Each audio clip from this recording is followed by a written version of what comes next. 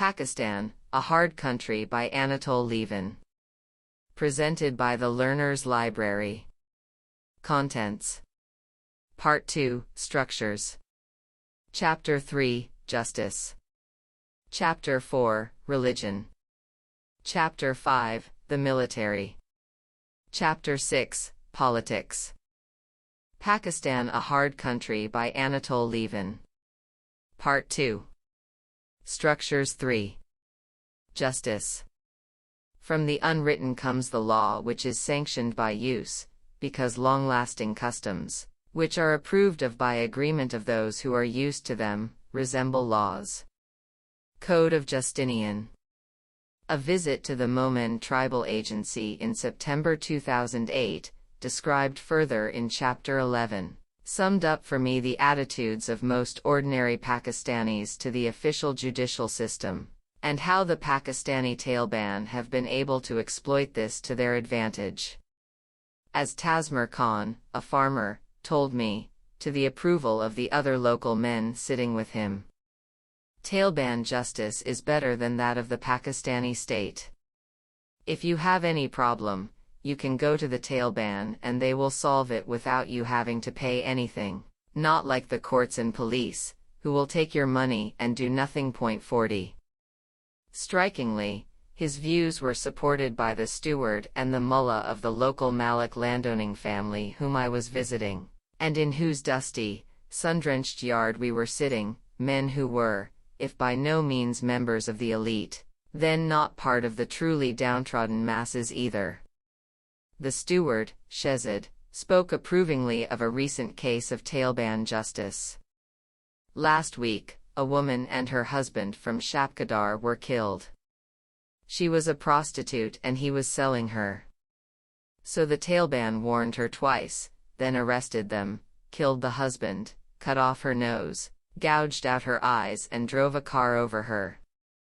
The mullah, Zuhur, retorted that, "I agree that she should have been killed, because she had committed crimes, and after all hundreds of people are being killed in this fighting every day. But not the way they did it, by cutting her nose and eyes. That is against the Quran and the Sharia." However, he added that he too supported the Taliban because they bring quick and fair justice, even if it is often rough.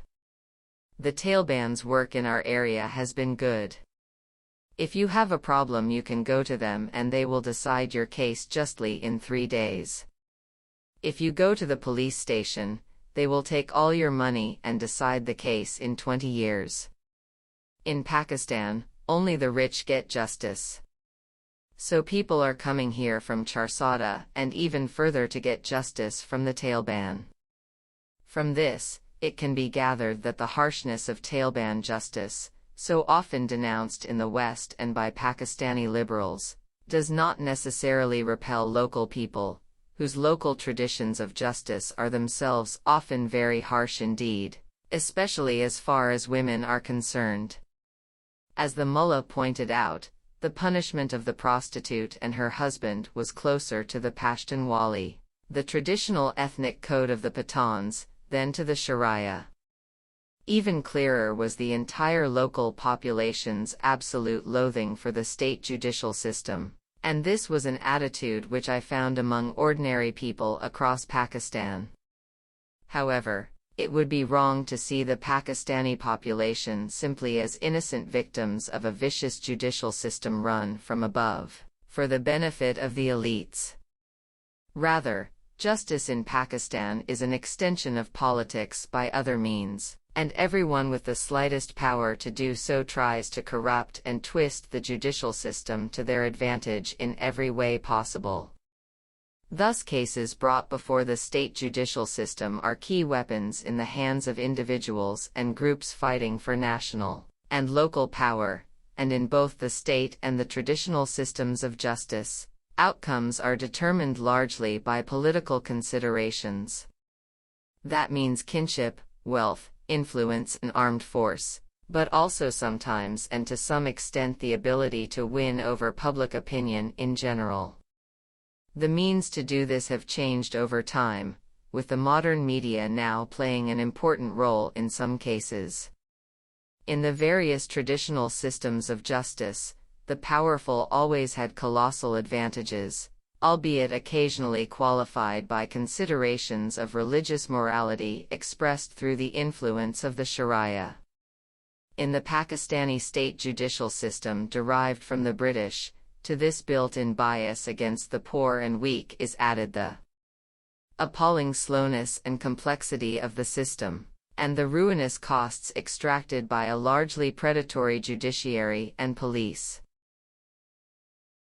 All of this is well known to every Pakistani, and fear and even hatred of the state judicial system is general among the mass of the population, even among those who are exploiting the system assiduously to attack their enemies. As an Urdu couplet, with parallels in many languages round the world, has it. The day a lawyer was born, Satan said with joy, Allah has made me today the father of a boy. Yet at the same time, whether stemming from the teachings of Islam or from innate and universal human cravings, there exists among Pakistanis a deeply felt desire for a better form of justice. This has led to admiration in the educated classes for courageous human rights lawyers such as Asma Jahangir, and to the, alas, exaggerated, hopes attached to the lawyers' movement which began in 2007 against President Musharraf and has continued, in a lower key, against President Zardari. For many ordinary Pakistanis, however, this hunger for justice focuses on the Islamic code of Sharia, and as subsequent chapters will describe, at least up to the spring of 2009, the Taliban's claim to spread Islamic justice was central to the growth of their popularity in the Pathan areas, and to the unwillingness of most Pakistanis elsewhere to support military action against them. In the words of Imran Aslam, president of GeoTV, ask ordinary people here about democracy, and they can't really explain it, but ask them about justice, and they understand it well, because unlike democracy, issues of justice are part of their daily lives. Also, a sense of justice comes from Islam. A third of the names of God have something to do with justice, fairness, harmony, or balance. Issues of electoral democracy have no necessary relation to this, because in Pakistan electoral democracy has little to do with the will of ordinary voters. It would be quite wrong, however, to see the Pakistani masses faced with the state justice system as simply the passive, sheep-like victims of predatory lawyers, judges, policemen, and political elites. This is true, but it is also true that the vast majority of Pakistanis, and Indians, with even the most limited power to do so, have contributed to the wreckage of the state judicial system by their constant efforts to twist it to their own individual or group purposes. One reason for this is the continual struggles for power which permeate Pakistani society, struggles in which politics and property are often inextricably mixed. In turn, these struggles generate and are generated by the lack of mutual trust that permeates Pakistani society, between but also within kinship groups. An additional and disastrous factor is also present. However much, in England in the past, men may have bribed or intimidated judge, jury, and witnesses, while at the same time swearing hypocritically into their beer that the law was an ass, they still had a feeling that, however corrupted, the law was English law, with its roots in England and stretching back to the very beginnings of English history. No Pakistani can feel that his state law is Pakistani law in this sense, for the obvious reason that it isn't. It is British law, as transmitted by British rule to the Empire of India, adapted to the purposes of ruling India, and somewhat modified by Pakistani governments and parliaments since independence. All over the former colonial world, modern legal systems have been undermined by the fact that they were imposed from outside, have never been fully accepted by the mass of the population, and often clash with that population's traditional codes. This is also true to some extent in much of neighboring India. In Pakistan and other parts of the Muslim world, however, the state judicial system faces a dual challenge to its legitimacy, from traditional, informal and unwritten local practices, and the moral orders and loyalties they reflect, called in Urdu rivas, and from another great formal, written legal code, that of the Sharia. The state code and the Sharia are both by nature great traditions in the legal sense, strongly and essentially opposed to the little traditions of the old local and kinship-based codes. They are in competition with each other to replace those codes, though both have at different times and in different ways sought accommodations with them. Indeed, the Taliban in the Pathan areas owes much of its success to its successful blending of Sharia and Pashtunwali. Both the state legal code and the Sharia are reformist and progressive codes in the context of Pakistani customary justice, especially as far as women are concerned.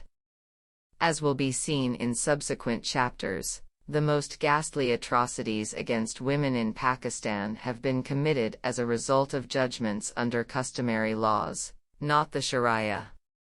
In the face of the, let us be frank, often barbarous, tribal traditions of the Baloch and the Pathans, the Islamic code stands where it stood when it was first created by the Prophet Muhammad to civilize the pagan tribes of early 7th century Arabia. This is something which British imperial administrators in the region fully recognized and sought to exploit. The competition of judicial codes is intimately related to the weakness of the state in Pakistan, and Pakistan's difficulties in developing as a modern society and economy. For the idea of the modern state is largely bound up with the idea of the population being subject to one legal code, to which the state itself and its servants are, in theory at least, also subject. This code is laid down by one legislative authority, and administered by one hierarchy of judicial authorities. Any officially sanctioned deviations from this code are fairly minor matters of religious jurisdiction. Unsanctioned deviations are ipso facto not just illegal but illegitimate. The population of Pakistan, by contrast, has a choice between the law of the state, the law of religion, the Sharia, and local folk, tribal or community law. People move between these three codes depending on circumstance and advantage, often pursuing their goals through several of them simultaneously, as well as through violence or more often the threat of it. The authorities which are supposed to implement the state law in conjunction with the Sharia very often end up following community law or even turning a blind eye to violence. Often this is because they have been corrupted or intimidated, but often, too, it is because the police concerned share the cultural attitudes of the populations from which they are recruited. So the nature of Pakistan as a negotiated state, in which authority is a matter of negotiation, compromise, pressure and violence, not formal rules, is exemplified by the area of law and justice. The custom of the country. State law and the Sharia are both formal, written codes. Customary laws, which can also be described as community, familial or folk laws, are informal and unwritten, but immensely strong, because they reflect the cultures of the people. These laws, as implemented by bodies of local elders and notables or the leading males of families, reflect the basic attitudes of the population across the South Asian countryside, and to a remarkable extent in many of the cities as well.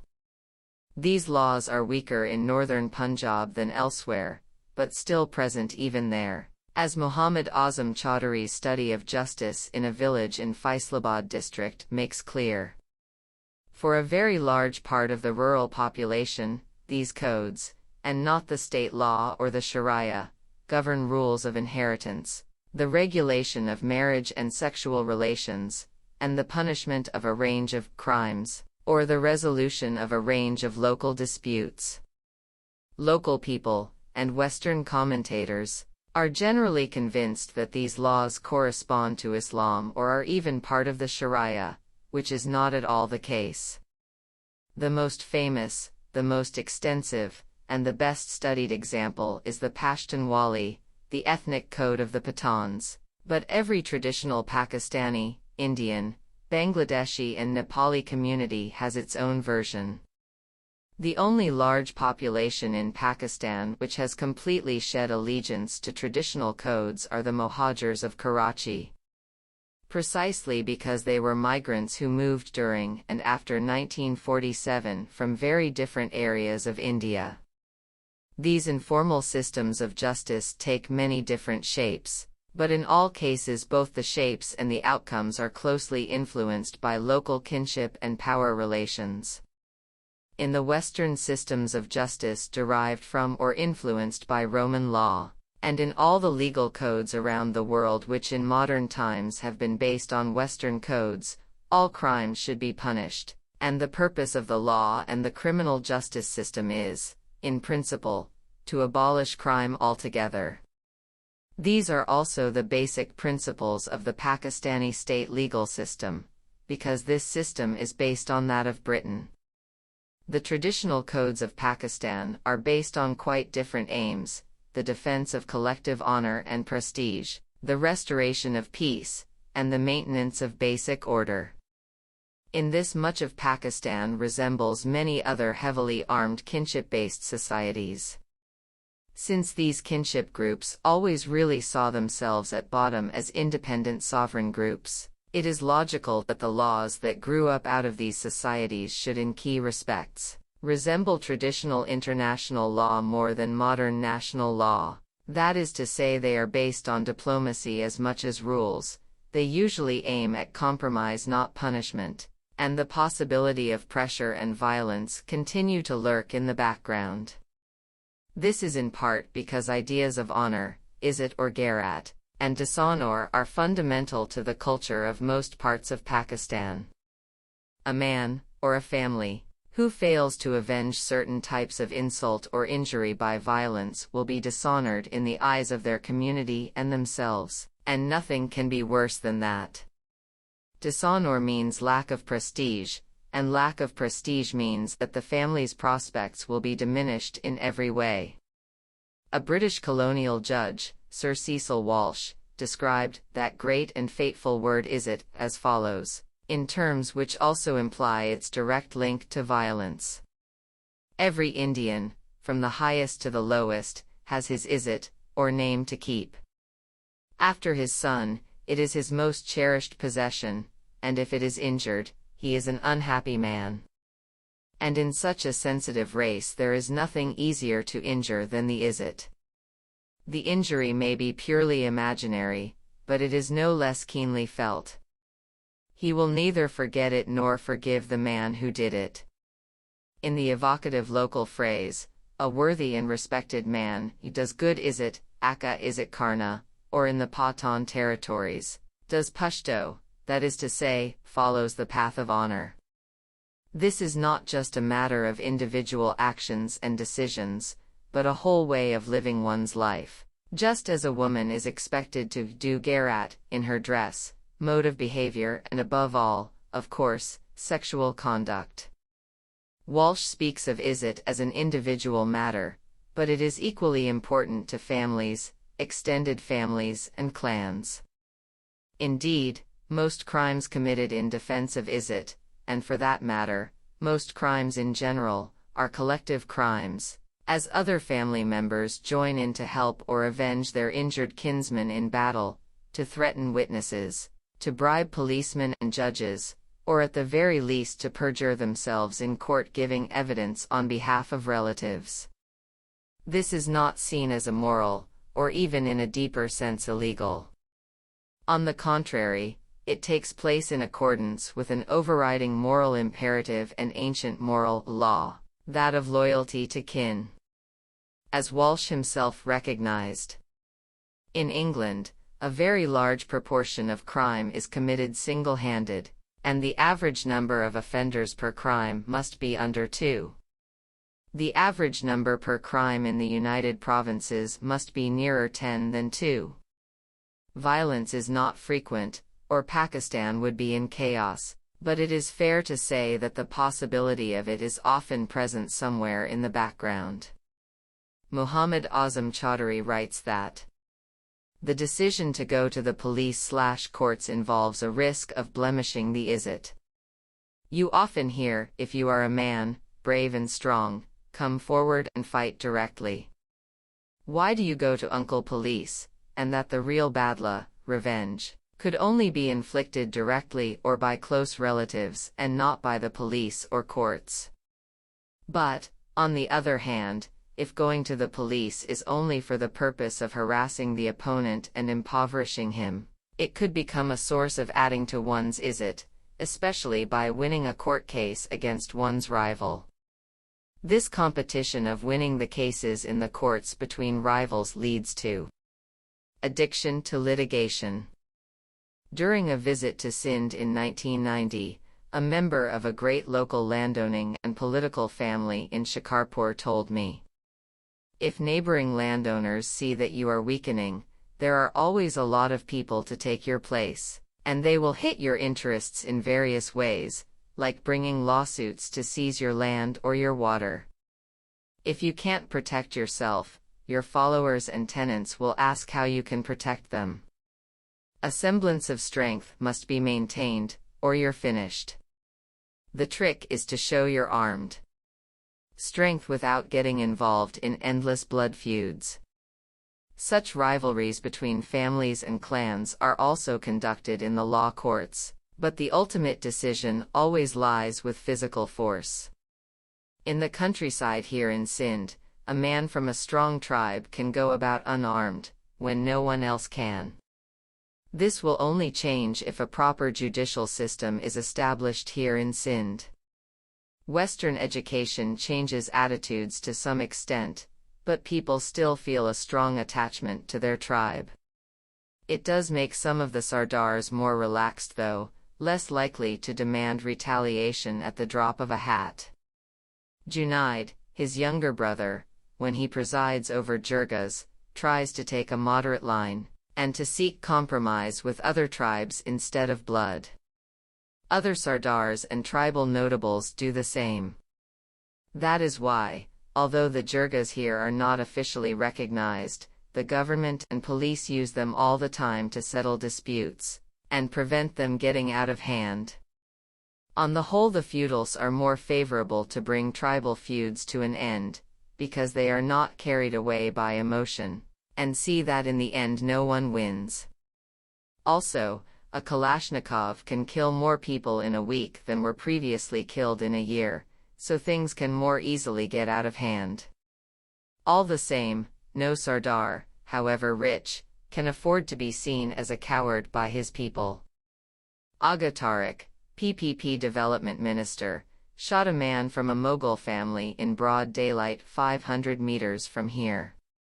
He had a love marriage with a girl from Tariq's family without permission. The girl has disappeared, so they must have killed her too. To kill Tariq or someone from his family in return, the Mughals would have to have tribal backing to protect them and give evidence for them. But they are basically a middle-class service family. The brother is in customs in Karachi. They are wealthy and well-connected in Karachi and even Islamabad, but they don't have the local influence and prestige necessary to get away with killing, even in revenge. So they filed a case in court, but Tariq and all his followers got sworn alibis. Some were supposedly in hospital. Some even got the police to swear that they were in jail at the time for traffic offenses. They'll never be convicted. And they won't be unpopular with the people here because of it either. People respect men who defend their family's honor. Even in jail, such people are respected more by the other criminals, as people who have done the right thing, maintained their honor. And the speaker, by the way, was no rural thug, but a senior official of a European-based bank. Customary laws differ considerably among the different regions and ethnicities of Pakistan. Within the same village too, judgments according to customary law can take place at different levels and in different fora, according to the case in question. Everywhere, however, the basic unit is the same, just as it is in Pakistani rural and to a lesser extent urban societies, the patriarchal extended family. Patriarchal, though as innumerable Pakistani and Indian daughters-in-law are bitterly aware, behind the patriarchal facade, the grey eminence, the greatest tyrant and the most ruthless enforcer of custom in these families is quite often the senior female. According to the traditional ideal, all cases involving only members of one extended family should be settled within that family, and by a patriarch relying on the consensus of the family. A situation in which different members of the same extended family appeal to outside judicial authority, whether state or communal, in disputes among themselves is generally felt to be a disgrace for the family as a whole. Disputes between extended families should also ideally be settled by negotiations between their wise and experienced patriarchs. When it comes to issues of sexual behavior and family honor, a majority of cases are in fact settled at this level, all too often by the death of the woman concerned at the hands of her own family. According to all the customary codes, when this happens, wider justice has no role to play at all, and alas, across most of Pakistan the state authorities receive little or no help from local communities in pursuing these cases, most of which go unreported. The same is true across very large parts of India. If, however, a case involves people from different extended families, or relations within one extended family break down irretrievably, then outside help will be invoked by one or both parties to the dispute, either to prevent violence or to restore peace after violence has occurred. This help usually involves a mixture of mediation by some respected local figure or figures with judgment by a group of elders. In Punjab, as in North India, such a group is usually known as a panchayat, from a Hindustani word originally meaning council of five. In the Pathan areas, Sindh and Balochistan, the name commonly used is the Pathan word for such a council of local elders and notables, Jirga. Among the relatively well-defined and structured Pathan and Baloch tribes, such councils have a fairly regular appearance, and among the Baloch and other tribes influenced by their culture, the Jirgas are presided over by the Sardar, hereditary chieftain, of the tribe concerned or a close relative. In Punjab they are much looser and less informal. If a case involves members of the same local biradari, then the panchayat concerned will represent that clan involved. If members of different clans, then representatives of the whole village, or at least its dominant landholding elements, will be present. More rarely, representatives of different villages will meet to discuss disputes between them. Membership is informal and ad hoc, and emerges from a local consensus as to who is worthy of taking part. In the Pathan and Baloch areas especially, a respected local religious figure may play a mediating role. The local village mullah, however, does not have any right to do so ex officio, a sign of the low respect in which these figures have traditionally been held. Judgments also generally emerge informally from local consensus. This is especially true when the alleged perpetrator of a given crime is some universally despised figure, or one who has committed an action which directly threatens the well-being of the whole community, for example, a miller who mixes sawdust into his flour. Such people may be punished by fines, by collective ostracism, or by some form of public ritual humiliation, like being paraded around backwards on a donkey with a blackened face, a South Asian version of the collectively imposed rough music in traditional English villages which gave rise to the expression, face the music. Very often the jirga or panchayat really only ratifies a communal decision which has in effect already been made. This is equally true of the greatest of all jirgas, the traditional Loya Jirga, or Grand National Assembly, of Afghanistan. In disputes involving two families or clans, this decision in turn will be based not on any strict definition of formal justice, but rather on a whole set of shifting elements in which considerations of equity, of relative power and above all of communal peace will all play a part. Judgments will inevitably involve relative winners and losers, but because communal peace and family prestige are both of the essence, considerable care will usually be taken to save face on all sides, and to arrange compromises. Here, compensation rather than punishment is of the essence. As Imran Aslam of GeoTV continued, Pakistan works at one level which is informal. You could call it the informal moral economy, which keeps hitting back against the elites. Attitudes to the law are part of this. One thing that ordinary people here fault the state's Anglo-Saxon legal system for is that there is no compensation. Yes, they say, the law has hanged my brother's killer, but now who is to support my dead brother's family? Who, by the way, have ruined themselves bribing the legal system to get the killer punished. Both the traditional justice systems and the Sharia are all about mediation and compensation, which is an important part of their appeal for ordinary people. Some of the British themselves recognized these objections to their system, and from the time when they first introduced the modern Western legal system and modern Western administrative, and later representative, institutions to their Indian empire, some of them also sought to give a recognized and honorable place to traditional forms. One of the greatest and most thoughtful of British officials, Sir Mountstuart Elphinstone, sought to safeguard and recognize customary law, because of the need for government to escape the evil of having a British code unsuitable to the circumstances of the people, and beyond the reach of their understanding. Since independence, a number of attempts have been made in both India and Pakistan to bring the jirga or panchayat into the regular state judicial and representative system.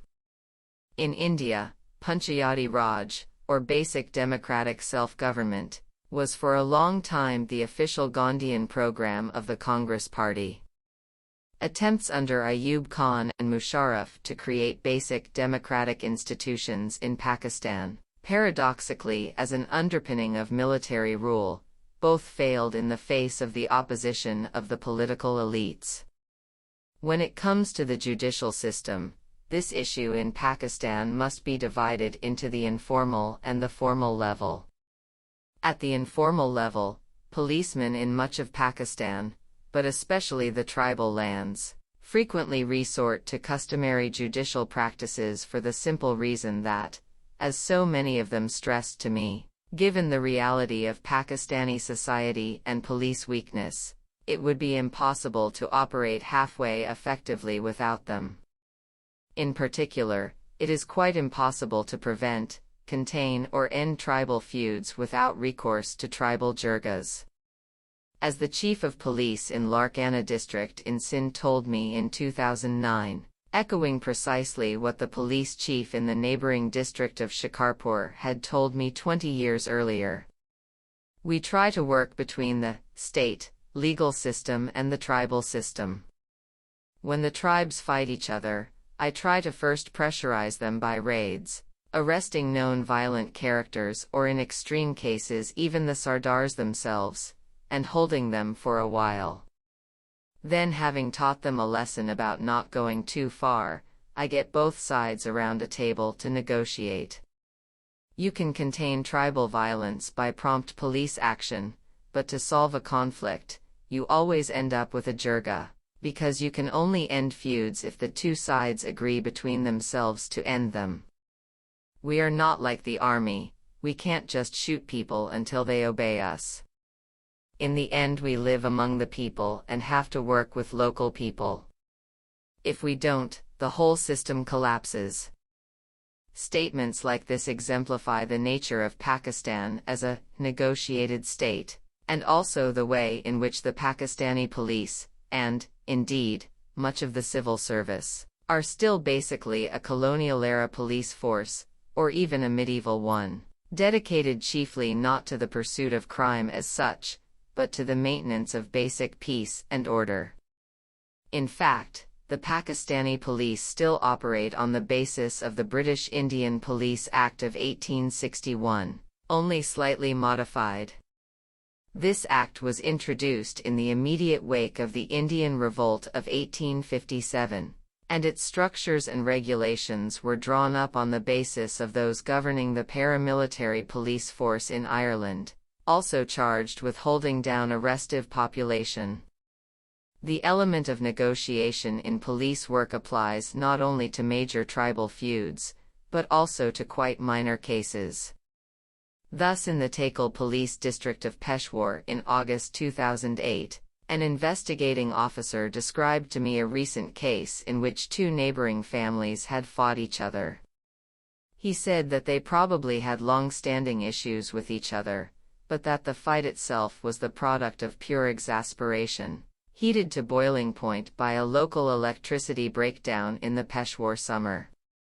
After an endless wait, an electricity repair crew was bribed by both families to turn up, but naturally had to go to one of them first.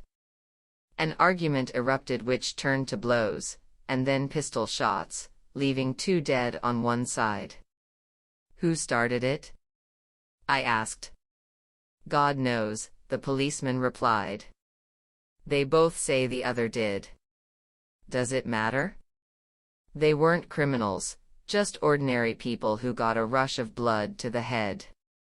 That's very common in this country. The men of the winning side fled to relatives in the Khyber agency of FATA, from which it is, especially now, virtually impossible to recover criminals. The investigating officer said that the police tried, a bit, to arrest the men by asking the Khyber tribal agency for help and putting pressure on relatives who remained in Peshawar, to get them to return and turn themselves in, but in the end we encouraged the family of the dead men to ask for a jirga to arrange a settlement and compensation, and both sides swore to accept its decision. They were paid 10 million rupees, I think, and in return they swore on the Quran not to seek revenge. Then they came to us and we dropped the case. 5 to 20 million rupees is the range of compensation for a murder, but sometimes the compensation can be in vehicles or property. Swara, the infamous Pathan and Baloch custom of handing over young girls in compensation, is greatly diminished these days because of education, at least in the towns. While the police at ground level are resorting to informal justice to get things done, some senior officers are thinking seriously about how the entire system can be changed so as to bring it more into line with popular expectations of justice, and improve its effectiveness at the same time. Malik Naveed Khan, the thoughtful and able Inspector General, i.e. Commander-in-Chief, of the police in the NWFP, took time off from fighting the Taliban in July 2009 to give me a fascinating lecture on the subject of restorative justice. This is a growing trend in approaches to criminal justice in a number of countries, including New Zealand, with certain parallels to traditional South Asian approaches. Naveed Khan has set up public committees attached to police stations in parts of the NWFP, composed of respected local people coordinated by the local police chief to arrange reconciliation and compensation in a range of cases up to and including murder. Unlike in the informal jirgas, these committees are not able to make decisions, reprisal killing, the giving of women, and so on, which contradict Pakistani state law. In his words, if we can regulate the jirga system and make it official, then we can prevent such illegal decisions while keeping the best aspects of the old system.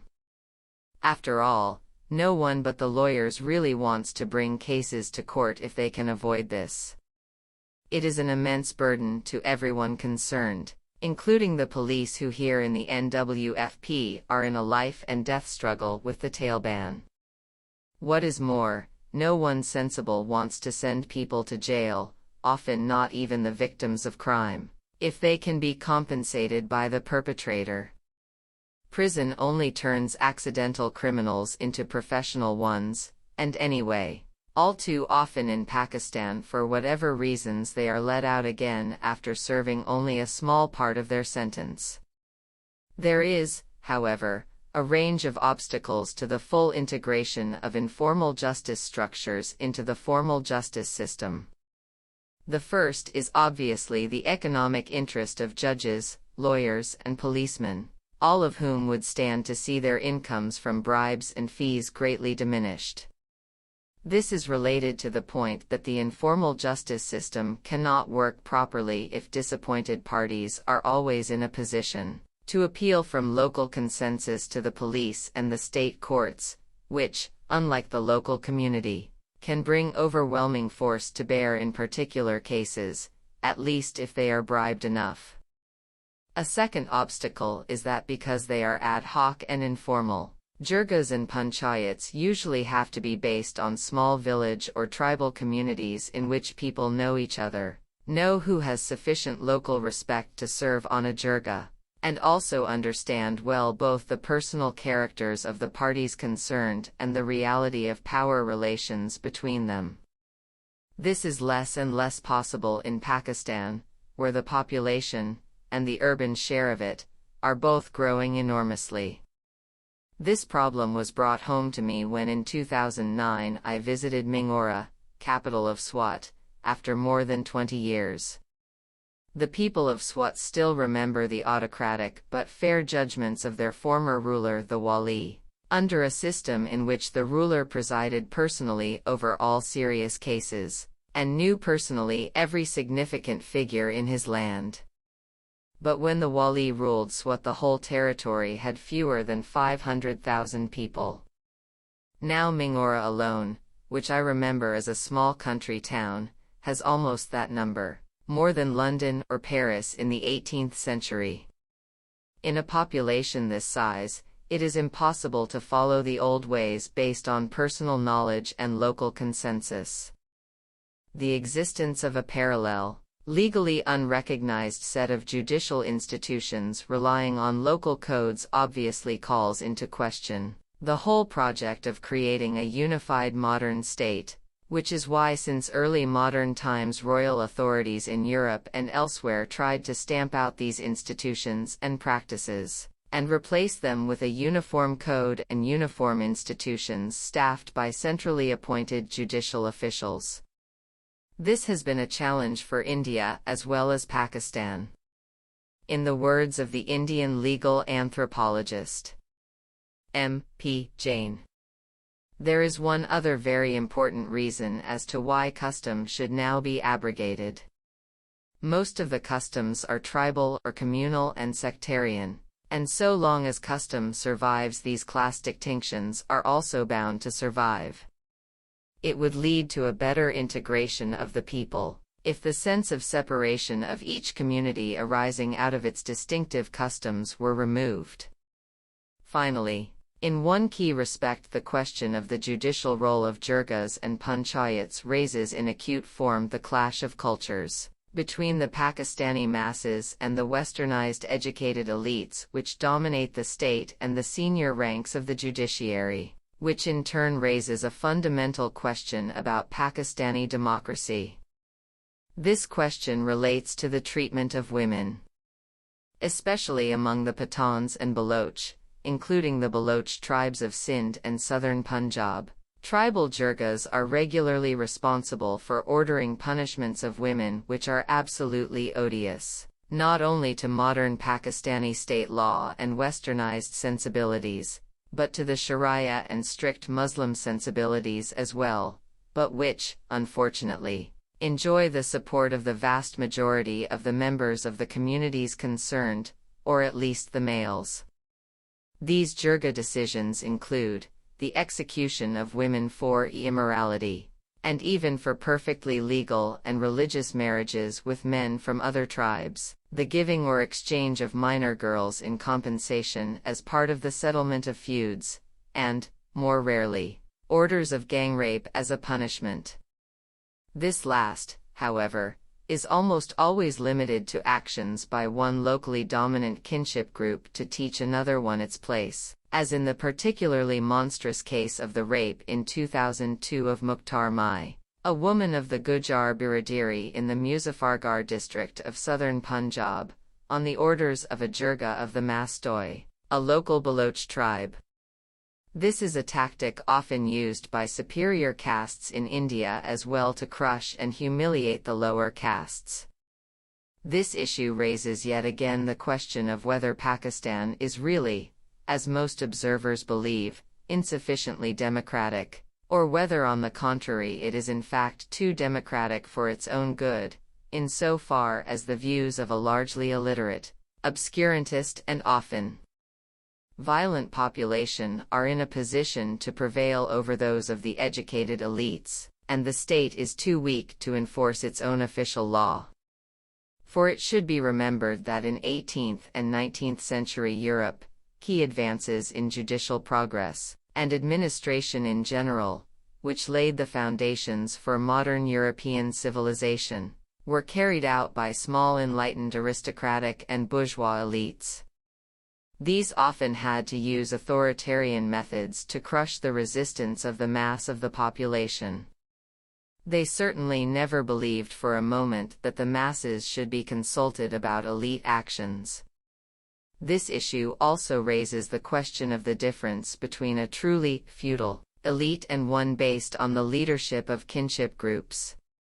A truly feudal elite, and one which did not have to stand in elections, might eventually summon up the will to be true to its own modern education and ensure that measures protecting women, of which there are plenty in law, are actually enforced.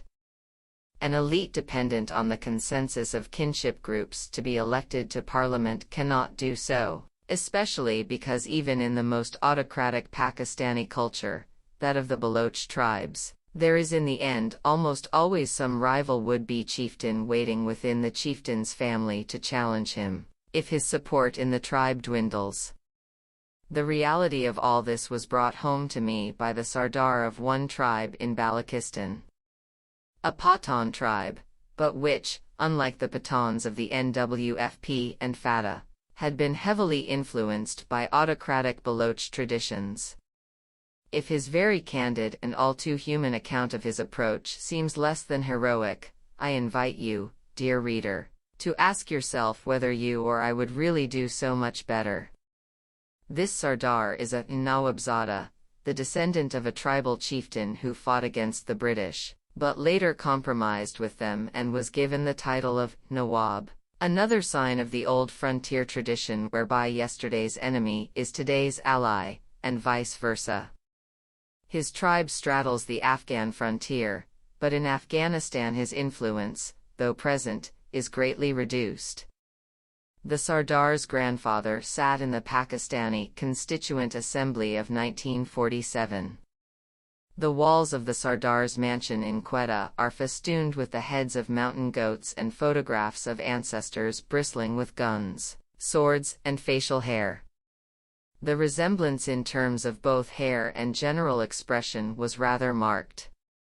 The Sardar's own facial hair is more limited, a mustache and a pair of small sideburns, which together with his long curling hair gave evidence of student years in London in the late 1960s. He spoke of his time in London with deep regret as the happiest time of my life, but with a disarming smile, admitted that, in the end, I just could not bear to live my whole life in a place where, when I walk down the street, people do not bow and say, "Salam alaikum, Sardar Sahib." The Sardar described his judicial role as follows. In my tribe, the poorest man if he gets into trouble will be helped by his fellow tribesmen, led by me and my cousins. Even if he drives a rickshaw or sells boot polish, he can look anyone in the eyes because he has a chief and a powerful tribe behind him. Every month, hundreds of people come to me or my cousins to have their problems solved. If it is a simple case, we make decisions ourselves. If more difficult, we call a jirga, and from the jirga people are chosen as a committee to look into the case. We choose people depending on the nature of the case. If it is a transport problem, we choose people with transport experience. If business, then businessmen. If the parties to the case want it to be judged according to the Sharia, we include a mullah. We make the judgment, and we enforce it. For example, a few months ago one boy from the tribe killed another boy. We are arranging compensation. They are both from our tribe, so that was quite easy. A more difficult case recently was when one of our women was raped by two young men from another tribe. We caught the men, and our tribal jirga met, and called witnesses according to the Sharia and modern law. We consulted with the elders of the other tribe. They offered money compensation, but we can only take this in cases of murder or wounding. To take it in cases of the rape of our women would disgrace us. Then they said, "You can kill the older boy, but please spare the younger one." So we decided to kill the older boy, and slit the nose and ears of the younger one. The older one was 20-something, the younger is 16. Rough justice, I suggested. Yes, but if we had gone to the government law it would have taken years, and in that time they would have been free to roam the streets raping more girls and laughing at us.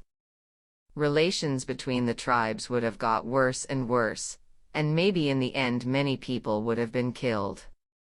This is our tribal system which has existed for ages. If it had been bad, it would have been abandoned by the people. It is a hard decision, but we need to make sure that no one will think of killing or raping our people again. This system helps keep the peace and stops feuds getting out of hand. For example, we have just settled a feud with another tribe in South Punjab, over land. 6 years ago, there was a clash.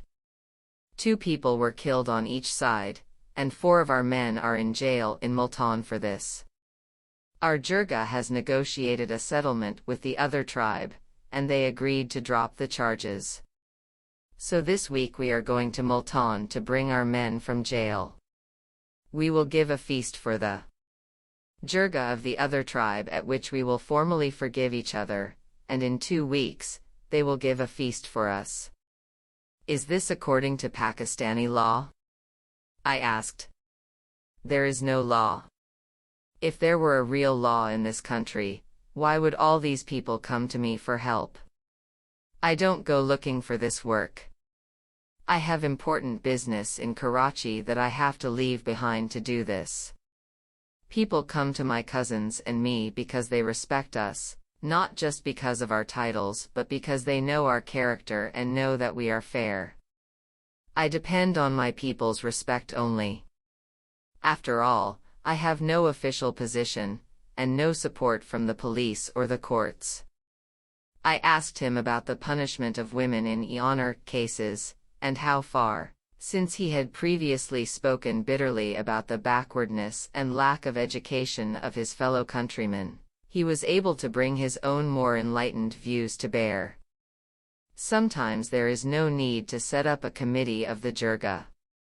If it is a very simple case and I know what the tribe thinks, I can just say, this is the decision. But issues involving women are never simple, and I always have to think about what the opinion of the tribe will be. The tribal setup is very hard, not just towards women but towards men as well. Remember, no one in this country has real rights. Because I have traveled and am educated, taking these decisions over women is not easy for me. I have to think about how to handle them. There are certain things I will not permit. For example, The first decision I made on becoming Sardar was that I will not allow the giving of girls in compensation. That is still very common in our system, but I will not allow it. I will order money given instead, if necessary much more money.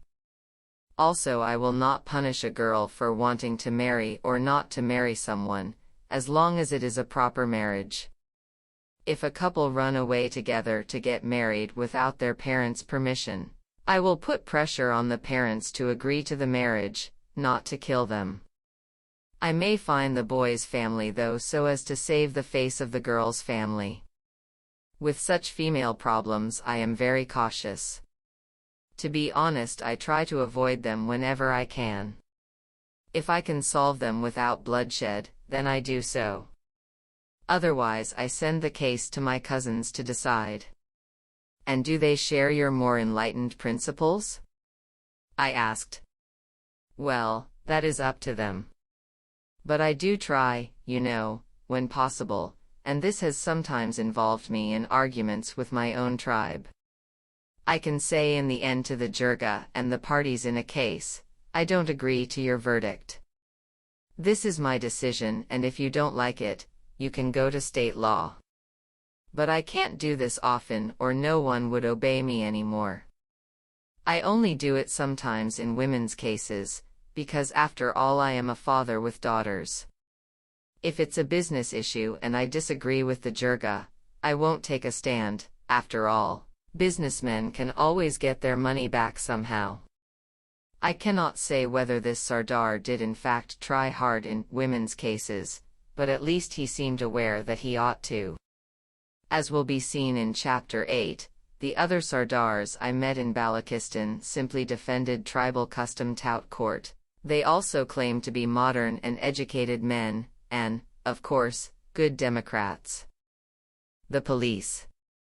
The problems affecting the police and the official judicial system in Pakistan are so many and so great, that it is hard adequately to describe them, but one single word that explains many of the others is yet again kinship. In the words of a police officer in central Punjab, families and clans here stick together, so if you really want to arrest one person here and prosecute him successfully, you may need to arrest 10, or threaten to arrest them, the original suspect plus 3 for perjury, 3 for bribing the police and judges, and 3 for intimidating witnesses. And if the family has any influence, the only result will be to get yourself transferred to another district. So I'm afraid that it is often much easier just not to arrest anyone. Take the FIR, First Information Report, system. If 2 individuals or families clash, and someone is killed, the dead man's family will lodge an FIR with one police station saying that he was wantonly murdered, and the other family will lodge an FIR with another police station saying that they were attacked and acted in self-defense. And they may be telling the truth. The police and the courts have to judge between them on the basis of evidence, every bit of which is probably false in one direction or another. So either the case goes on forever, or it is resolved in favor of which side has more power and influence. If it's an especially bad case and you are sure of what happened, you may be able to bargain with the family or with local politicians to give you the man you want. But then of course you will have to give them something in return, or let one of their members off in some other case. This is typical give and take, what we call here Lena Dina. The problem for the police and the courts begins with lying. Astonishingly, at least, it astonished me, it is not permitted in Pakistani courts to swear on the Quran, that is, the book itself, not in the words of the Quran, when giving evidence. I asked Syed Mansoor Ahmed, vice president of the Karachi Bar Association, why ever not? It's very simple, he replied with a cheerful smile. Most people would swear and then lie anyway. That would bring religion into disrepute, and you are not supposed to do that in Pakistan. British officials working in the field recognized this problem and attributed it to their own system, drawing a contrast yet again with traditional local jirgas and panchayats where, since everyone knows everyone else and the basic facts of the case, outrageous lying is pointless. In the words of General Sir William Sleeman, commander of the campaign to suppress Thuggery, I believe that as little falsehood is spoken by the people of India, in their village communities, as in any part of the world with an equal area and population. It is in our courts of justice where falsehoods prevail most, and the longer they have been anywhere established, the greater the degree of falsehood that prevails in them. Denzil Ibbetson, the great colonial administrator and ethnographer of the Punjab, writes of the ordinary Baloch being naturally frank and honest in his statements, except where corrupted by our courts.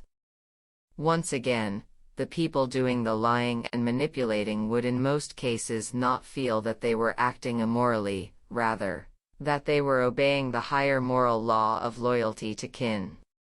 And, once again, there is no essential difference in this regard between the big, feudal politician and the small tenant farmer. They all, each according to their station and resources, do their utmost to help relatives and allies by deceiving, corrupting, or pressuring the police and the courts. Pressure can be directly physical, especially in the case of the Islamist extremist groups, but more often it comes through political influence. This goes up to the very top. Thus in 2009 I was sitting in the office of the Inspector General of Police in one of Pakistan's provinces, when a call came through from the province's chief minister, who was roaring so loudly that I could hear him through the receiver from several feet away. He was complaining that a superintendent of police had arrested a dacoit, bandit, leader at the rural mansion of one of his party's provincial deputies. The unfortunate inspector had to promise an inquiry, the dacoit's immediate release and the immediate transfer of the offending police officer to another province. And this chief minister, by the way, has a personal reputation for efficiency, hard work and relative honesty. A senior officer in Punjab told me that around half of the 648 station house officers, chiefs of local police stations, in the province are chosen by local politicians through influence on the Punjab government, to serve their local interests. Furthermore, the state judicial system is not merely politically reactive, but is also regularly used as an active weapon. A great many artificial cases are brought deliberately by politicians to attack rivals, and by governments against their opponents. The manipulation of such cases and their outcomes is also a key tactic of the ISI, Inter-Services Intelligence, in managing elections by forcing particular candidates to withdraw or to change sides. A situation of nearly universal mendacity and political pressure concerning their work would place an intolerable burden on even the best equipped, best trained, best paid and best motivated police force in the world, and the Pakistani police, like the Indian, are very, very far from being any of these things. The miserable conditions in which ordinary policemen work was brought home to me by a visit to a station house in the suburbs of Peshawar, in August 2008, responsible for an area where there had been 18 murders so far in 2008. I spoke with the sub-inspector in charge of the investigation unit in the room where he and the other officers sleep and eat during the day and night that they spend at a time on duty.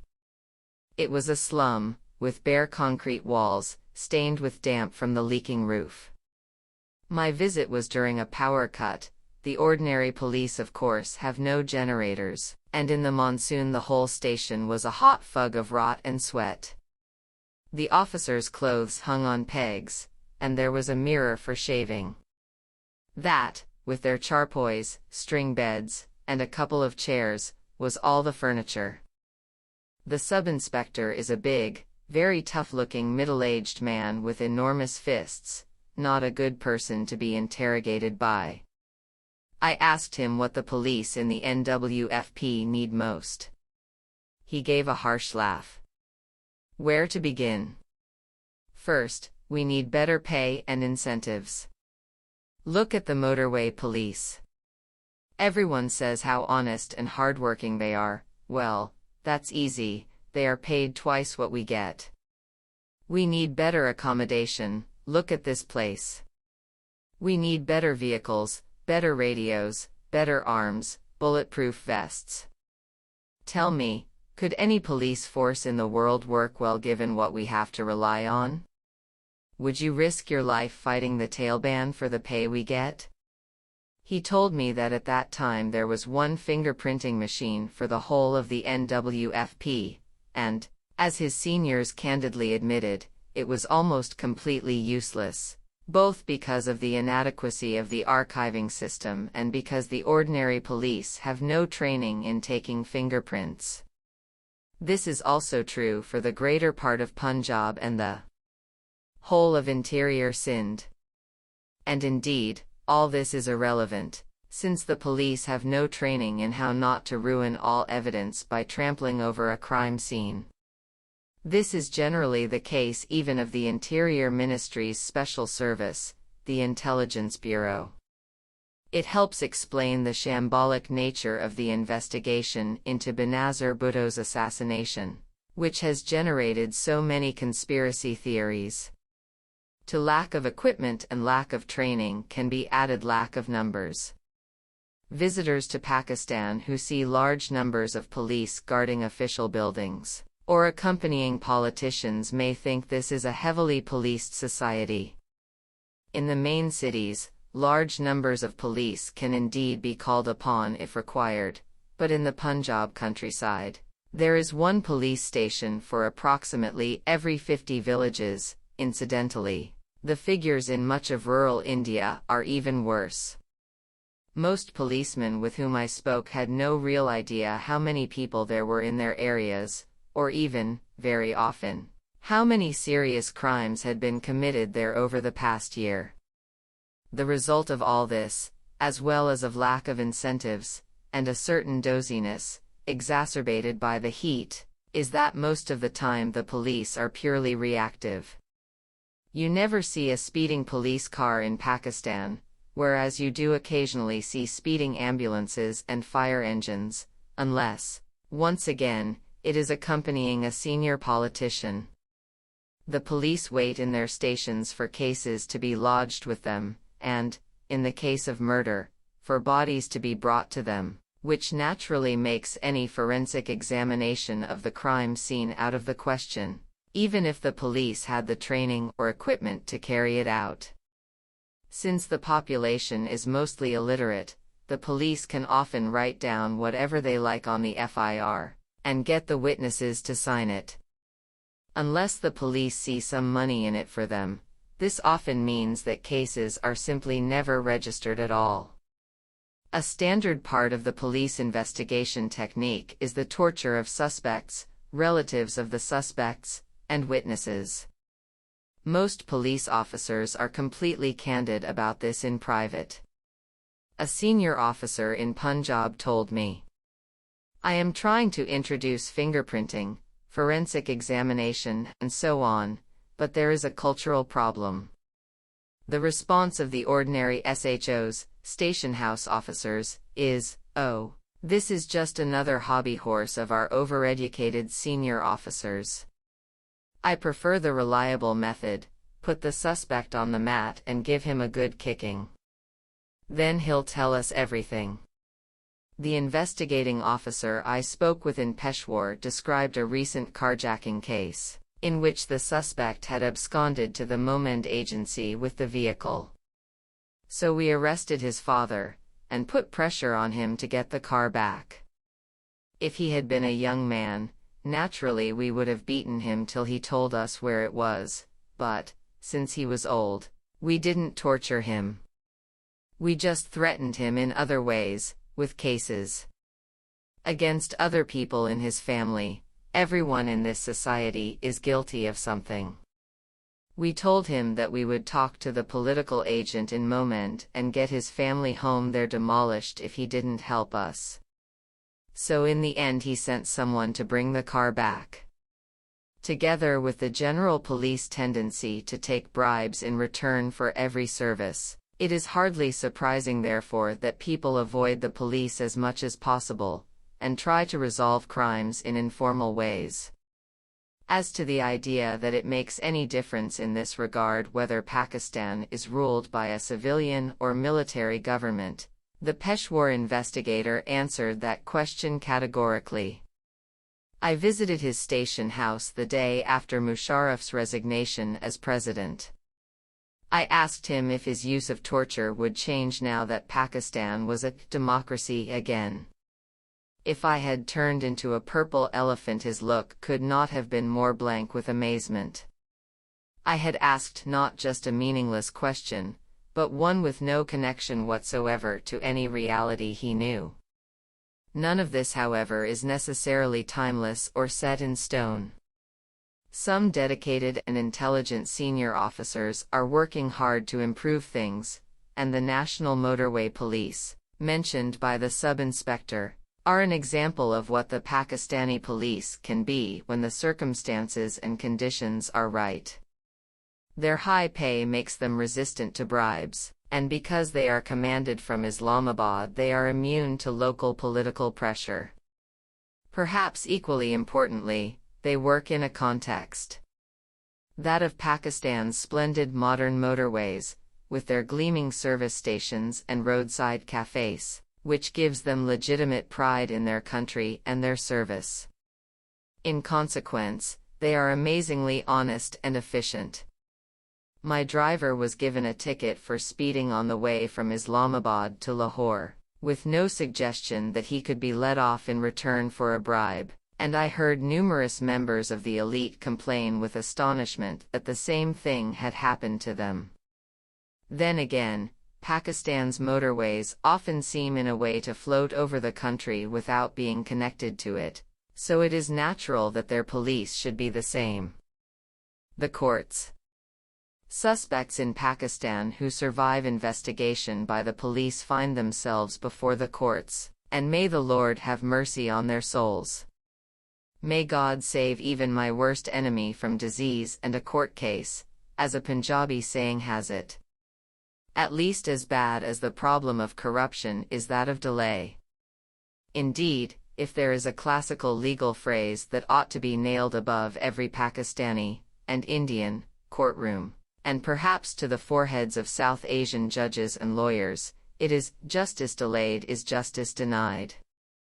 When I visited the city courts in Quetta, Balochistan, a majority of the people with whom I spoke outside had cases which had been pending for more than 5 years, and had spent more than 200,000 rupees on legal fees and bribes, a colossal sum for a poor man in Pakistan.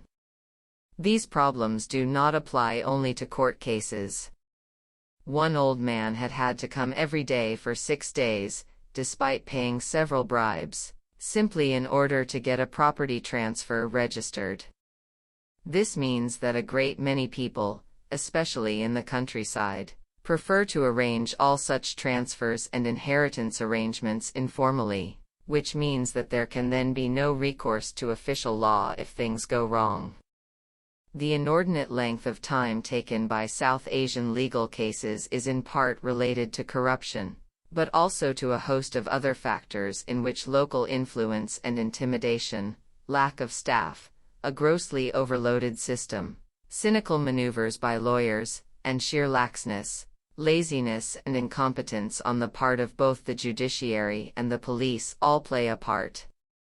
Moreover, of course, delay breeds overloading and overloading breeds more delay, in a sort of horrible legal combination of circulus viciosus and perpetuum mobile, to use 2 Latin phrases that might usefully replace those legal ones so beloved of South Asian lawyers. As of May 2009, there were more than 100,000 cases pending before the Karachi city courts alone, with 110 judges to try them, in a city of some 17 million people, which makes for an easy enough calculation. Some of the courts are supposed on paper to attend to more than 100 cases a day. Every day, around 1,200 prisoners should be delivered to the courts in Karachi, but there are only vehicles and holding cells for 500. To deal with the issue of Pakistani delays in the way that the English legal system, belatedly and in part, improved the almost equally dreadful state of the law in early 19th century England, would require the isolation of particular causes. That is hard to do, because there are so many causes, and the legitimate, or at least unavoidable, and the illegitimate are so mixed up together. A central problem is the scandalous number of adjournments, of which it is not at all uncommon to encounter several dozen in one single case. An adjournment may be given for any number of reasons, including it seems for no reason at all except that one or other lawyer asks for it. And these reasons may be legitimate. For example, there really is an acute shortage of vehicles to bring prisoners from jail to court, or may be the product of corruption, influence, intimidation, personal friendship, or just the easygoing attitude to members of their own class that characterizes most of South Asian officialdom, as a retired judge told me. It doesn't do for a judge to be too hard with the lawyers. We all know each other and there is a sort of family feeling in the legal profession. And a judge who makes himself really unpopular with the lawyers will find his promotion blocked by rumors and whispers, or may even be accused of corruption, rightly or wrongly. So many judges take a live and let live attitude when they really ought to be pulling a lot of lawyers up very hard indeed, especially when it comes to non-attendance and requests for adjournments for specious reasons. Though it is also true that the system is so terribly overloaded, that it simply couldn't work properly even if everyone did their duty. Central to the near paralysis of the judicial system are the embittered relations between the judiciary and the police. Of course, this exists to some extent in all societies, but in Pakistan it has reached a level which, as will be seen, can become literally violent. It should be obvious from this chapter why the judiciary have good reason to distrust cases brought by the police. Equally, the police can point to numerous instances where they have finally prosecuted well-known murderers and gang leaders, who have then been acquitted by the courts on specious grounds, or whose cases have dragged on for years with no result. As a result, as many policemen told me, if you really want to deal with a powerful miscreant in this country, you have to kill him.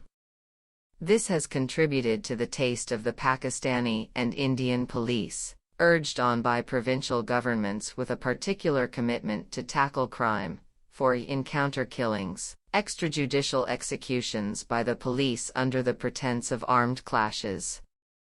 The inability of the courts to get convictions has been particularly disastrous when it comes to tackling Islamist extremists, who, even when proceeded against by the state, are often released for lack of evidence. The case of the gang rape of Mukhtar Mai, mentioned above, shows the police, the courts and the political system at their interactive worst. The crime occurred in 2002.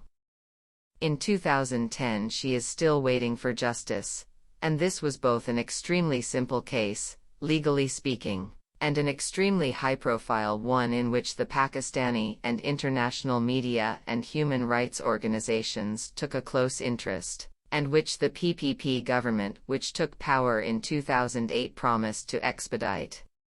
One key aspect both of the incompetence of the judiciary and the alienation of the mass of the population from the judicial system is that, owing once again to the British Raj, the system is conducted mainly in English sprinkled with Latin. The alienation of the population comes from the fact that the overwhelming majority of the population do not understand English. The incompetence comes from the fact that neither do many of the system's staff, at least, not well enough to do their jobs halfway properly. In January 2009 in the Bar Association in Multan, Southern Punjab. I listened with wry amusement as the president of the association, Mahmood Ashraf Khan, dictated legal notes to his clerk to write down.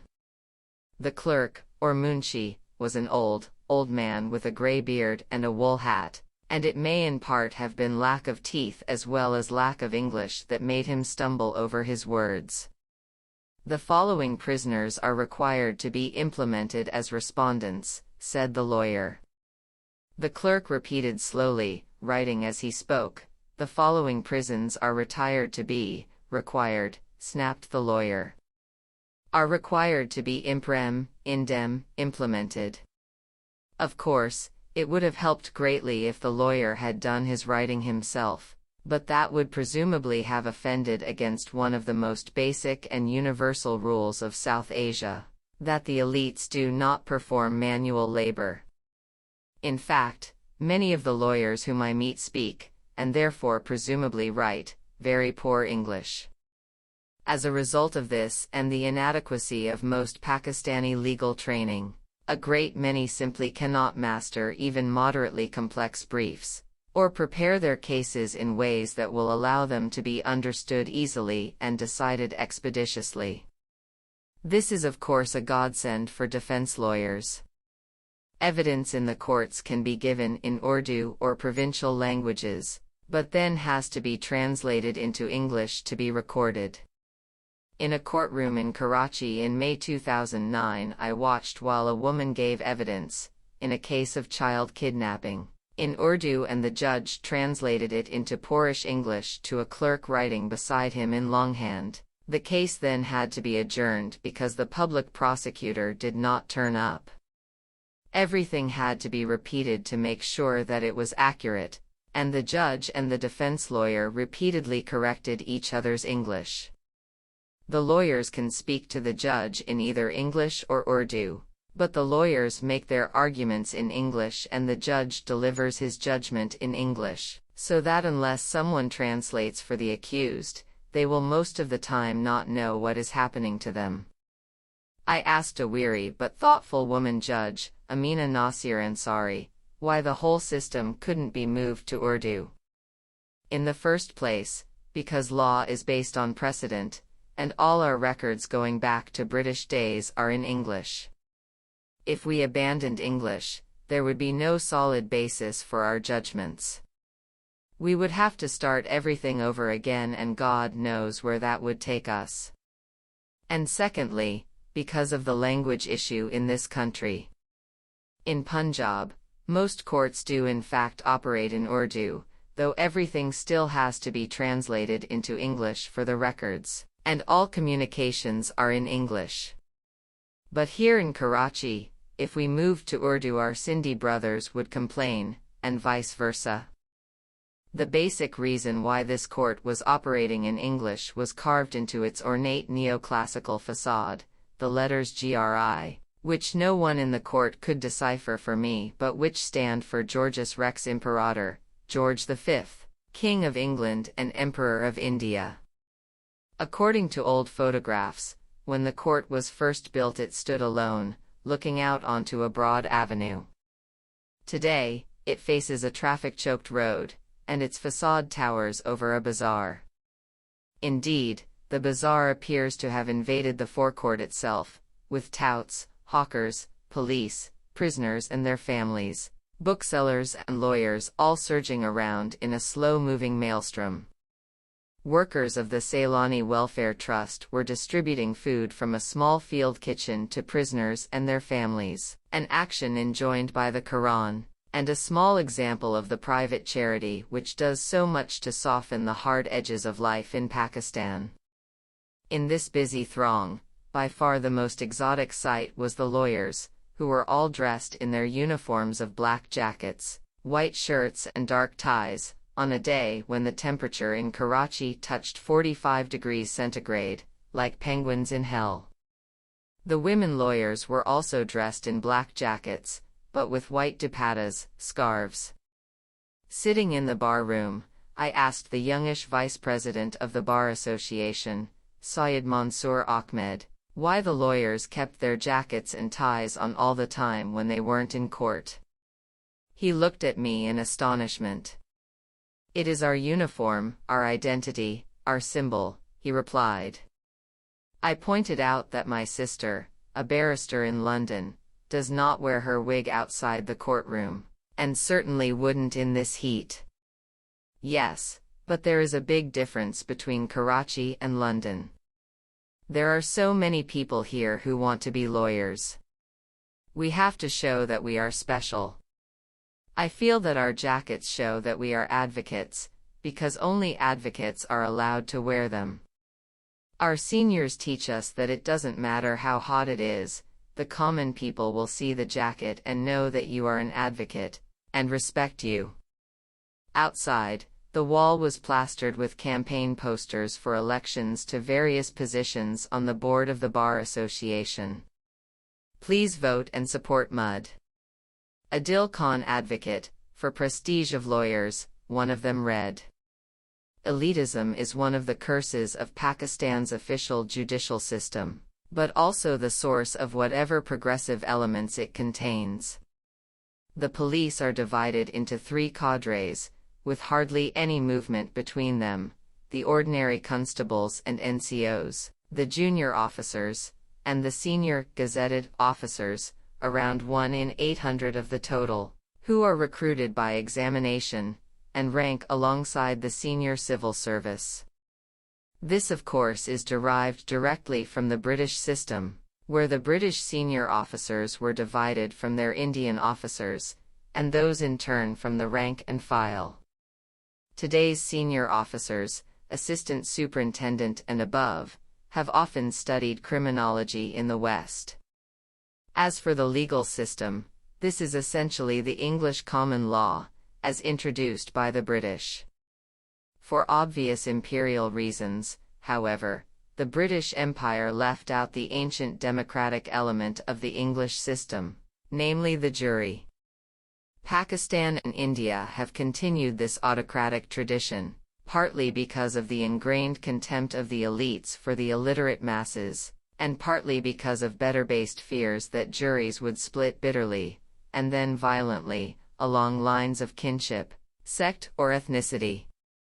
Informal panchayats and jirgas are therefore the only democratic legal institutions in Pakistan.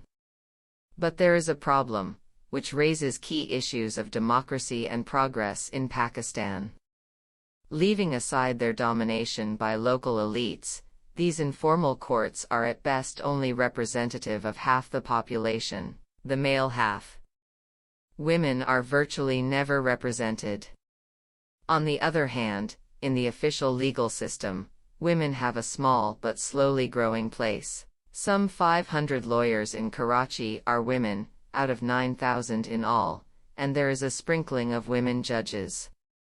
Under the lash of progressive lawyers including women such as Asma Jahangir, chairwoman of the Human Rights Commission of Pakistan, the official system has repeatedly issued judgments and injunctions protecting women's rights, even if political pressure and its own failings mean that it usually cannot actually deliver justice in individual cases brought before it. Left to itself, the informal judicial system would, by the democratic will of its male representatives, sweep away modern women's rights altogether. Hence the repeated judgments of the higher courts declaring jirgas and their judgments illegal, even as the police rely on them constantly to reconcile disputes and keep order. This is the dilemma on the horns of which Pakistani liberals are impaled, but which they themselves do not dare to recognize, that their progressive program, though couched in democratic terms, is opposed in key respects by the overwhelming democratic majority of male Pakistanis. The lawyers' movement. For a time in 2007-8, it seemed as if a bridge might be created between the Pakistani judicial elites and the masses, that mass support might be generated for a liberal program in Pakistan, and that the judiciary itself might find the will radically to reform its own judicial system. This vision was embodied in the lawyers' movement, which played a key role in bringing down the administration of President Pervez Musharraf, and may well contribute to doing the same to President Asif Ali Zardari. The lawyers' movement originated in attempts by the Chief Justice, Iftikhar Chaudhry, in early 2007, to place limits on President Musharraf's power, including the alleged disappearance of Pakistanis to U.S. custody. Musharraf's consequent dismissal of the Chief Justice led to a protest movement of lawyers against his rule, which was supported on the streets by hundreds of thousands of people. After Musharraf's resignation, the movement continued in a lower key against Zardari. Echoing much of the Western media, the New York Times described the lawyers' movement as the most consequential outpouring of liberal, democratic energy in the Islamic world in recent years. 53 Pakistani liberals, too, initially saw it as marking a breakthrough in Pakistani history, the mobilization of a section of the educated middle classes as a political force in their own right, and with mass support.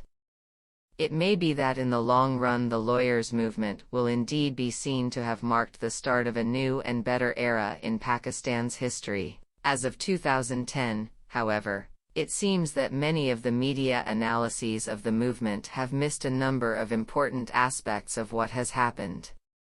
The first is that historically the law in Pakistan has resembled the hen in the old Pathan proverb, a bird belonging to the man who seizes it. This was very apparent during Pakistan's period of democratic rule in the 1990s. In 1993, fearful of the new power and independence of the Supreme Court, and its apparent leaning to Sharif in 1993, the PPP government sought to pack the Supreme Court and Punjab High Court with its own nominees. The result was a standoff in which the government refused to implement the Supreme Court's orders and lawyers boycotted the sittings of PPP-appointed judges, paralyzing much of the judicial system. This episode was followed by an even worse assault on the judiciary by the next Nawaz Sharif administration of 1997-9. When the Supreme Court attempted to challenge a law passed by his government giving the police a virtual amnesty for extrajudicial executions, Nawaz Sharif launched a ferocious campaign against them, including the invasion of the court by Muslim League thugs. By the end of 1997, the head of the Supreme Court had been forced from office along with President Farooq Laghari, who had tried to defend the court's independence. These episodes make it rather odd that both Pakistani and Western commentators should have described Musharraf's clash with the Supreme Court in 2007, and the lawyers' movement that followed, as unprecedented. The support of the PPP and Muslim League for the dismissed Supreme Court to have been part of a genuine movement for democracy, and Musharraf's moves against the court as the result of military dictatorship, rather than the familiar workings of Pakistan's power politics. Every military and civilian regime has sought to win over the higher courts and, failing that, to intimidate them into acquiescence in unconstitutional and illegal actions. The movement to defend the independence of the Supreme Court in 2007, May 9, represent a radically new departure, as its supporters hope. The problem is, however, that by 2009 the court and the lawyers' movement had to some extent become political allies of Nawaz Sharif and his PMLN opposition. In consequence of this and of the Supreme Court's moves to abolish the National Reconciliation Ordinance and resume charges of corruption against PPP ministers, the judiciary came under strong attack from liberal journalists and commentators who had previously raised the cry of judicial independence against Musharraf. Liberal circles close to the ruling PPP were full of talk of conspiracies between the judges and the military, and of how the judiciary, and the mainstream media, would have to be tamed again. As already described, Nawaz Sharif, when in power in 1997-9, also removed the then Chief Justice by unconstitutional and even violent means. It may be that subsequent events have changed his attitude, or it may not. And it may be that if Mr. Sharif returns to power, the Supreme Court will prosecute further illegal acts by his administration, even though they have been political allies, or it may not. The lawyers' movement gives good hope of this, but no certainty. The idea of the lawyers' movement as a progressive force also needs qualification. It is true that prominent liberal lawyers such as Munir Malik and Latif Afridi in Karachi were part of the leadership of the movement. However, much of the local leadership, and the rank and file, were made up of deeply conservative provincial lawyers who detested Musharraf above all for his support for the U.S. and moves for reconciliation with India. As Mr. Mahmood Ashraf Khan told me, I also sympathize with the Taliban movement. They brought peace and justice to Afghanistan in response to the will of the people. In Pakistan, too, the Taliban have introduced the Sharia and have punished the persons involved in kidnapping, drug dealing, and so on. They have always been loyal to Pakistan, and terrorist attacks here are not their work, or, if they have carried out such acts, it is only in response to killings by the government, like at the Lal Masjid, Red Mosque.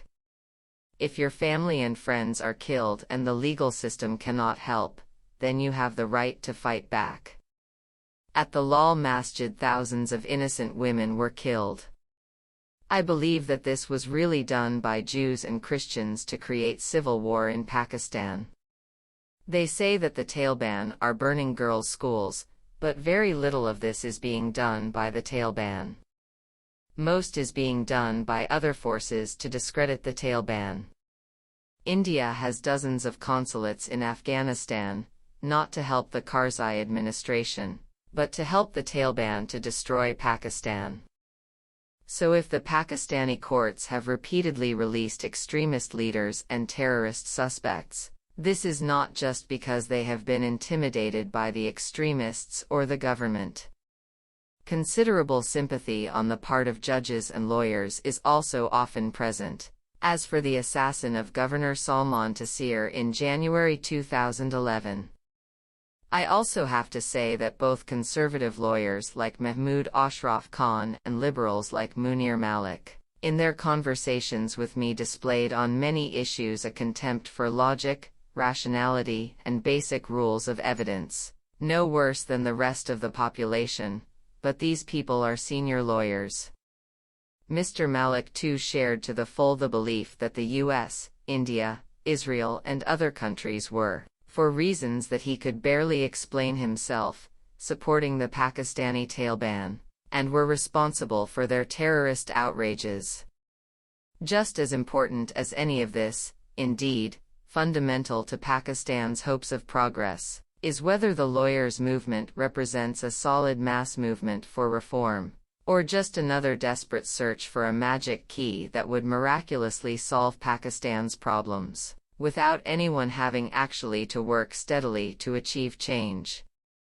In the New York Times article mentioned above, James Traub described the lawyers he met at a demonstration as apparently deranged by enthusiasm for their cause, and some of the slogans I saw raised would certainly support that view. Restoration of Chief Justice means salvation of Pakistan, read one placard above the Bar Association in Multan. Independent judiciary will solve every problem, read another. On the whole, the evidence as of 2010 concerning the future of the lawyers' movement is pretty discouraging. To put it at its simplest, masses of ordinary Pakistanis supported the lawyers' movement not because of its program, but because it seemed the only force able and willing to challenge the increasingly hated rule of President Musharraf, just as they supported it later out of hatred for President Zardari. This certainly did not reflect popular admiration for lawyers as a class, or the official law as an institution. Moreover, the masses could not in fact have supported the lawyers' movement's liberal program anyway, because the movement did not have one. The lawyers' only collective program has been the independence, power and prestige of the judiciary, which is an excellent thing in principle, except that the judicial system is one of the most flawed institutions in Pakistan, and consequently loathed by the masses.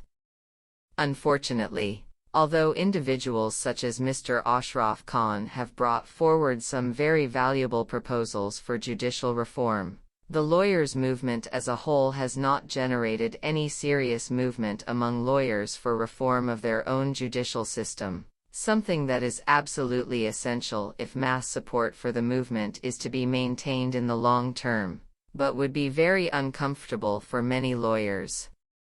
Indeed, most of the members of the movement with whom I spoke did not seem to understand what I was driving at when I asked about this, let alone think that it was in any way important.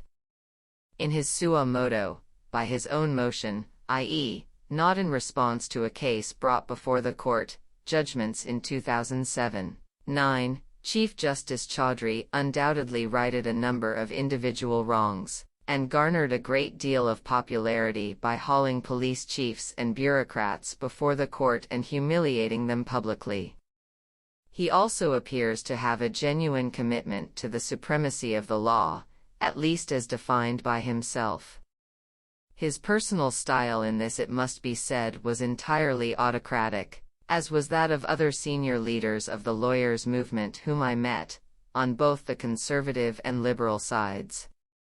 The question is once again whether this was part of an attempt at systemic change, or whether Chaudhry was simply playing the role that you can see politicians and their assistants playing in every political office in Pakistan, responding to appeals for help against the police in return for promises of political support. Moreover, by 2009 the use of suo motus by Chaudhry and other senior judges was beginning to extend far beyond their judicial competence, with, for example, judgments being issued ordering the government to reduce prices of essential goods. If continued, this will inevitably bring the courts into conflict with any government, and it is not clear where public sympathy will lie in future. At a lower level, individual lawyers and groups of lawyers express their views in more direct ways. During the lawyers' movement, lawyers beat up opponents and fought with police. After the restoration of the Chief Justice, some took their victory as a license to continue this violence in individual cases. During my stay in Lahore in August 2009, a group of lawyers beat up a police officer who had testified against their client in front of the court. When this was shown on television, the next day they beat up the camera team responsible. From various parts of the country came reports of judges using contempt of court judgments to muzzle the press and intimidate opponents, to help friends and relatives. As a Lahori friend remarked cynically, "Well, what do you expect? The army wears uniforms and beats up people, and so do the police, so of course the lawyers wear their black jackets and beat up people. It is what you do if you have power in this country." The Sharia. Faced with all this, it is hardly surprising that ordinary people dream of a completely different and better system of justice, or that for many these hopes should focus on the Sharia. All over Pakistan there was majority support among the ordinary people with whom I spoke for agreements with the Taliban to establish the Sharia in certain areas, like the Nizam-e-Adl agreement of February 2009 for Swat, and in the Pathan areas. That support was overwhelming, though that only made many people's disillusionment greater when they saw that the Taliban were not interested only in bringing Islamic justice, but also sought power for themselves. People on both sides of the Afghan-Pakistan frontier remember how in the 1990s the Afghan Taliban, on the ideological basis of the Sharia, restored order out of the chaos created by the victory of the Afghan Mujahideen in 1992. The Islamic courts movement in Somalia has much of the same appeal. In fact, the Afghan Taliban fulfilled the vision set out for me by a Qazi, Islamic judge, in the Afghan province of Paktika in 1989. Looking at the complete absence of regular government in the areas liberated by the Mujahideen, I asked him whether he was not afraid of anarchy when the communist regime in Kabul fell and the Mujahideen took over completely. No, he replied, because we Pashtuns have our own code, the Pashtunwali, which resolves conflicts and maintains order. It doesn't stop all feuds, but it prevents them going too far. And if that fails, then we have the Sharia, Islamic law, which everyone respects and which it is my job to implement. But what is this Sharia that ordinary people say they want, and that the Taliban claim to be implementing? Here, a great deal of careful unpicking is necessary. At one level, believing Muslims are simply required to declare their support for the Sharia, because its ultimate basis is to be found in the Quran, which is the word of God delivered through his prophet. On the other hand, people also use Sharia as a sort of code for a better, simpler, more equal, more honest and more accessible form of official justice, without really knowing in detail what they mean by this, or what the various forms of Sharia really contain. For example, when faced with the idea of amputation of the hand as a standard punishment for theft, most people, outside the harsher Pathan areas, reject this outright, some nevertheless pointing out approvingly the Sharia's detailed provisions for compensation and reconciliation. Formally speaking, the introduction of Sharia law in Pakistan is quite unnecessary, because a series of laws beginning with Zulfikar Ali Bhutto in the 1970s have declared that all Pakistani laws must be in conformity with the Sharia. In practice, however, this is irrelevant. Legally, it has only added to the confusion and contradiction that marks Pakistan's legal scene. Much more importantly, however, it misses the point that the campaign for the Sharia is not so much about the content of the law as about popular access to the law, the speed of the law, and who gets to enforce the law. In trying to make the Sharia the system of justice throughout Pakistan, and to make local mullahs the judges, the Taliban are going far beyond anything that existed before. Before the British came, the Sharia was of course the official code of Muslim states in South Asia, but in practice its implementation was restricted to the cities and seats of government. Beyond, everything was governed by local customary law, albeit formally in the name of Islam. But then again, it is not really the Sharia that the Pakistani Taliban and their allies are trying to implement in the areas they control, but a mixture of the Sharia and the Pashtunwali, and this also marks a change between the old Taliban in Afghanistan before September 11 and the neo-Taliban that has emerged in response to the Western presence. Between this mixture of the Pashtunwali and the extremely harsh Wahhabi version of the Sharia favored by the Taliban, more progressive aspects of the Sharia are absent from the Taliban program. In the Sharia itself, however, they remain marked when compared to the tribal codes of Pakistan. The Sharia was in consequence admired and even promoted by British officials. As the British Gazetteer for Balochistan in 1906 has it, the position of widows has been further strengthened by the following important decision given by Sir Hugh Barnes, agent to the Governor-General, in November 1892 in the case of Luqman Kakar versus the Crown.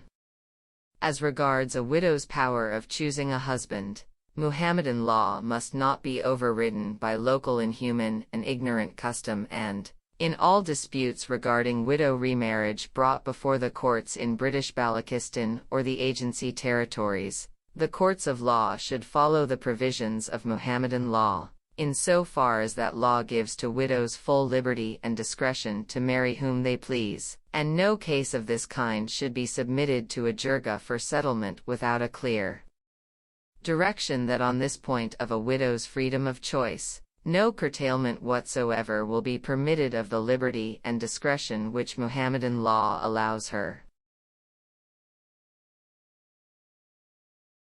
Under the British, the Muslim Sharia Act of 1937 abrogated, officially, that is, customary laws with reference to Muslims and applied to all Muslims instead the provisions of the Sharia, as regards all issues of personal law, marriage and inheritance. In justifying this, the British government of India cited the formality and certainty of the Sharia compared to the informality and endless variations of customary codes. However, according to M. P. Jain, a much more sound reason to abrogate custom was that under it the position of women in matters of inheritance was inferior to that under Muslim law. The abrogation of customary law was a result of the agitation carried on by such bodies as the Jamiat ul-Ulama Hind, a forerunner of the contemporary JUI, an organization of Muslim religious men. Support was lent by many Muslim women's organizations which condemned the customary law as adversely affecting their rights. Educated women in the Pathan areas of Pakistan are still well aware of this difference. Thus in May 2007 I provoked a fascinating discussion among students of Peshawar University concerning the Taliban's promotion of a strict version of the Sharia, whether this conflicted with the traditions of the Pashtunwali and, if so, which should take precedence. At first, the great majority tried to argue that there was no conflict between the two traditions, and their professor cut in with, "Well, the main point is that all my customs, whether they are good or bad, are different from those of Punjab," at which there was another tremendous burst of applause. When, however, I pressed them to state a preference between the Sharia and the Pashtunwali, 12 chose the Pashtunwali and 14 the Sharia, with the rest not voting. The striking thing was that most of the men chose the Pashtunwali and all the girls chose the Sharia. They did not state their reasons, but they seem obvious enough. Restrictive though they appear to Westerners, the provisions of the Sharia proscribe the most savage provisions of the Pashtunwali as far as women are concerned, like the odious practice of giving girls as part of the settlement of feuds between families, just as the Quran was intended to reform the savage tribal traditions of 7th century Arabia. The Sharia also guarantees a share of inheritance to girls, while the Pashtunwali gives it only to boys, and furthermore it guarantees rights to wives in the case of divorce. This progressive aspect of the Sharia was also something that the Information Secretary of the MMA, Muttahida Majlisi Amal, Islamist Alliance, then forming the government of the NWFP, stressed to me in an interview later that afternoon, emphasizing that his party stood for Islamic progress against tribal barbarism. For all that, there is no chance of the Sharia as preached by the Taliban sweeping Pakistan, for the same reasons that the Taliban themselves cannot sweep Pakistan. The first is that while the ruling elites may be willing to make any number of local compromises with the Sharia, they will fight hard and successfully to prevent Islamist revolution. That leaves open the possibility that moderate Islamist forces in Pakistan might develop a new form of the Sharia like that of the modern state in Iran, more adapted to the contemporary world. But this will be extremely difficult in Pakistan, because the different Islamist groups in Pakistan cannot agree on which form of the Sharia is in fact valid. While Iran has a unitary and centralized form of Shia Islam, Pakistan, quite apart from its Sunni-Shia divide, has a multifarious collection of different forms of Sunni Islam. This critical obstacle to Islamist revolution will be explored further in the next chapter. Not quite as bad as it looks. Rereading this chapter, I feel that it needs a certain correction.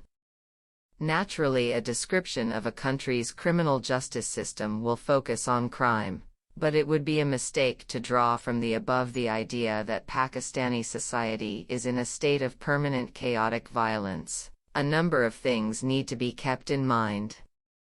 The first is that the jirga and panchayat mechanisms described in this chapter are explicitly dedicated to regulating and containing violence, and usually do so successfully.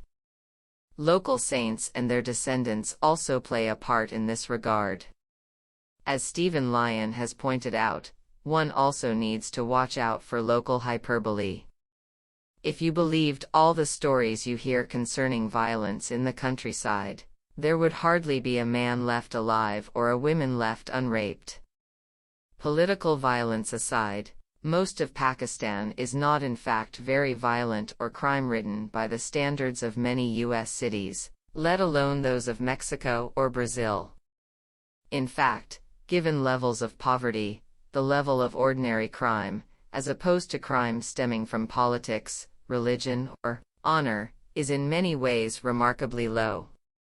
One reason is that this society is mostly dominated by landowning and business politicians who, while they have to be prepared to order killings if really necessary, have generally inherited their positions, not murdered their way to them in savage gangland wars.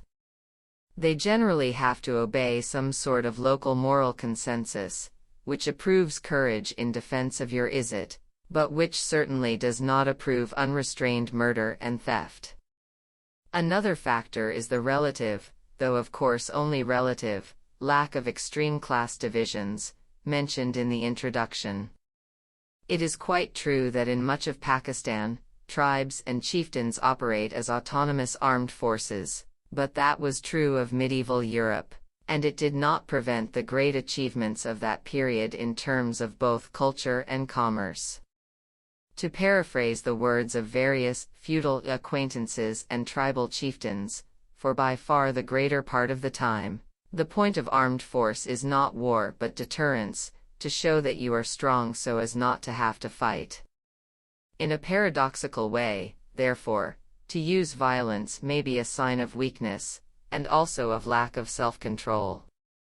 This virtue is not prized as much as physical courage, but it is still highly prized, since the consequences of lack of self-control can be both personally fatal and bad for your kinship group's prestige. Finally, the rather miserable picture of the police and courts painted in this chapter is equally true of by far the greater part of India. Indeed, because of caste divisions, parts of India are considerably worse as far as police atrocities are concerned. The same is true of the dominance of customary law. In fact, throughout most of this chapter, except, obviously, those parts dealing with the Sharia, I could, without any substantial inaccuracy, have substituted the words Indian or South Asian for Pakistani. This is awful for much of the Indian population, and has contributed directly to the growing Maoist insurgency among low-caste and tribal peasants in much of the Indian countryside, but it has not so far prevented the great recent economic achievements of the Indian state. The difference with Pakistan is that in India there is no coherent and unified cultural alternative to the modern state, and its legal structures, which also operates as a standing moral reproach to those structures. In Pakistan, in the view of many believers, there is the way of Islam, reflected in the Sharia. This code for every aspect of life and society is the subject of the next chapter. 4. Religion. Don't compare your nation with the nations of the West. Distinctive is the nation of the Prophet of Islam. Their solidarity depends on territorial nationality. Your solidarity rests on the strength of your religion. When faith slips away, where is the solidarity of the community? And when the community is no more, neither is the nation. Sir Muhammad Iqbal. Verily, God will not change the condition of a people until they change what is in themselves. The Quran, Surah 13, verse 11. Since 9/11, International discussions of Islam in Pakistan have focused mainly on the threat from religious extremism and terrorism. In these discussions, a dangerous intellectual mess is often created by the mixing up of words such as extremism and militancy with the very different concepts of fundamentalism and conservatism. Long before September 11th, however, much of the discussion of Pakistani Islam, inside and outside Pakistan, concerned whether Pakistan, having been founded as a refuge for the Muslims of South Asia, should or should not be an Islamic state, or, on the other hand, why Islam had allegedly failed to keep West and East Pakistan together, and was continuing to fail to help develop Pakistan as a united and successful society. On the first point, I have already argued that, while terrorism is obviously present and frightening, Islamist extremism in Pakistan presents little danger of overthrowing the state unless U.S. pressure has already split and crippled that state. The religious barriers to the spread of extremism will be outlined in the present chapter. The second question is whether or not the state should have an official Islamic character, which will go deeper than the formally Islamic nature it has possessed since the Constitution of 1973, under the government of the liberal Z.A. Bhutto, declared Islam the state religion. This is an important issue, but not nearly as central as many analysts have assumed. It makes no difference to the beliefs and behavior of the vast majority of the population, which are deeply conservative and steeped in different Muslim traditions. It is worth noting from this point of view that the PPP, generally regarded as a secular party, is in fact in some areas of Pakistan partly religious in its appeal, in that many of its local politicians come from the families of hereditary saints, and owe much of their local power and prestige to this ancestry. Of course, though, this is a very different kind of religious appeal from that of the Islamist parties. The point, therefore, is that the Islam of the Pakistani masses contains very different traditions. The Islamic character of the state would only be a real issue for most of the population if that state were to imitate Saudi Arabia or Iran and try to impose one monolithic version of Islam. However, the Pakistani state is too weak to achieve this even if it wanted to, as Zia-ul-Haq's failure demonstrated. A related issue is that of whether a strong formal state commitment to Islam is necessary to hold Pakistan together, as Islamists, and some non-Islamists, claim, or whether, on the other hand, as secular analysts would argue, this has already been tried and failed. Here, many of the analysts and reporters have been looking at the wrong things in the wrong places. Popular, as opposed to official, forms of Islam do in fact play a key role in holding Pakistan together, but often in ways which are very different from those that the forces of Islamist reform, whether moderate or extremist, would wish, just as in India Hinduism plays a far greater role in Indian unity than liberals wish to recognize, but a very different role from the one that Hindu nationalists would wish to create. As in Europe in the past, even some Pakistani statesmen whose own religious practice has been very lax have wished to promote religion in public life, as a way of trying to improve appallingly low levels of public ethics in the state services and among politicians, especially as the Western codes of public service left behind by the British have gradually eroded. This in turn is part of the crucial question for Pakistan of whether it is possible to create loyalties and ethics which transcend those of loyalty to kin. Clearly, Islam in Pakistan has so far failed in this regard, though things would be even worse without its influence. Closely connected with this unsuccessful role of religion, however, is another, much more effective role of Islam which is hardly noticed outside the country, but should be, that of softening the misery of Pakistan's poor through charity. Levels of trust in Pakistani state institutions are extremely low, and for good reason. Partly in consequence, Pakistan has one of the lowest levels of tax collection outside Africa. On the other hand, charitable donation, at almost 5% of GDP, is one of the highest rates in the world. Just how much of this is motivated by religious beliefs cannot be quantified, but, given the religious faith of most Pakistanis, it must be a great deal, in accordance with the commandment in the Quran that righteousness is not that ye turn your faces towards the east or the west, but righteousness is, one who believes in God, and the last day, and the angels, and the book, and the prophets, and who gives wealth for his love to kindred, and orphans, and the poor, and the son of the road, beggars, and those in captivity, and who is steadfast in prayer, and gives alms. Thus the Citizens Foundation, the most widespread and effective educational charity in Pakistan, with more than 600 schools and 85,000 pupils, is a non-religious organization, but a majority of its founding members from the business community are practicing Muslims, though they come from all the different branches of Islam represented in Pakistan and do not use any religious element in their public appeals. Charities with a religious character also tend to be more favored and more trusted by the population. It is also true of Pakistan's most famous private charitable institution by far, the Edhi Foundation, which is non-religious. However, Abdus Sattar Edhi is himself a deeply religious man, known by the public at large as Maulana, a Muslim distinguished by his piety and learning, even though he is not a Muslim scholar and in fact greatly dislikes being called this.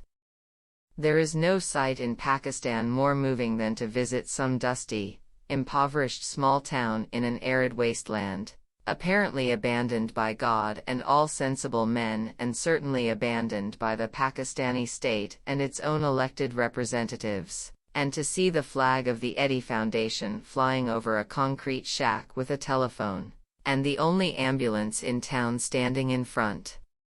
Here, if anywhere in Pakistan, lies the truth of human religion and human morality. Feuding theologians. As to modern Islamist politics in Pakistan, the most important question to be asked is not why they are so strong, but why they are so weak. Think about it. Across much of the Middle East and the Muslim world more widely, Islamist political parties and reformist movements are making progress. Such a party rules in Turkey, and others would probably come to power in Egypt, Syria, Algeria and Morocco if those countries held democratic elections. Iran of course experienced an Islamist revolution, albeit of a specifically Shia kind, as did the Shia of Lebanon. Pakistan has always had a political system which is far more open than those of most other Muslim states. It has levels of poverty which would seem to cry out for a mass reformist movement in the name of Islam, and it has inherited from India before 1947 one of the leading intellectual traditions of Islamist modernism and reformism. Yet with brief exceptions, the Islamist parties have always performed miserably in the polls, and are no nearer today than they ever were to creating a mass political movement that would successfully pursue a truly Islamist system in Pakistan, whether by peaceful or revolutionary means. The truth is that, while most forms of Islamist radicalism have ancient roots, they are also modern, and a response to modernity. Most forms of Pakistani Islam for their part are traditional and conservative, far too conservative to support a revolution, and far too diverse to submit themselves to a monolithic version of Islam. This in turn derives in part from the fact that Pakistan remains in many ways a very rural society, where even the rapidly growing cities are still heavily rural in culture, owing to the constant flow of migrants from the countryside. Islamist radicalism, whether of old or new varieties, has always been a basically urban phenomenon, and derived from old and new patterns of urban society and culture. In Pakistan, The rural masses can occasionally be stirred up to furious panic by the cry of "Islam in danger," as they were in 1947. But only two radical forces have established a long-running presence in parts of the countryside. The first are the Sunni sectarian extremists of the central and southern Punjab, who have succeeded in appealing to Sunni tenant farmers and the lower middle classes against the local Shia elites. Where, however, the landed elites are Sunni, they help prevent the spread of the Islamist parties through their control of the appointment of mullahs to local mosques, which they use to bar anyone with a hint of social radicalism. The other case of Islamist success in rural areas is the Pakistani Taliban in parts of the tribal areas and the NWFP, a success which is due above all to specifically Pathan factors and traditions, and the impact of developments in Afghanistan. As of 2010, the Taliban and the Sunni sectarians have forged an alliance which is carrying out terrorist attacks across much of Pakistan. But to overthrow the Pakistani state would be quite a different matter, and something of which they are, in my judgment, incapable unless the U.S. indirectly gives them a helping hand. Theologically speaking, all the Sunni Islamist groups, from the relatively moderate and democratic Jamaat Islami to the Taliban and other extremists, are drawn from one of two traditions, the Deobandi, named after a famous madrasa founded in Deoband, now in Uttar Pradesh, India, in 1866, and the Ali Hadith, people of the Hadiths, or traditions attributed to the Prophet, a branch of the international Salafi, fundamentalist reformist, Salaf meaning forerunner or spiritual ancestor in Arabic. Tradition, heavily influenced by Wahhabism, and with particularly close links to Arabia dating back to the original foundations of this tendency, in the 16th century CE. The Ali Hadith are more extreme than the Deobandis, and less concerned with questions of modern social justice and development. Both traditions, however, can be broadly described as fundamentalist, in that they advocate a return to the pure teaching of the Quran and the Prophet, reformist, in that they advocate radical reforms to both contemporary Muslim society and much of contemporary Islam, and Puritan, in the old Anglo-American sense, in their concern for strict public morality and their dislike of both ostentatious wealth and the worship of saints and shrines. There is a difference between the two in this regard, however. The Ali Hadith loathe the Sufi and saintly traditions in general.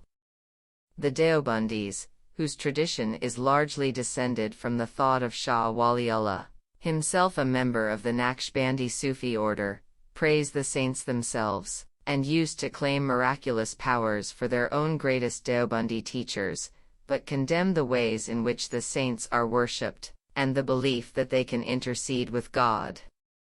The Deobandi tradition gave birth to the Tablighi Jamaat, by far the greatest preaching organization in the Muslim world, indeed, in the whole world, which each year draws millions of people to its great rallies at its headquarters in Raiwind near Lahore. The Tablighi was founded in India in the 1920s as a revivalist movement, dedicated to strengthening scriptural Islamic practice among Muslims and resisting the efforts of Hindu preachers to draw them back into the Hindu fold. In recent decades, the Tablighi leadership has strongly emphasized its apolitical character and has firmly distanced itself from extremism and terrorism, but its networks and gatherings have been used by radicals as a cover for meetings and planning. However, until recently a majority of Sunni Pakistanis, insofar as they were aware of belonging to any particular tradition within Islam, belonged neither to the tradition of the Deobandis nor of the Ali Hadith but to that of the Barelvis, who call themselves the Ali Sunnat, or people of the teaching of Muhammad and his companions, named after a madrasa founded in 1880 in the town of Bareilly, also now in Uttar Pradesh, India.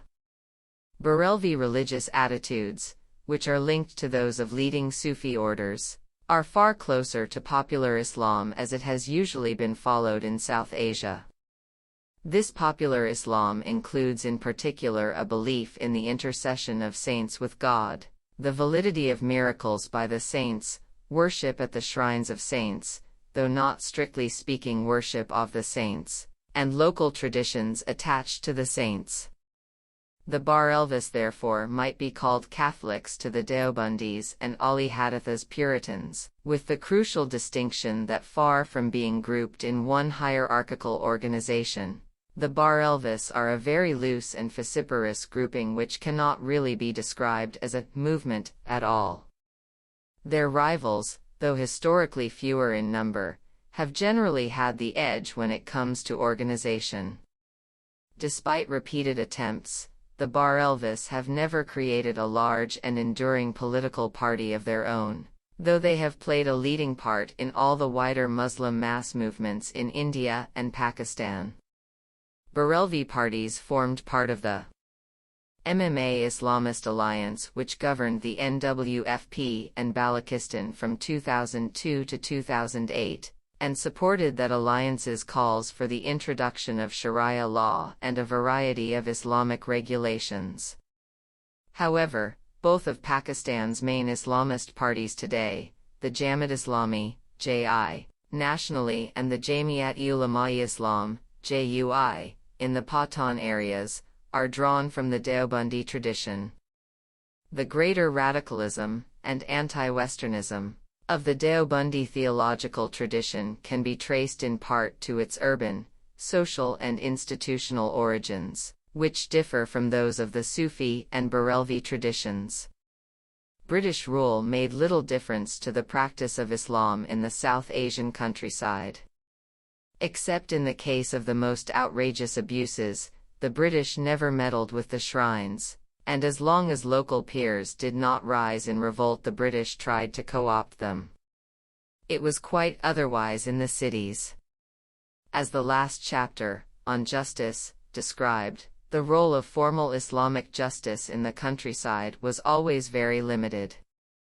In the old Muslim states, however, the qazis, Islamic judges, and ulama, Islamic scholars, singular alim, ran the justice and higher education systems in the cities, and played a crucial role in the administration of the Mughal Empire and other kingdoms. The destruction of those kingdoms, and the introduction by the British of British systems of law, with the exception of personal law, and higher education dealt a shattering blow to the power, prestige and income of the ulama and qazis. Inevitably, many were radicalized in response. The decline of the urban clerics from their status under the Mughal Empire was highlighted for me by the contrast between the Badshahi, imperial, mosque in Lahore, and its state-appointed imam or chief cleric. The mosque is Pakistan's greatest and most splendid architectural monument, and from its completion in 1673 to 1986 was the biggest mosque in the world. Its imam, however, lives in a cramped and shabby lower middle-class house in its shadow. He sat on his bed while I interviewed him, a burly figure with a booming voice who dwarfed his small bedroom. His circumstances of course could reflect religious austerity, but other things suggested a man who essentially was a very minor government functionary. The deference he paid to my companion, a local PML-N politician, the continual repetition, evidently from a very well-worn official record for the consumption of Western visitors, of his commitment to peace, religious harmony, birth control, and so on, and his bringing out of a tattered photo album showing his attendance on behalf of the Pakistani state at various international interreligious conferences. Despite his international diplomatic role, he spoke almost no English, thereby marking his de facto exclusion from all Pakistan's elites. I'm afraid that I was strongly reminded of meetings with officially sanctioned, and officially controlled, religious figures in the former Soviet Union. I visited the imam during Muharram 2009. 20 years earlier, I had also been in Lahore's inner city during Moharram, to visit young activists of the Jamaat Islami. They all came from the educated lower middle classes. They were a pleasant lot, well-mannered, hospitable, and keeping whatever fanaticism they possessed well veiled before a guest. What I took above all from my visit to their homes was the intensity of their family's struggle to save themselves from sinking into the semi-criminal lumpenproletariat, and the way in which religion, and the Jamaat allegiance and discipline in particular, helped in that struggle. These boys spoke with deep feeling of the lure of street crime, heroin smuggling, and heroin addiction. Not far away, the Hira Mandi, the red light district, beckoned as an attraction for men and a fate for women. Something that one also takes away from visits to the lower and lower middle classes in Pakistan's cities is the singularly repulsive nature of the semi-Western, semi-modern new culture these cities are liable to breed, especially concerning the treatment of women, a mixture of Western licentiousness with local brutality, crudity, and chauvinism. This culture threatens women with the worst of all worlds, in which they are exposed to exacerbated male lust without the protections afforded by traditional culture, and in which their children are exposed to a range of new dangers and temptations. This is why the support of women forms such an important background to many of the Islamist groups, and why all the intelligent Islamist leaders with whom I have spoken, that is, not the Taliban, have stressed an Islamic women's education program as a core part of their program. In these depressing social and cultural circumstances, adherence to a radical Islamist network like the Jamaat provides a sense of cultural security, a new community, and some degree of social support, modest, but still better than anything the state can provide. Poverty is recast as religious simplicity and austerity. Perhaps even more important, faith provides a measure of pride, a reason to keep a stiff back amid continual humiliations and temptations. Faith also has its physical expression and impact through architecture, as the beauty and grandeur of the Badshahi Mosque reminded me. In the blaring, stinking, violent world of the modern, third world Muslim inner city, the mosque provides an oasis of calm and reflection. The harmonious serenity of its traditional architecture contrasts with the ugly, vulgar clash of Western and Pakistani kitsch, which is the style of so many of the elites, let alone the masses. Like the Catholic churches of Central America described by Graham Greene in The Lawless Roads, the mosque may be the only beautiful work of human creation that most people ever see, and the haven not only of beauty but of an ordered and coherent culture, and a guide to living. The limits to radicalism. On the other hand, the Islamist parties have never been able to break out from their relatively narrow cultural and ethnic bases to appeal successfully to the mass of the Pakistani population. For this, a number of factors are responsible. Firstly, their religious culture is in fact alien to that of a majority of Pakistanis. This is changing as a result of social development and urbanization, but the lack of modern economic development, and therefore of truly modern urbanization in Pakistan, as opposed to migration from the countryside which brings rural culture with it, means that this change is not happening nearly as fast as might have been expected. The lack of modern development also means that unlike the Islamist Justice Party in Turkey, the religious parties in Pakistan do not have support from modern educated business and technical classes, and have not been able to develop new thinking and new solutions to Pakistan's myriad social and economic problems. Secondly, the Islamist parties, or at least the Jamaat, since the JUI has become in effect just another patronage machine, challenge the deeply embedded structures of power, property, patronage and kinship which dominate Pakistani politics and government. This is clearest in their hostility to the hereditary descendants of saints who dominate large swathes of the Pakistani countryside, and play an important part in all Pakistani regimes. Having failed to consolidate real mass support in the population, the Islamist parties have found themselves outflanked from both directions. On the extremist side, their more radical supporters have been drawn away by violent jihadi groups like the Taliban in the Pathan areas, and Jaish-e-Mohammed, Lashkar-e-Taiba, Saipa-e-Sahaba and others in Punjab. Meanwhile, at the moderate end of their spectrum, pragmatic Islamists who wish to share in state patronage have been drawn to support first the military regime of President Zia-ul-Haq, and then the Pakistani Muslim League, PML, of the Sharif brothers, both of which promised Islamization of Pakistan without any of the social and economic change for which the Jamaat stand. The Taliban meanwhile have been led into violent attacks on the shrines of saints and on the Pir families who are descended from the saints. They and their allies have attacked Barelvi religious leaders who have condemned them and opposed their takeover of particular mosques. For example, on June 12, 2009 they assassinated a leading Barelvi cleric of Lahore, Mufti Sarfraz Nimi, who had spoken out against them, and in 2005 had issued an edict against suicide bombings. On July 1, 2010 suicide bombers carried out a massive attack on the famous and beloved shrine of the Saint Data, Ganj Bakhsh in Lahore, see below, killing dozens of worshippers and galvanizing Barelvi religious figures into an unusual display of united protest. Taliban attacks on shrines are motivated partly by religious hostility.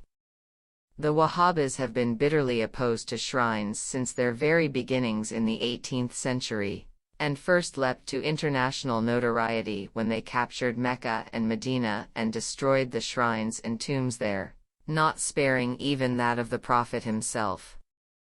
Particular hatred between Wahhabis and Shia dates back to the Wahhabis' sack of the great Shia shrines of Karbala, Iraq, in 1802.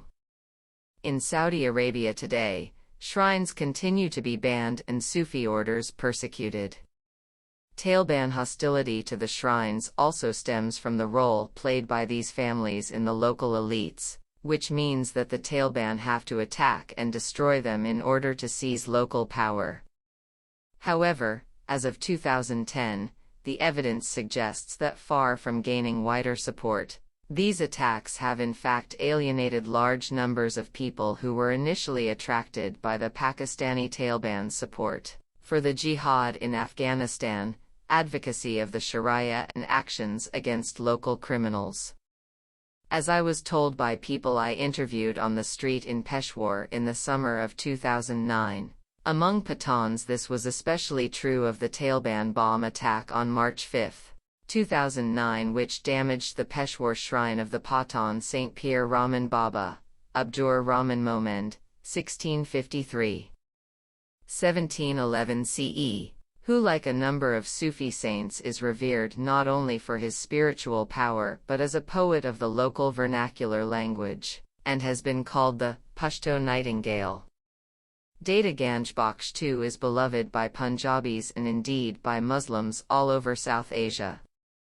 The attacks on these shrines was therefore a mistaken strategy, which some other Taliban were clever enough to avoid.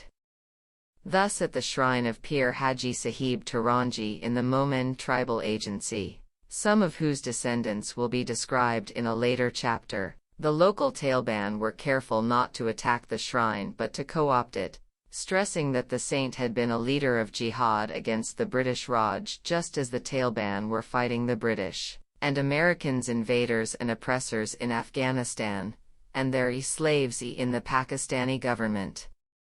Saintly politicians.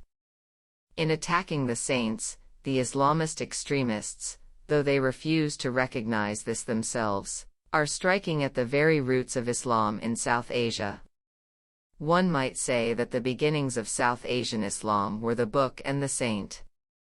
In principle the saint was the bearer of the book, but in practice it often did not work out quite like that. The book is of course the Quran, and to a lesser extent the hadiths, or traditional statements and judgments of the Prophet and stories concerning him, recorded, or invented, and more or less codified by early generations of Muslim scholars. The Quran is the absolute, unquestionable foundation of Islam, and since Islam's earliest years every movement seeking to reform Islam from within has been scripturalist, or fundamentalist, in the sense of emphasizing a return to the pure spirit of the Quran, just as Christian fundamentalists, for whom the term was coined in the 19th century, by the way, have sought to do in the case of the Bible. The saints were the Muslim preacher missionaries, mostly from the tradition loosely called Sufi, a very complex and often misleading term. In South Asia, the saints are known by the Arab term sheikh, and they and their descendants by the Persian one pir, old man. As much as the great Muslim conquering dynasties, the saints actually spread Islam to many of the ordinary people of South Asia, just as, thousands of miles away, their equivalents were doing in Morocco and elsewhere. In the process, their shrines and their cults took on many local Hindu features, which made them beloved of the local population, but intensely suspect to fundamentalists. The latter have also long accused the cult of the saints of involving shirk, or the worship of figures other than the one God, perhaps the worst sin in the entire Islamic theological canon. Nonetheless, most of the population, especially in the countryside, came to see the saints as embodying the only Islam they knew. Moreover, the saints were usually from families claiming to be descendants of the Prophet, Sayyids, and in some cases had themselves come directly from the Arab world. This gave them immense prestige as bearers of Islam from its source, which continues to this day. The local and decidedly non-Quranic aspects of the saints' cults were due not only to the influence of the surrounding Hindu world, they have also reflected what seems to be a feature of almost every human society at one time or another, namely a desire for accessible sacred intermediaries between the human individual and his or her supreme, unknowable God. The Arabic phrase usually translated into English as saint literally means friend of God. In the words of an early 20th century British officer, the general idea of our riverain folk, the traditional settled rural Muslim population of Punjab, which had to live near the rivers to draw water for irrigation, seems to be that the deity is a busy person, and that his hall of audience is of limited capacity. Only a certain proportion of mankind can hope to attain to the presence of God, but when certain individuals have got there, they may have opportunities of representing the wishes and desires of other members of the human race. Thus, all human beings require an intervener between them and God. The legends of the early saints contain many stories of their battles with Hindu priests and kings, in which their superior powers prevail, the priests are routed and the kings defeated in battle or converted.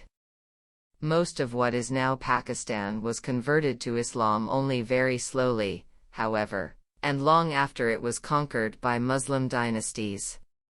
In the words of the great scholar of South Asian Islam, Francis Robinson, the holy men were the pioneers and frontiersmen of the Muslim world, men who from the 13th century played the crucial role in drawing new peoples, pagans, Hindus, Buddhists, shamanists, into an Islamic cultural milieu. According to tradition, 9 saints introduced Islam to Java. Wandering holy men, we are told, first brought Islam to West Africa. What the holy men did, it appears, was to find points of contact and social roles within the host community. They shared their knowledge of religious experience with men of other spiritual traditions.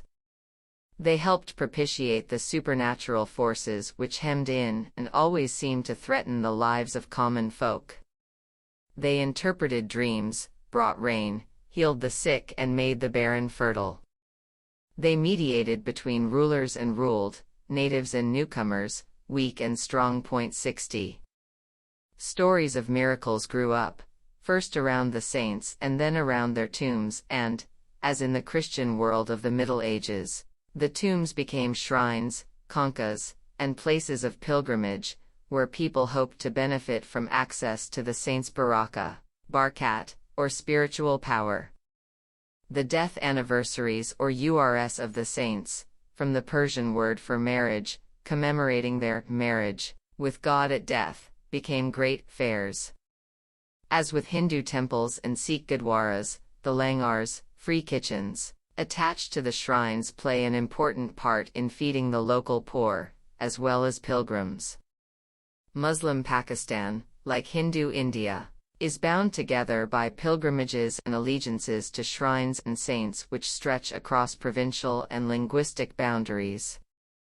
These bonds can be traced visually by the sayings and symbols of particular saints which often form part of the wonderfully extravagant decoration of the lorries which cross the country from one end to another, creating a sacred geography that spans the whole of Pakistan. 61 Sufism and the shrines play a very important part in the popular poetry of local languages, above all in Sindh, where the Saint Abdul Latif of Bit is regarded as Sindh's national poet, but also in Punjabi and Pashto. The culture of the shrines thus permeates Pakistan. Zulfikar Ali Bhutto sometimes presented himself to his followers as a divinely inspired guide and teacher, as does Altaf Hussain of the MQM, called by his followers Pir Sahib. The mausoleum of Zulfikar Ali Bhutto and his daughter Benazir near Larkana is consciously modeled on the shrine of a saint. At PPP rallies, I have seen party supporters shaking their heads violently from side to side in the manner of ecstatic devotees at saintly festivals. Saints have also been pressed into military service. During the 1965 war with India, stories circulated of saints catching Indian bombs in their hands. As in the Christian world, the shrines grew wealthy on the strength of donations from pilgrims and, above all, land grants from monarchs, noblemen, and tribes. However, in the Muslim world there is a crucial difference from that of Christianity, at least since the Catholic Church in the 11th century began to insist successfully that priests and bishops could not marry, namely, that unlike Christian saints, most Muslim saints married and had children, and that in the world of Muslim saints spiritual power is hereditary. This power is distributed among all the progeny of the saint and harnessed by the few who fulfill religious obligations and meditate on the tomb of the saint in order to perform miracles. Not just the shrines themselves, but the peer families of the Sajada Nashins, literally, he who sits on the prayer carpet, who were their guardians, therefore became major landowners, exercising both religious and spiritual power in their neighborhoods, sometimes performing miracles, often mediating local disputes and interceding with rulers, and occasionally going to war. They attracted whole local tribes as adherents and defenders, and intermarried with other Sayyid families to form powerful networks of kinship and patronage. Once again, in Pakistan it is not wealth alone, but wealth plus either kinship or spiritual prestige, or both, that gives political power. The shrines and their guardians have therefore always vastly outclassed in prestige the menial and often despised village mullah, just as the shrines and monasteries of medieval Europe cast the humble village priest deep into the shade. The power of the peers in Sindh and southern Punjab, and their role in combating the Taliban in the Pathan regions, will be discussed in later chapters. These peer families remain of immense political importance in much of Pakistan, and especially in the PPP, as witness the fact that, as of 2010, the Prime Minister, Syed Yusuf Raza Jalani, Deputy Prime Minister, Makhdoom Amin Fahim, Foreign Minister, Syed Mahmood Qureshi, and Minister for Religion, Syed Ahmed Kazmi are all from peer lineages, as are leading party supporters like Saida Abida Hussein.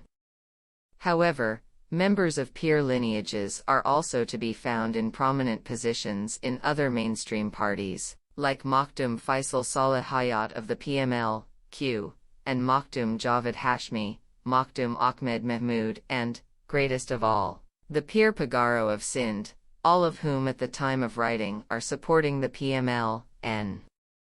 Thus, back in 1988, a PPP politician from the family of the Peer of Hatta in Sindh, Syed Parvez Jilani, recounted to me the legends of Hatta, including one which told how the fish of the river Indus would come to worship his cousin the Peer, a legend presumably taken originally from the worship of a Hindu river god. He described the absolute, unquestioning devotion of the murids of Hatta to the Peer and his family.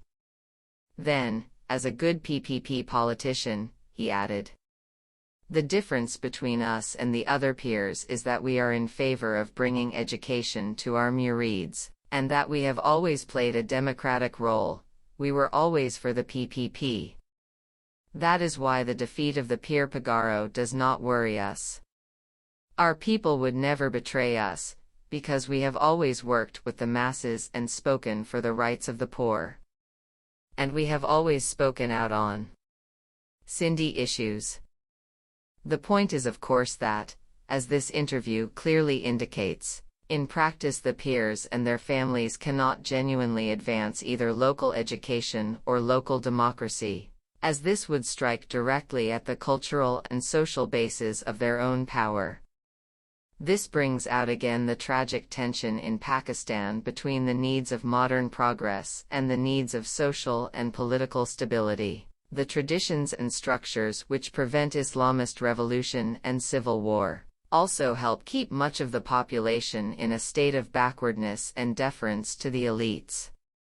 As these particular PPP peer families also demonstrate, they play a very valuable role in bridging the Sunni-Shia divide and hindering the rise of sectarian extremism. These peer families are publicly Sunni, but are generally known to be in private largely Shia, like the Bhuttos and Zardaris. Many saints, their traditions and their descendants in Pakistan are therefore not bound by the Sunni-Shia divide, but can be Sunni, Shia, or something undefined in between. This makes them very different from the Islamic scholars and judges of the towns, whose entire tradition is concentrated on precise learning and the drawing of precise distinctions on the basis of written sources. It would be a mistake, however, to see the cults of the saints as purely rural or as purely derived from the past, and therefore, an assumption which is often derived consciously or unconsciously from the other two, doomed gradually to be eclipsed either by Western-style secularism, or by the modernist Islamism of the new urban radicals. Some of the greatest and most ancient Pakistani shrines, in Lahore and Multan, were created by their founding saints in great cities and have large followings among local businessmen, a point discussed further in the chapter on the Punjab. Others were originally in the countryside, but have been incorporated into Pakistan's mushrooming cities. Nor are the shrines of Pakistan only about the worship of long-dead saints and their descendants. New local preachers are emerging all the time. Sometimes they emerge from the followers of existing shrines, like Pir Mir Ali Shah, who in the 1930s and 1940s greatly increased the fame of the ancient shrine of Galra Sharif near what is now Islamabad. In several cases in recent decades, preachers have succeeded in establishing new and famous places of pilgrimage. A notable example is the shrine of Pir Hazrat Shah at Gamkal Sharif in the NWFP. Hazrat Shah established himself there in 1951, and gained a reputation for holiness, preaching and miracles which attracted many followers, especially in the Pakistani armed forces. The network of this shrine extends to large parts of the Pakistani diaspora in Britain. As Nina Werbner has documented, The growth of this shrine's following in Britain formed part of a movement which saw the influence of the scripturalist Deobandi school pushed back among British Muslims in the 1970s and 1980s. The madrasa at Galra Sharif also sends preachers to Britain. However, there are lots of new peers unknown beyond their immediate neighborhoods. Any Muslim can claim to be a saint, on the basis of a vision, or the appearance of another saint in a dream. To make good the claim, however, requires above all personal charisma, natural authority, psychological insight, and good judgment in giving advice and solving local disputes.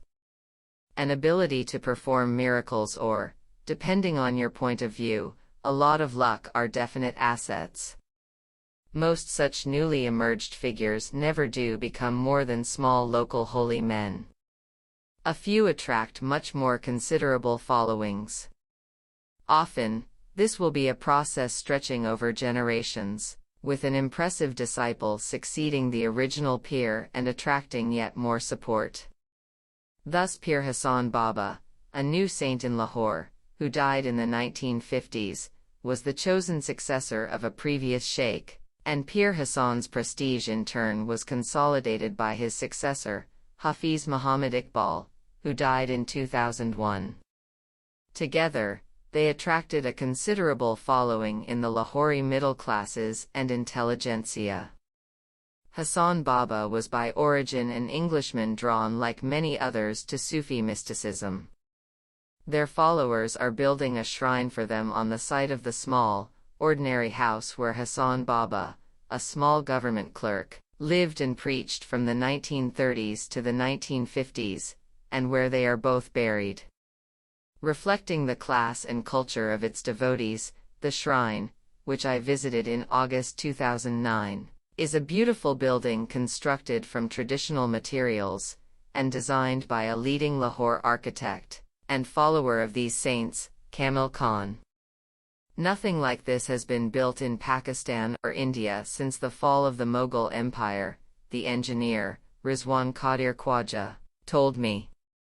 Reflecting the transcommunal nature of the shrines, the overall design is modeled on that of the famous Shia Shrine of Ali in Najaf, Iraq, although Pir Hassan Baba was, technically at least, Sunni. As Mr. Khwaja told me, in Pakistan, you often find that a wife is Shia, the husband Sunni. And in the past this was never a problem, but now extremists want to divide us. Sufism and Sufi shrines play a very important role against this, by bridging Sunni and Shia. When someone asks me if I am Sunni or Shia, I reply that like my saints I really do not care. It is irrelevant. I think only of the will of God. Followers of Pir Hassan and Hafiz Iqbal also went out of their way to stress these saints' respect for other religions, that Hafiz Iqbal had called Pope John Paul II a true saint, and so on. A problem in Islam is that the Quran is too explicit and rigorous, unlike other scriptures, so there is less room for flexibility, as one of the devotees told me, a statement calculated to cause apoplexy in many more rigorous Muslims. This shrine and its followers gave a strong sense of a living and growing tradition, and, like Qawwali music, of a very strong cultural and emotional force. Mr. Khwaja said, "We are not trying to invent something new, but to breathe new life into old traditions, and they seem to have done just that." As to the miracles attributed to these saints, as a modern rationalist I could not help smiling at them, but as a Catholic, however faded, I have to recognize their central place in all religious traditions. Like these saints, South Asian saints in general belong to one or other Sufi order, and their whole tradition has been called a Sufi one. This can be rather misleading for Western audiences whose ideas of Sufism are derived chiefly from Omar Khayyam, via Edward Fitzgerald, and Idries Shah. The idea of Sufism as a vaguely deist, New Age-style philosophy with lots of poetry, Alcohol and soft drugs is also immensely appealing to members of Pakistan's westernized elites, whom it permits to follow a westernized and hedonistic lifestyle without feeling that they have broken completely with their religion and its traditions. This image of Sufism as representing a sort of latitudinarian and pacific moderation has led to a U.S. strategy of supporting Islamist Sufis in the Muslim world against radicals, whereas in reality a more helpful strategy in the war on terror might be to use the FBI to support American Methodists against American Pentecostals. The unpopularity of the U.S. is such among ordinary Pakistanis, including Barelvis and followers of the saints with whom I have spoken, that U.S. moves in this direction are a great asset to radical enemies of Sufism. As to the supposed moderation of the Barelvis, the assassin of Governor Salman Taseer, who committed his crime in defense of Pakistan's blasphemy law, is a Barelvi and was defended by most Barelvi clerics. The Barelvis are in fact deeply conservative reactionaries and are therefore opposed to modern Islamist revolution and to liberalism. Sufis have often been at the forefront of movements insisting on stricter religious observance and obedience to the Quran, as in those fighting against European colonialism. The famous Qawwali form of ecstatic devotional music, brought to Western audiences by great artists like Nusrat Fateh Ali Khan, stemmed from Sufism and is performed at many shrines, but has been banned by the Naqshbandi Sufi order. In the 16th century, some Sufi leaders denounced the Mughal Emperor Akbar's attempt to create a new syncretic cult. In the late 17th and early 18th centuries, others supported the harsh Islamizing policies of the Emperor Aurangzeb. In the 18th century, the great Islamist reformer Shah Waliullah, mentioned in Chapter 1, was a member of the Naqshbandi Sufi order and, in the late 19th century, followers of his tradition founded the Deoband Theological School, whose adherents today form the backbone of Islamist radical politics in Pakistan. While these are often harshly critical of the shrines and their followers, their madrasas are believed often to have private links to particular Naqshbandi shrines, showing the persistence of the shrine's power and influence. As Karl Ernst has remarked, many of the leaders of modern Islamist radicalism came originally from backgrounds heavily influenced by Sufism. Shah Waliullah's tradition of defending Islam against the West has, in their own perception, been continued by the adherents of Pir Hazrat Shah in Britain, who in 1989 helped lead the movement of protest against the publication of Salman Rushdie's satanic verses. The classical teachings of all the recognized orders of Sufism have always taught that a knowledge of and obedience to the Sharia are essential, if one is to become a sheikh or his murid. In Pakistan, the cults of the saints, and the Sufi orders and Barelvi theology which underpin them, are an immense obstacle to the spread of Taliban and sectarian extremism, and of Islamist politics in general. This is not because the shrines or the Barelvis have powerful political parties of their own, like the Jamaat Islami, J.I., and Jamiat Ulama-e Islam, J.U.I., of the Deobandi tradition. Every attempt at creating such parties over the decades has foundered on the deep rivalries and jealousies between, and indeed within, the great peer families, and also on the fact that, unlike the modern Islamist radicals, the shrines and the Barelvis have no uniting political ideology at all beyond loyalty to their own traditions. Rather, when it comes to combating radicalism, the importance of the shrines lies in two things. First, in the way that the different cults and traditions, especially in so far as they overlap with those of the Shia, make impossible the kind of monolithic Sunni Islam of which the Jamaat in one way and the Taliban in another dream. Second, and equally important, is the way in which the peer families are entwined with and help support and legitimize dominant landowning clans across much of the Pakistani countryside, and parts of the traditional business elites in the towns. The peers are therefore an important part of the dense networks of elite power and patronage which have been an immense and so far insuperable obstacle to revolution in Pakistan. Politically speaking, peers behave in the same way as the great majority of other politicians. They use their network of influence to gain patronage and protection for their followers. Quite contrary to the conventional Western image of Sufism, therefore, one of the most important roles of the Sufi shrines in Pakistan has always been in the eminently practical area of politics. Peers with real personal religious prestige are at an advantage in being able to command support beyond their own lineages, and also sometimes to command a more unconditional loyalty.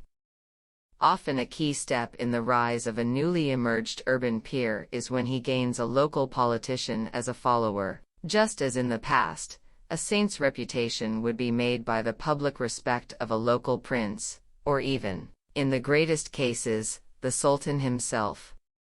Thereafter, the politician and the saint rise, and to a lesser extent fall, together, each contributing to the alliance from their respective spheres. Murids have been known to commit murders on the orders of their peer, either for his own sake or that of one of his political allies. There are therefore two sides to the peers and shrines: their political, property-owning and sometimes criminal role coexists with the beneficial spiritual and social functions described by Lucas Worth, a leading scholar of Sufism. Many of the new peers are not frauds. Ordinary people take great comfort from them. They give them an outlook on life, and an inspiration. They create an emotional counterweight against the constant troubles of life here, the calamities that everyone has to face, the sorrow and the sheer mess of life. They provide a place of spiritual rest for the people. They also educate children, which is more than the state does most of the time, calm down local fights, reconcile husbands and wives, parents and children, or brothers who have fallen out. A Sindhi intellectual friend drew attention to another side of the cults of the shrines. The negative side of mysticism and saint worship is that it makes people passive, respectful of their superiors and believing that everything comes from God or the saint and should be accepted. This is especially damaging in Sindh, because we are a traditional, agrarian and backward society, and mysticism helps keep us that way. We need an industrial revolution to take us out of this feudal domination of which the peers are part. But people in Sindh love their peers, and our whole culture is bound up with them. Even I am deeply influenced by this, though I loathe the political and social role of the peers. The peers and the shrines are therefore also an obstacle to modern reform, democracy and development in Pakistan. It is true that peers provide at least psychological help for poor people facing disease, when no help whatsoever is forthcoming from the state or the regular medical services. Some shrines are especially popular with women, who often come to pray to be given children, or to be cured of various ailments. This is especially true of psychiatric problems. These are thought by the mass of the population to be due to possession by devils, and people suffering from them are brought to the shrines to be exorcised. It may indeed be that for disturbed women in particular, the license given to them at the shrines to defy all normal rules of behavior by dancing ecstatically and screaming either prayers or demon-induced obscenities does indeed provide an essential therapeutic release from their horribly confined and circumscribed, physically as well as emotionally, lives. On the other hand, it is unfortunately also true that many peers actively discourage people from seeking regular medical help, telling them to come to them instead. Occasionally ghastly stories surface of small-time rural peers ordering their devotees to perform black magic and even human sacrifice. Shrines and superstition. The superstition. of the shrines and Sufi orders is one reason why radical secular reformers in the Muslim world have been deeply hostile to them. Another, as far as modern nationalists are concerned, is that they advance the idea of a loyalty to their leaders which transcends that of the nation-state. Thus in Turkey, Kemal Ataturk launched a ferocious persecution of the shrines and the Sufis, and imposed restrictions which have been lifted only in recent years. This was an ambiguity of which the British rulers of India were fully aware. On the one hand, like many Muslim rulers earlier, they regarded the shrines and the landowning peer families as forces for stability and potential sources of support for imperial rule. In Punjab, they took care to incorporate the peer families into what they defined, along British lines, as the landowning gentry, and to reward them with consultation, honors, and sometimes new land grants. The British saw the peers as barriers to the anti-British revolutionary movements of the Wahhabis, and some of the reformist Muslim preachers. Successive Pakistani governments have also relied on the peers for local support and influence.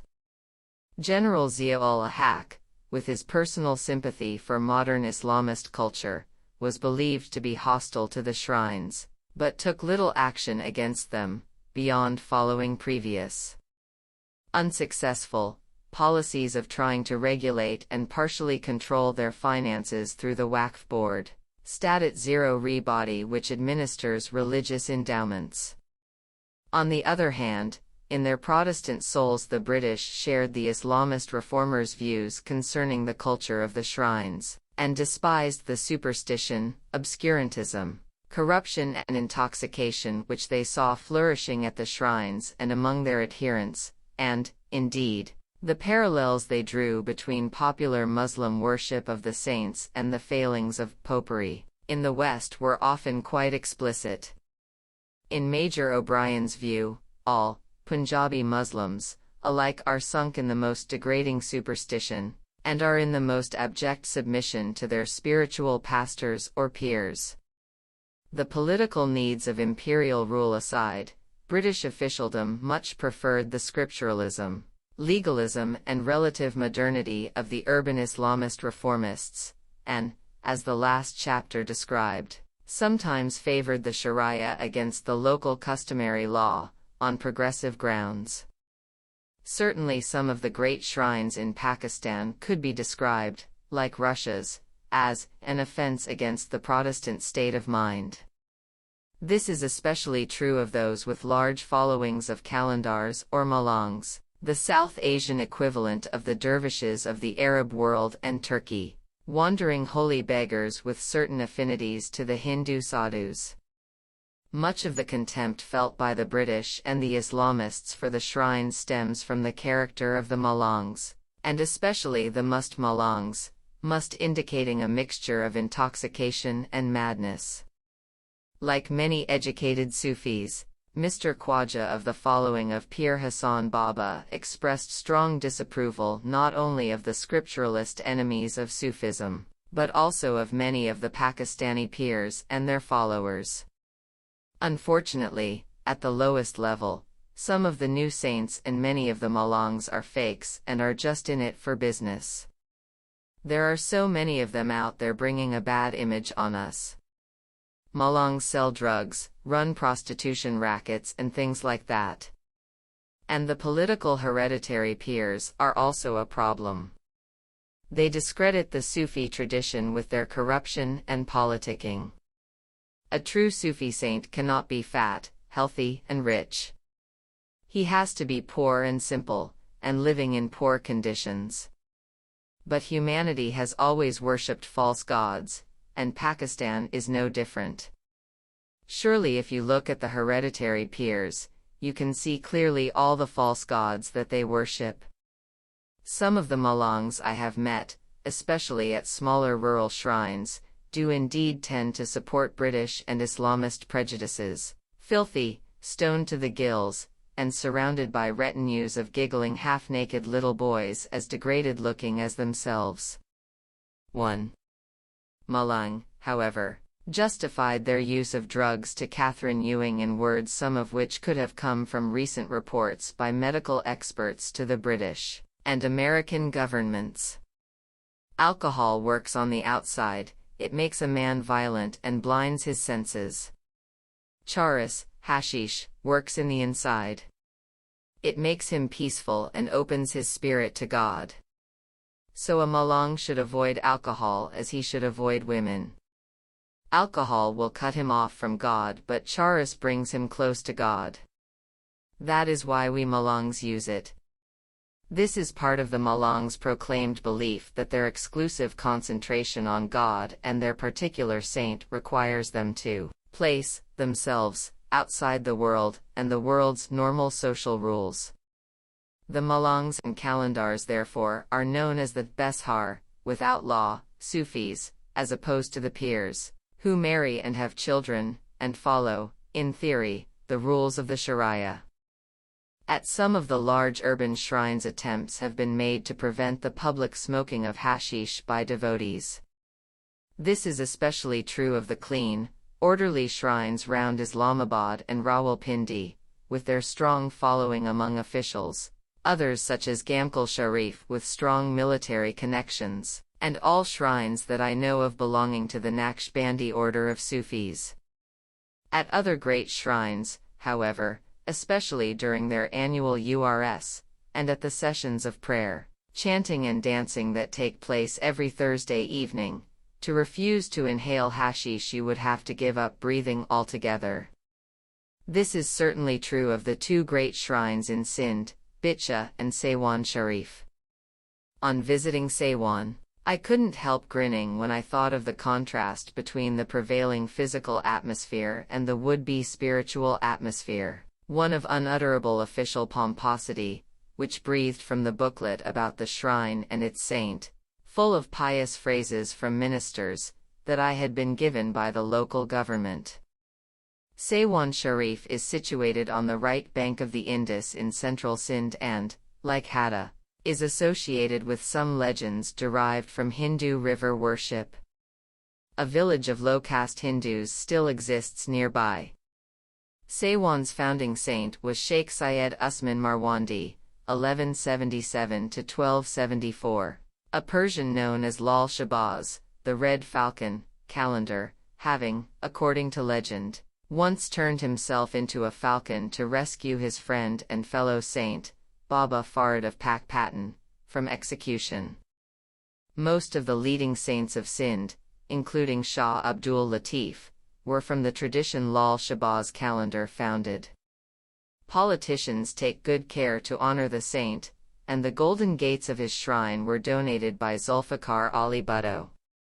The first thing that strikes you on approaching Saiwan Sharif, or in my case looking down on it from the guest house where the local government had kindly housed me, situated castle-like on a nearby hill, is the fairground atmosphere.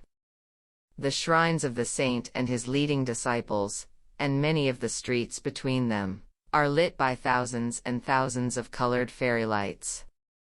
The carnival continues in the streets themselves, which are a sort of bazaar apotheosis, that is to say, a normal South Asian bazaar, but with more of everything, more music, more light, more crowds, more smells, attractive and otherwise, more religious charms and souvenirs, more beggars and more thieves. Twice in the course of my visit I felt a hand steal into one of my pockets, where I had taken good care not to put my wallet or documents. So in some ways Saiwan is Pakistan, or India, plus. Another aspect of this and other shrines, however, is very different indeed from the normal life of Pakistan, but helps explain the shrine's popularity and social role, the behavior of women. In Saiwan, groups of ordinary women pilgrims stride around with extraordinary, for Pakistan, freedom and self-confidence, unaccompanied by their men folk, though often with small children in tow. They even smile at you, without, I hasten to add, being prostitutes, though female and male prostitution is said to flourish around some of the shrines. The tomb of the saint is surrounded by family groups of women and children praying and chatting. In the courtyard, where the drumming and dancing in honor of the saint takes place, one section is roped off, but not screened, for women. On the evening when I visited the shrine, most of the women were sitting quite decorously with their dupattas, scarves, pulled over their hair, chanting softly and moving their heads gently to and fro in time to the music. In the middle of them, however, 3 women were swaying and shaking their heads feverishly like maenads, with unbound hair flying around their faces, most probably some of the psychologically troubled people, women especially, for whom the shrines provide a real if questionable therapy. The rest of the courtyard is packed with dancing, swaying men. At intervals, servants of the shrine force their way through the crowd spraying scented water to cool people down, but the heat is indescribable and the dancers drenched in sweat. In the middle of the courtyard stand huge skin drums, and relays of volunteers come forward to beat them. Rather charmingly, my official guide, a very staid-looking middle-aged government clerk with glasses, and the inevitable pen stuck to the outside of his breast pocket as a symbol of his status, seized the drumsticks at one point and beat out a tremendous tattoo. Most of the men in the courtyard were ordinary folk, but the front ranks of the dancers are made up of malangs, or dervishes, as they are often called in Sindh, with long, wild hair and beards, 1,000-year-old hippies, stretching their arms above their heads and pointing their fingers at heaven, very like at a pop concert. The smell of hashish was everywhere. The Shia element was very apparent, both in the Shia family groups around the tomb, in the drumming, which was very reminiscent of that I had heard at the great Shia festival of Ashura in Lahore 4 months earlier, and in the chants of Ya Ali. Some of the malangs were clearly as crazy as the women dancers. One was draped in chains from head to foot. Another was dressed in women's clothes, with a headdress made from animal skins and feathers, like a pagan shaman. Quite what Lal Shahbaz himself would have made of all this we do not know, though above the gate stands a picture of the saint himself dancing, holding a sitar. What we do know is what the spectrum of fundamentalist Muslim groups think of this kind of thing, and the answer of course is more or less what 17th-century Puritans thought about Catholicism, minus the Pope and the bishops.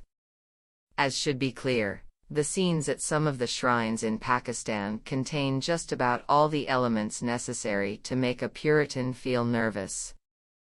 Puritans, fundamentalists, reformists, the Jamaat-e-Islami. There could not be a greater contrast with Saywan Sharif than the headquarters of the Jamaat-e-Islami Party, the only truly national Islamist party in Pakistan, at Mansoura in Lahore. Like a number of institutions in Pakistan, the military especially, the appearance of Jamaat offices seems deliberately created to be as different as possible from the general mixture of dirt, disorder, color, poverty and ostentation that is the public face of Pakistan. The only hint of fun I have ever seen with the Jamaat has been its younger members playing cricket, and indeed there are aspects of the Jamaat of which Dr. Arnold of Rugby would thoroughly have approved. They are clean-living, muscular Muslims. With the Jamaat, everything is disciplined, neat, orderly, plain, clean, modest and buttoned up, a Puritan style, with faint echoes of the barracks and strong ones of the boarding school.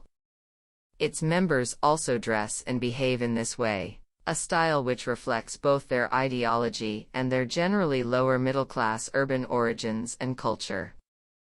Jamaat activists certainly dress and behave very differently from the far rougher, largely rural Pathan members of the other main Islamist party from the Deobandi tradition, the Jamiat-e-Ulama-e-Islam, Council of Islamic Clerics, or JUI.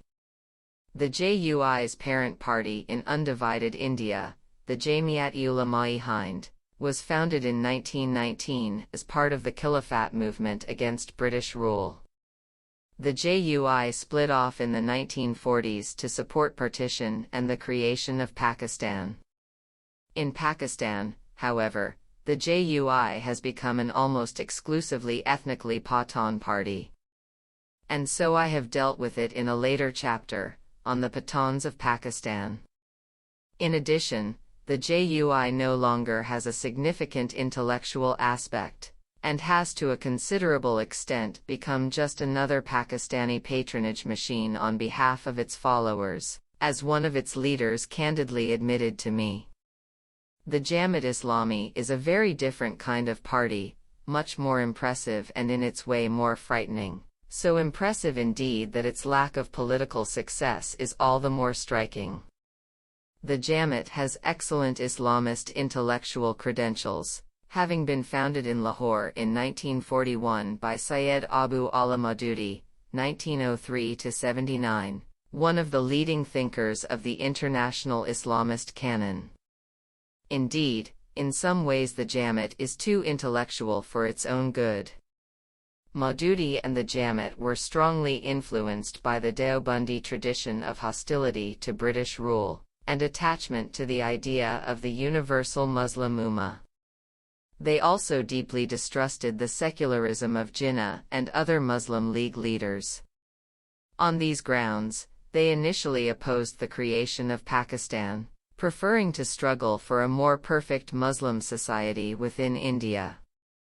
After partition became inevitable, Maududi and his chief followers moved to Pakistan. For a long time, the party kept a strongly Mohajir character. Maududi himself was born in Hyderabad, India. The cultural influence of relative Mohajir openness and progressivism, a key example of the role of migrants in promoting whatever social and economic dynamism exists in Pakistan, as much as Jamaat ideology, may have accounted for the more enlightened and modern aspects of the Jamaat, especially concerning women. Maududi took his intellectual inspiration from Hassan al-Banna and the Muslim Brotherhood, Ikhwan al-Muslimin, of Egypt and the Middle East, but carried their ideas considerably further.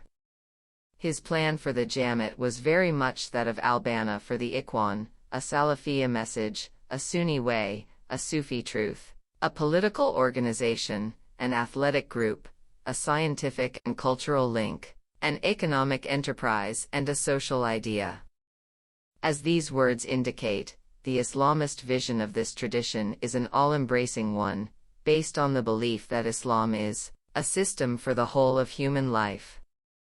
Maududi took this further, developing a reformist agenda with certain socialist elements, strongly condemning modern capitalism and arguing that the Muslim tradition of zakat corresponds to modern Western ideas of social insurance.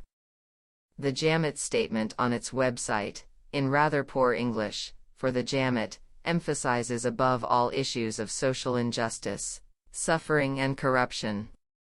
Have a look at our dear homeland. Injustice and mischief has become order of the day.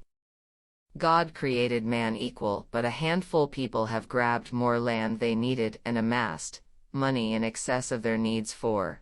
They want to live a luxurious life.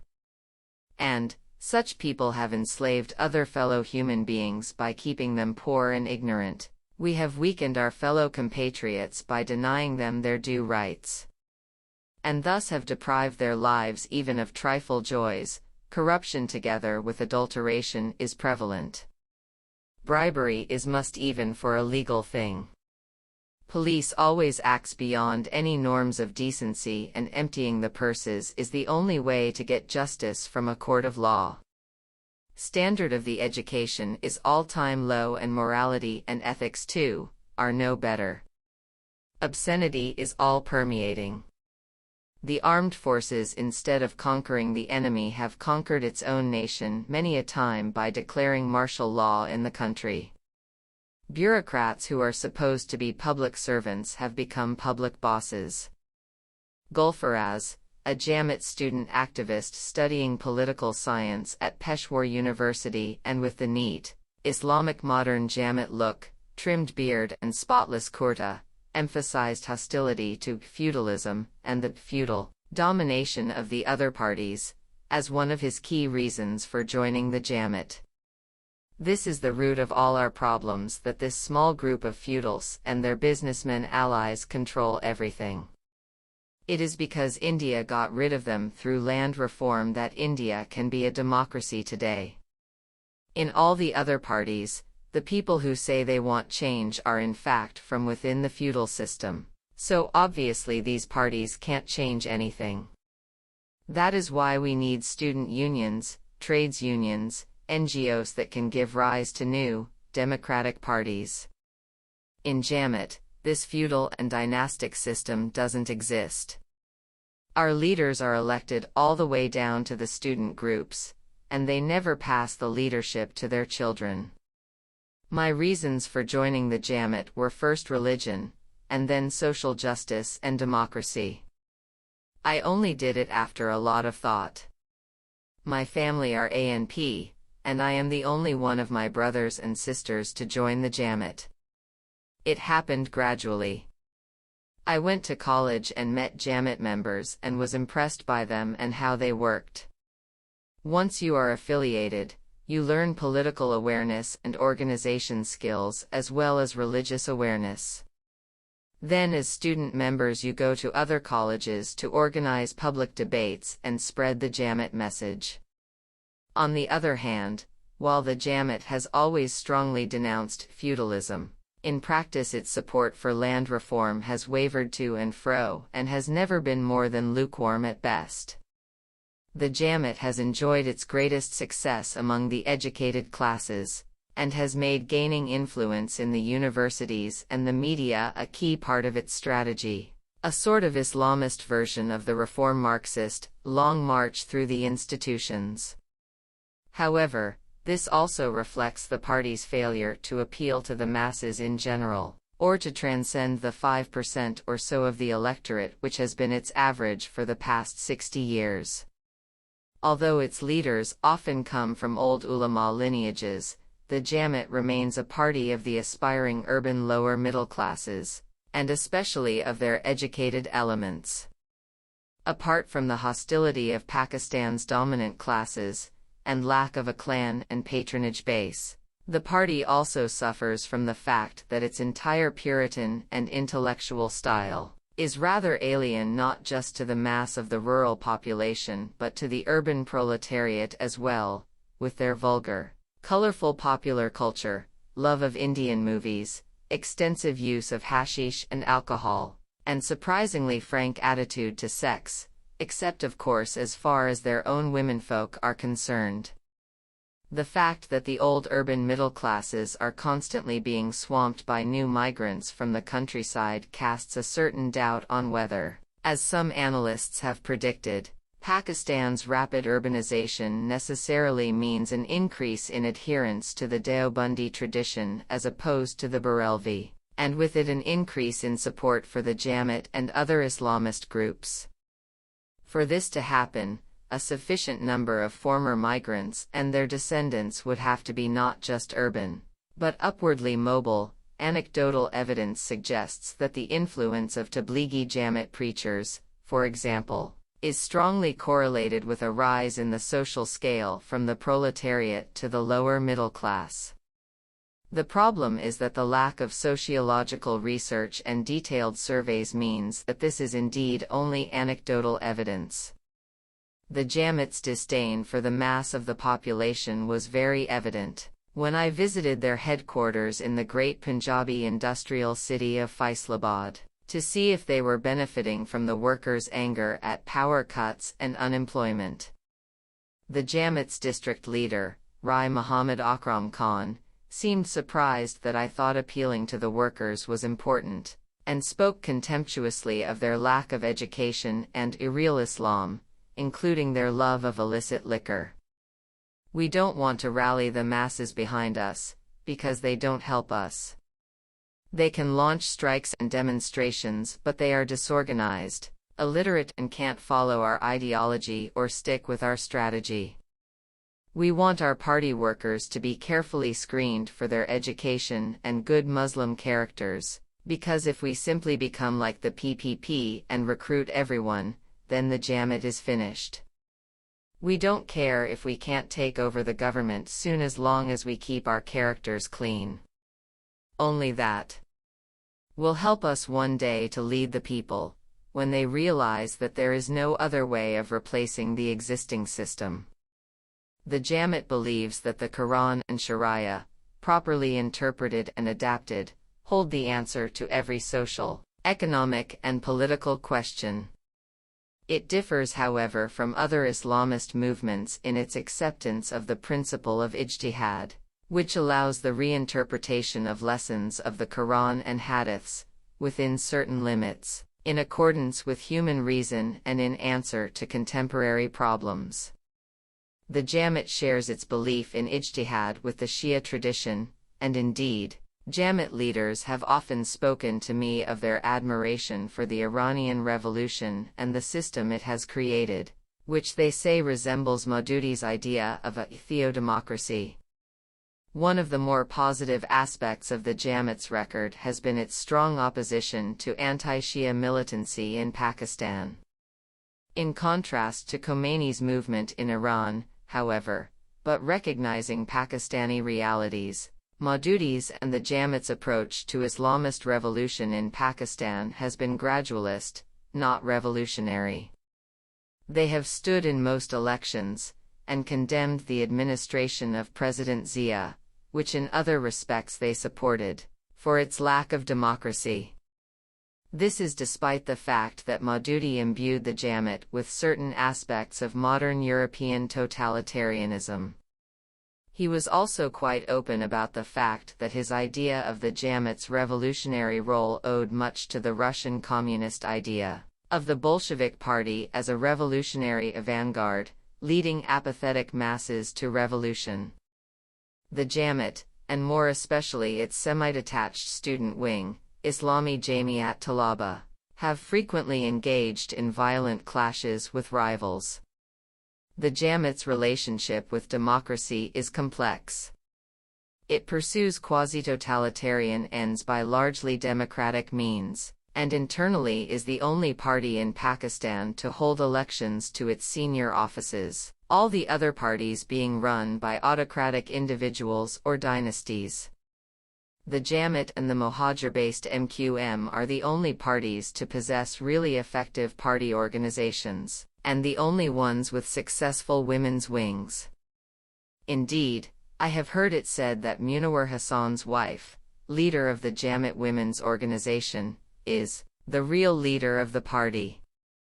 In this, the Jamaat is also close to the Iranian Revolution. Its leaders like to emphasize that they believe strongly in women's education, employment, and full rights and opportunities, but in harmony with their own particular rights and duties. At least in speaking with me, Jamaat leaders strongly condemned aspects of the Afghan Taliban's treatment of women, and the Pakistani Taliban's destruction of girls' schools. I got the feeling that this also reflected the disdain of educated people from an ancient urban, and urbane, Islamic tradition for the savage and illiterate Pathan hillmen. However, while intermittently condemning Taliban terrorism against Pakistani Muslims, though also frequently in private blaming it on the security forces, the Jamaat have consistently opposed any military action against the Taliban. Statements by the party's emir, leader, or, strictly translated, commander, on the Jamaat website in December 2009 summed up the party stance very well. Munawar and Liaquat Baloch strongly condemned the suicide bomb attack on the Peshawar Press Club and termed it an attack on press freedom, but at the same time, operation in Waziristan to have horrible consequences, and the nation will have no escape, and all Islamic and Pakistan-loving forces must unite against America. Without taking up arms themselves, the Jamaat have also shown considerable sympathy for militancy. A large proportion of al-Qaeda members arrested by the Pakistani authorities have been picked up while staying with Jamaat members, though the party leadership strongly denies that this reflects party policy. The Hizbul Mujahideen, a Kashmiri militant group which has carried out terrorism against India, is in effect a branch of the Jamaat. In the course of the 1990s, however, its role in Kashmir was eclipsed by the more radical and militarily effective Lashkar-e-Taiba, and it has never carried out attacks in Pakistan. The greater radicalism of the Jamaat was displayed during the Red Mosque crisis of 2007. The JUI condemned the actions of the Red Mosque militants and called for them to reach a peaceful compromise with the authorities. The Jamaat, by contrast, gave them strong backing, while continuing to insist that it stood for peaceful revolution in Pakistan.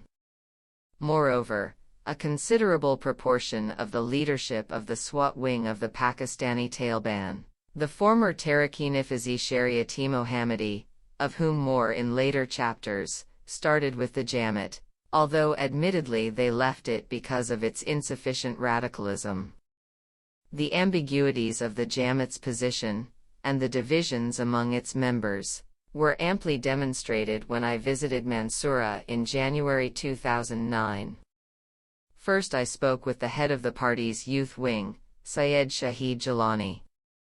The lights went out during our talk, and he turned on a torch so that I could continue to take notes, making the spectacles of his 3 co-workers flicker like fireflies in the dark, a pretty reflection of Jamaat intellectualism.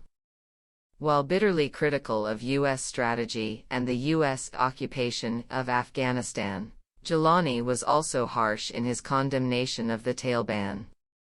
We don't accept the Taliban as a model. The Afghan Taliban offended the whole world, and in any case they didn't believe in a political system, only in their own rule. Can you imagine the Taliban in power here in Pakistan? Impossible. The Pakistani Taliban mean anarchy. Anyone with a couple of hundred men with weapons can take over cities. So we should fight them, because we have to give protection to the people who are falling victim to their terrorism, and also because we can't have a state within the state. We can't accept that Pakistan is split into different zones under different parties. It would mean the end of the country. The writ of the state must run everywhere. Perhaps not coincidentally for these views, Jilani is a Punjabi from the great military center of Rawalpindi. The then Secretary General of the Jamaat, elected its leader a few months later, Syed Munawar Hassan, gave a very different impression when I went on to talk with him. This was a notable meeting in that it was the only time in all my years of meeting with them that I have seen one of the Jamaat leaders, normally so calm and polite, lose his temper, because I had forced him into a corner over the Jamaat's policy towards terrorism and violent revolution, though let it be said he apologized afterwards and offered me some more biscuits. I asked him repeatedly if the Jamaat denounced terrorism against fellow Muslims and violent revolution. He replied, in response to repeated questions, "It is because of America that these terrorist attacks are happening. America is the biggest terrorist in the world. I do not fear the TTP, Pakistani Taliban. I only fear the U.S. Before September 11th, there was no terrorism in Pakistan. Once America has left Afghanistan, our society will sort itself out. We are not for the TTP but against America." Militants. The Jamaat's ambivalence towards the violent militants probably reflects not only the party's own divided soul, but also the fact that the party leadership is worried about being outflanked by those militants, and losing its own younger and more radical supporters to them. The leader of the single most spectacular Islamist action outside the Pathan areas, the creation of an armed militant base at the Red Mosque, Lal Masjid, in the capital, Islamabad, Abdul Rashid Ghazi, had indeed at one stage been associated with the Jamaat Islami, before leaving in protest at what he called their cowardice and political compromises. His whole personal style, however, remained very close to that of the Jamaat, and very different from that of the Pathan Taliban up in the hills. This gave me a very uneasy sense of the ease with which Jamaati activists might shift into violence. Together with Peter Bergen of CNN, I interviewed Ghazi in April 2007, some 2 months before his death when the Pakistan Army stormed the mosque complex. Ghazi was a slight man of 43 years, with round spectacles, a spotless white shelwar kameez, and, for public consumption at least, a quiet, reserved and amicable manner. In his youth, a bit like St. Augustine, he had initially defied his father's wish that he study to become a cleric, and took an MSc in International Relations at the Quaid-e-Azam University. He later had a junior job with UNESCO. He seems to have been radicalized by his father's murder, but even more by the U.S. invasions of Afghanistan and Iraq after September 11. Although Ghazi was a veteran of the Mujahideen Jihad against the Soviets, he was not, on the face of it, the kind of man to go down fighting in a desperate last stand, until you remember that many dedicated communists in the old days looked just the same. In fact, in the view of a Pakistani journalist who interviewed him not long before the military assault, he himself by the end would have chosen to surrender, but this would have meant that international militants in the building would have been handed over to the USA. 18 of them were among the dead, according to official figures, and for him this was too much of a humiliation. His brother tried to escape dressed as a woman and was captured, only to be released 2 years later on the orders of the Supreme Court. Ghazi himself was killed in battle. Peter and I were taken to the office across the broad courtyard of the complex, crowded with male and female volunteers whom we were not allowed to interview. There were few obtrusive signs of defense, but during the attack on the mosque it was discovered that the militants had burrowed a set of tunnels and concrete bunkers beneath it. The army showed an array of weapons that it had captured there, including heavy machine guns, rocket-propelled grenade launchers, sniper rifles and belts for suicide bombs. The office where we met Ghazi was small and dingy, with grubby cream-colored walls, a row of computer screens on a long table, and broken, uncomfortable chairs on which we perched awkwardly.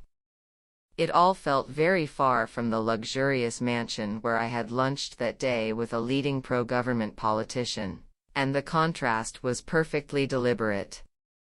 All the Islamist leaders I have met, militant or otherwise, have lived with a kind of ostentatious modesty. Ghazi's background helps explain how the movement at the Red Mosque got off the ground so easily, and why the government was so slow to try to stop it.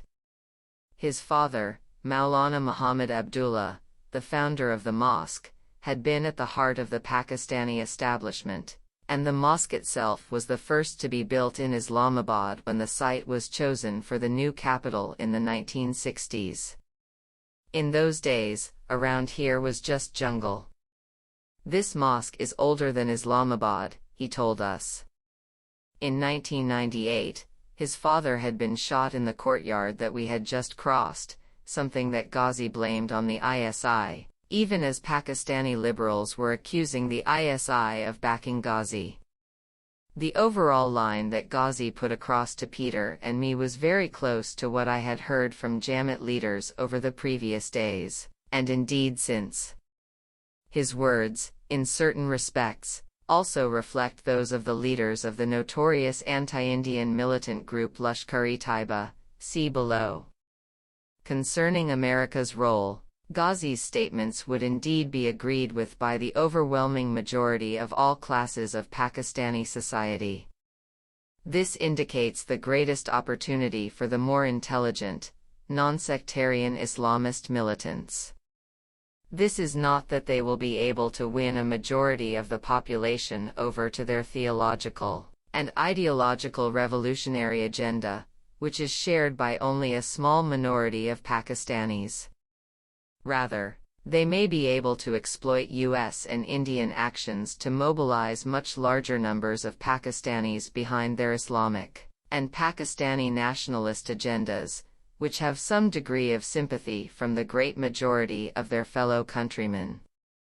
Unlike the JUI, the Jamaat refused to condemn the Red Mosque movement, and the attack on the mosque was one factor in driving the party into more radical opposition to Musharraf.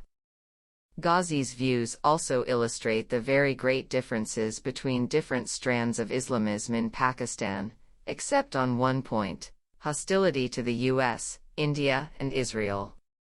Thus, like the Jamaat, Ghazi laid great emphasis on his family's commitment to women's education, though partly on pragmatic grounds. He said that he had argued with the Taliban in Afghanistan about this.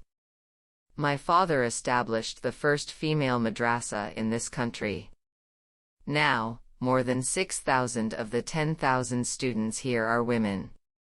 It is the same education for men and women, but girls have a reduced course of 4 to 6 years, while men study for 8. There is a good reason for this. If you educate a man, you have educated only one person, but if you educate a woman, you have educated a whole family. In this, we differ from the Taliban in Afghanistan. The Taliban were not the right people to rule. They did not have the expertise. All the same, there were many good things to their credit. Under the Taliban, you could travel in safety from one end of Afghanistan to another. The Taliban started as a reaction against the crimes that were being committed in Afghanistan, and then turned into a movement. We too, perhaps. We are a reaction to a criminal system in this country. We do not want to rule. But if we are not recognized, then maybe we too will turn into a movement." Ghazi denounced the MMA Islamist alliance, while making an exception for the Jamaat. "They are opposing us, just like the MQM and other political allies of Musharraf. The MMA are just products of this Pakistani system. They do not stand for real change." A few days later, a JUI minister in the MMA government of the frontier, Asif Iqbal Dadzai, told me in Peshawar that we support the basic demands of the Lal Masjid, Red Mosque, group, anti-corruption, the return of democracy, a ban on pornography, and laws based on the teachings of Islam. But we question their credibility as a democratic force, and the way they are going about things is wrong. Passing new laws is the business of the parliament and government. Islam doesn't allow anyone to impose their views by force, and the Constitution of Pakistan already defends both the basic rights of every person and the supremacy of Islam. The point is not to have a revolution, but to implement the existing constitution correctly. On the question of support for violence, Ghazi himself appeared to waver to and from, just like the Jamaat, in fact. And as with the Jamaat and the JUI, whether this was from real doubts and internal conflicts of his own, calculated ambiguity, a deliberate desire to deceive, or a mixture of all three was not entirely clear. Our view is that suicide operations in Afghanistan and Iraq are halal, legitimate, because they help stop the aggressor from continuing his aggression. After all, US soldiers have traveled thousands of miles to kill innocent people. But such operations should not themselves kill civilians. And terrorist attacks should not take place in Pakistan. You have to understand, though, that the people who are doing this are doing it from frustration and revenge. It is like a younger brother whose brother has been killed and who runs amok, forgetting about the law. He gave what seemed a carefully tailored message to the American people. Americans should think and think again about their government's policy. If you talk to us and try to understand us, you can win our hearts. But if you come to attack us, you will never win our hearts and will also never conquer us, because we are very determined people. How much have you spent on this so-called war on terror? Trillions of dollars. If you had spent this on helping develop Pakistan and Afghanistan, we would have loved you and never attacked you. But this is the stupidity of Bush, I believe, not of all Americans. Among the various armed militant groups operating in Pakistan, by 2007 Ghazi's was therefore towards the more moderate end of the spectrum. It is notable that like the Jamaat he rejected sectarian anti-Shi'ism, since this has formed the bridge linking the Taliban among the Pathans with the Sipa-e-Sahaba and Lashkar-e-Jhangvi in central and southern Punjab. This alliance will be described further in Chapter 7 on Punjab. In 2009, these groups contributed greatly to the spread of terrorism from the Pathan areas to Punjab. This included attacks on high-profile military targets which could hardly have been planned without at least low-level sympathizers within the military itself. Militant anti-Shi'ism has also encouraged parts of the Jaish-e-Mohammed (JEM) to turn against the Pakistani state and ally with the Taliban, though it seems that in 2009 the Jaish split and much of it remains loyal to the Pakistani state. This split is said to have been due to the influence of the Pakistani intelligence services, which after 1988 trained and equipped the Jaish and other groups to conduct armed attacks and terrorism in Indian Kashmir, and which retain close links with them. Western officials have often attributed the recruitment of militants in Pakistan to the enormous increase in the number of madrasas, religious schools, during and after the Afghan War. This, however, seems to be in part a mistake. A majority of known Pakistani terrorists have in fact attended government schools and quite often have a degree of higher education, reflecting yet again the basis for Islamism in the urban lower middle classes rather than the impoverished masses. It is true that, as the chapter on the Taliban will explore further, a large number of Taliban fighters have a madrasa education, but that largely reflects the fact that in the tribal areas government schools are very rare. The communities concerned would have supported the Taliban anyway, madrasas or no madrasas. A very large number of ordinary Taliban fighters have had no education at all, and their recruitment owes less to specific Taliban education than to the general atmosphere prevailing in their villages. Concentration on the role of madrasas by Western policymakers is not wholly mistaken, but it nonetheless reflects a very widespread mistake in Western analysis, namely, the tendency to look at Islamist groups and their strategies as instruments which can be isolated and eliminated, rather than phenomena deeply rooted in the societies from which they spring. 5. The military.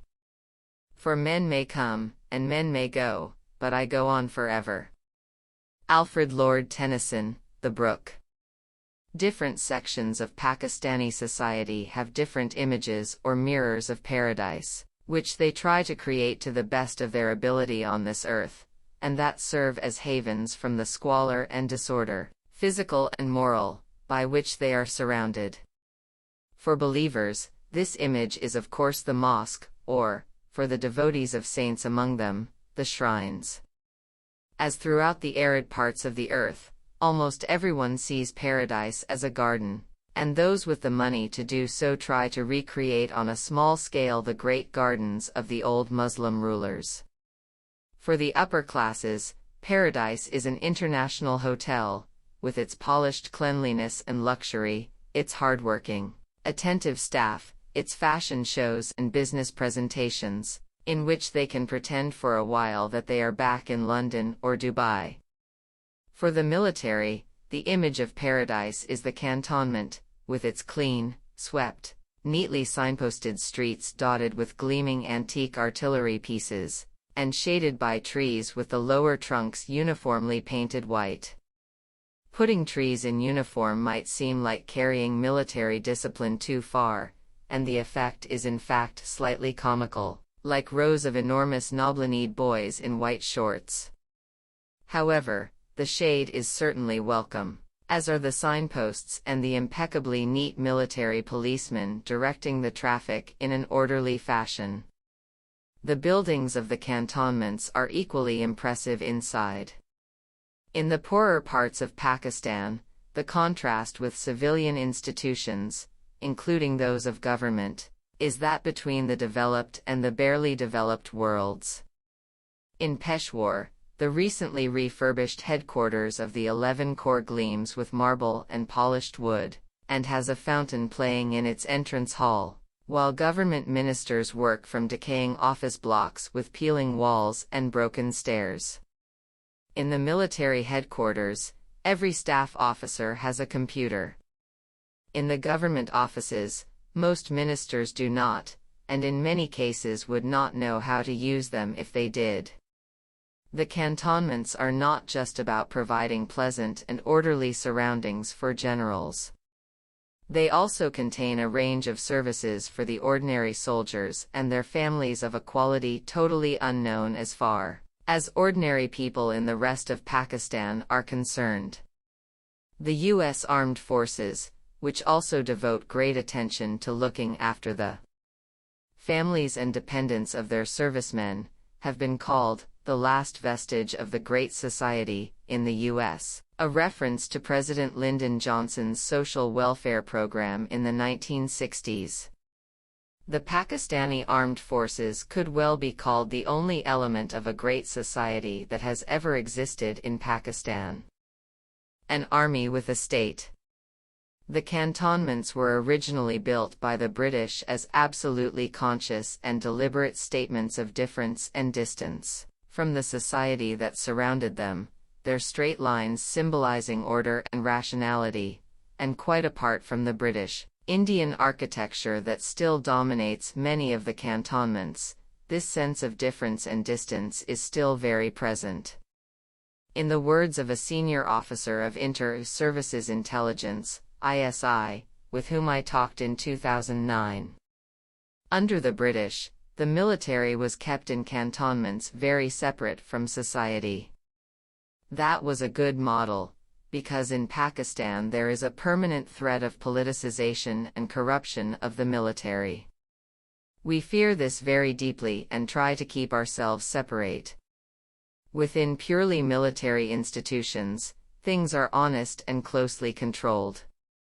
This is a matter of honor for officers, and people keep tabs on each other. Corruption comes wherever there is interaction with civilian bodies. We have a great fear of the politicians interfering in military promotions and appointments. This could split the army, and if you split the army, you destroy the country. Look at what happened under Nawaz Sharif's last government. Karamat, General Jahangir Karamat, then Chief of Army Staff, accepted a lot from Nawaz, but in the end the army couldn't take any more. Whenever a civilian government starts trying to interfere in this sector, we have to act in self-defense. This, of course, is quite against democratic rules, but before condemning the military for this, it is worth acknowledging the very real dangers presented by political splits in the military, and asking oneself the question whether, given their records, one would really want the likes of Nawaz Sharif and Asif Ali Zardari to be responsible for military appointments. Commitment to the army, and to the unity and discipline of the army, is drilled into every officer and soldier from the first hour of their joining the military. Together with the material rewards of loyal service, it constitutes a very powerful obstacle to any thought of a coup from below, which would by definition split the army and would indeed probably destroy it and the country altogether. Every military coup in Pakistan has therefore been carried out by the Chief of Army Staff of the time, backed by a consensus of the corps commanders and the rest of the High Command. Islamist conspiracies by junior officers against their superiors, of which there have been 2 over the past generation, have been penetrated and smashed by military intelligence. Military morale has come under unprecedented strain from the war in Afghanistan and the very widespread feeling among ordinary Pakistanis that the military have become servants of the Americans. So far, however, discipline has held, and in my view will continue to do so unless the U.S. does something that ordinary soldiers would see as a direct affront to their honor. The Pakistani military, more even than most militaries, sees itself as a breed apart, and devotes great effort to inculcating in new recruits the feeling that they belong to a military family different from, and vastly superior to, Pakistani civilian society. The mainly middle-class composition of the officer corps increases contempt for the feudal political class. The army sees itself as both morally superior to this class, and far more modern, progressive and better educated. In the words of Lt. General, retired, Tanveer Naqvi, the run-of-the-mill officer feels very proud of the fact that the Army is a very efficient organization and is therefore a role model for the rest of the country in terms of order, discipline, getting things done and above all patriotism. He is very proud of Pakistan and very proud of the Army. This belief is also widely present in Pakistani society as a whole, and has become dominant at regular intervals. As Nawabzada Aurangzeb Jagazai, a Pathan tribal chieftain and politician in Balochistan, told me in accents of deep gloom concerning his own political class. In Pakistan, only one institution works, the army. Nothing else does. Look at the difference between Quetta city and Quetta cantonment. When people here enter the cantonment, their whole attitude changes. You straighten your tie, do up your shirt, leave your gun at home, become very polite. When you cross the military checkpoint again, you go back to being the same old bandit. Because in the city order is kept by the police, who are weak, corrupt and shambolic and dominated by the politicians, but the cantonment is run by the army, and in the end, this country is always saved by the army. The politicians themselves call for this when they have made enough of a mess of things or want to get their rivals out of power. Look at the PPP. Now they say that they are for democracy and against military rule, but in 1999 Benazir distributed sweets, a traditional sign of rejoicing and congratulation, when the army overthrew Nawaz Sharif. These feelings in the mass of the population are always diminished by periods of direct military rule, when the military has to take responsibility for the corruption and incompetence of the state system as a whole. However, admiration for the military always comes back again, as their relative efficiency in their own area is contrasted with the failings of civilian politicians. This was the case, for example, during the floods of 2010, only 2 years after the last military ruler left office, when the military's rescue and relief efforts were compared with the incompetence, corruption, and above all indifference of the national and provincial governments and the civilian bureaucracy. As this chapter will bring out, though, this relative military efficiency is only possible because the military has far more resources than civilian institutions. It is unfortunately true that whatever the feelings of the population later, every military coup in Pakistan when it happened was popular with most Pakistanis, including the Pakistani media, and was subsequently legitimized by the Pakistani judiciary. As Hassanasghari Rizvi writes of the coup of 1999, the imposition of martial law was not contested by any civilian group and the military had no problem assuming and consolidating power.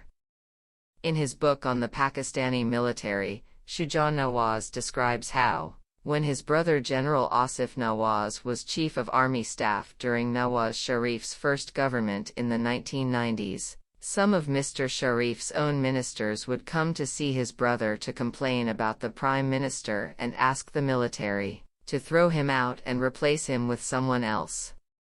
It is possible that developments since 2001 have changed this pattern.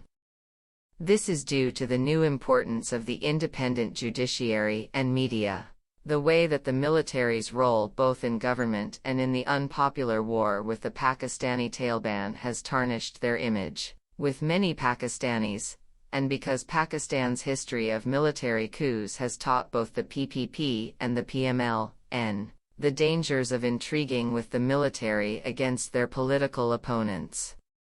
It seems highly likely that in 2009, Nawaz Sharif would have made a determined push to use mass protest to bring down the PPP national government, had he not been sure that this would inevitably bring the military back into the center of politics, and therefore later risk repeating the experience of 1999 when the military ousted him from power too. General Kayani and the High Command also deeply distrust the Sharifs. However, this change is not proven yet, and depends critically on how Pakistani civilian governments perform in future. On that score, by the summer of 2009, only a year after Musharraf's resignation, many Pakistanis of my acquaintance, especially of course politicians who had failed to find a place in the Zardari administration or the PMLN government of Punjab, and in the business classes, were once again calling for the military to step in to oust the civilian administration of President Zardari. They did not necessarily want the military to take over themselves, but to purge the most corrupt politicians and create a government of national unity or a caretaker government of technocrats. Civilian governments themselves have often asked the military to step into aspects of government, because of its greater efficiency and honesty. For example, in 1999 Prime Minister Nawaz Sharif, faced with a disastrous water and power situation, put the military in charge of these sectors in order to bring some order and enforce the payment of fees. Both the Sharif and Musharraf administrations also used the military in the field of education, to search for ghost schools, ones which are officially listed as operating, but in fact do not exist because the money for them has been stolen by officials, local politicians, or both. In July 2009, the military, in the person of Lt. General Nadim Ahmed, commander of the 1st Corps at Mangla, and his staff, were put in charge of coordinating relief and reconstruction in Swat and elsewhere. Apart from its inherent qualities and a strong measure of popular support, the military's power comes from the fact that it has far greater financial resources than any other state institution, indeed, than almost all the rest put together. Voltaire remarked of Frederick the Great's Prussia that, where some states have an army, the Prussian army has a state. In view of the sheer size and wealth of the Pakistan military and associated institutions compared to the rest of the state, much the same could be said of Pakistan, especially if the nuclear sector is included. By world standards, the scale of the Pakistani army is very great. As of 2010, it had 480,000 men, with another 304,000 serving in paramilitary units, almost as large as the American, and far bigger than the British Army. These are not the demoralized conscripts of Iraq in 2003 or the ragtag Taliban militias of Afghanistan in 2001, but highly motivated volunteers. Fears of the effects on international terrorism if Pakistan were to collapse have focused on the fate of the country's nuclear deterrent, but a more immediate, and absolutely inevitable, result would be the flow of large numbers of highly trained ex-soldiers, including explosives experts and engineers, to extremist groups. The Pakistani army is the world's largest after China, Russia, and India, which is of course the rub. In the Middle East, Southeast Asia, Africa, or South America, Pakistan would be a regional great power. India, however, eclipses it on every front. The Indian Army as of 2008 had 1.1 million men, twice Pakistan's numbers. But the Indian military budget, at the equivalent of $23.5 billion, was almost 7 times Pakistan's $3.56 billion, just as India's GDP, at more than $1 trillion, was 8 times Pakistan's $126 billion.84. Pakistan's military spending in that year made up some 17.5% of the government's budget. This was a radical reduction from the 1980s, when the military proportion of Pakistan's budget was around 60%. With India spending on the military 14.1% of a vastly greater 2008 budget, Pakistan's expenditure was not remotely enough to compete with India. Meanwhile, this military spending has gravely undermined the ability of both India and Pakistan to provide essential services to their citizens. The military family. The Pakistani military likes to think of itself as a big family, and in some ways it is more like a Pakistani big family than it likes to think.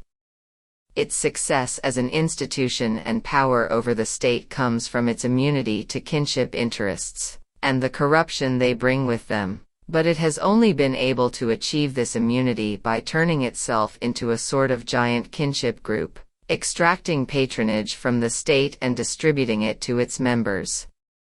Much Pakistani corruption is obviously about personal gain. Equally important, however, is corruption as patronage, the recycling of state money by politicians to win, retain and reward supporters, and, which comes to the same thing, to help members of the politicians' kinship groups. Outright individual corruption in the Pakistani military is, as one would expect, centered on weapons procurement and those branches of the military dealing with civilian businesses. The most notorious case, or, at least, the most notorious that was exposed, in the past 20 years involved the Chief of the Naval Staff from 1994 to 1997, Admiral Mansoor-ul-Haq, who was convicted of taking massive kickbacks from a submarine contract and was eventually sentenced to 7 years in jail, which he managed to have radically reduced by paying back most of the money. Such cases, however, seem to be relatively rare, and, by the standards of Pakistan in general, remarkably rare. A journalist in the Sindhi town of Larkana explained this lack of outright corruption in the military as follows. One friend of mine, a colonel in the army, is about to retire. He has been allocated a plot of land in Islamabad, which he can either build a house on or sell for a big profit, and there is also a job in the Fauji Foundation. So he doesn't need to steal. Another friend, an SSP, Senior Superintendent of Police, will also retire soon, and he will have nothing but his miserable pension to live on, so he has to secure his retirement through corruption. A military friend told me of some retired military men, like Colonel Shafiqur Rahman, who have become well-known Pakistani humorist writers, but they write humor, not satire, because they are happy, live comfortably and play a lot of golf. In the Pakistani military, as in some Western defense establishments, one can almost speak of illegal and illegal corruption. The first is theft pure and simple, as in the case of Mansoor-ul-Haq. The second is benefits to servicemen, and, much more importantly, to retired servicemen, not accessible to the rest of the population. In this, it is worth noting, Pakistan is not so different from the US, where senior officers and officials on retirement step into senior jobs with private corporations dealing with the military, and use their military knowledge and connections for personal gain. Concerning the military patronage system, public criticism in Pakistan has focused on 3 areas: the appointment of retired officers to senior jobs in the administration and state-owned corporations, true, but also true in the US, albeit to a lesser extent, The ability of officers to buy land through installment plans on easy terms in defense housing associations, or to be allocated a free plot after 32 years service, and military-controlled businesses. Some of this criticism is fair, but some reflects ignorance both of military needs and of Pakistani realities.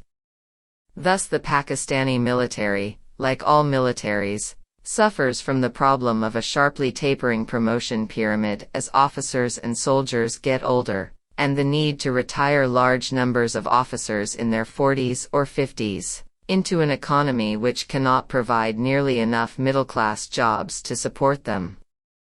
Access to plots of land is in itself a reasonable way of ensuring a decent retirement, and is part of a South Asian tradition going back to British and indeed Mughal days.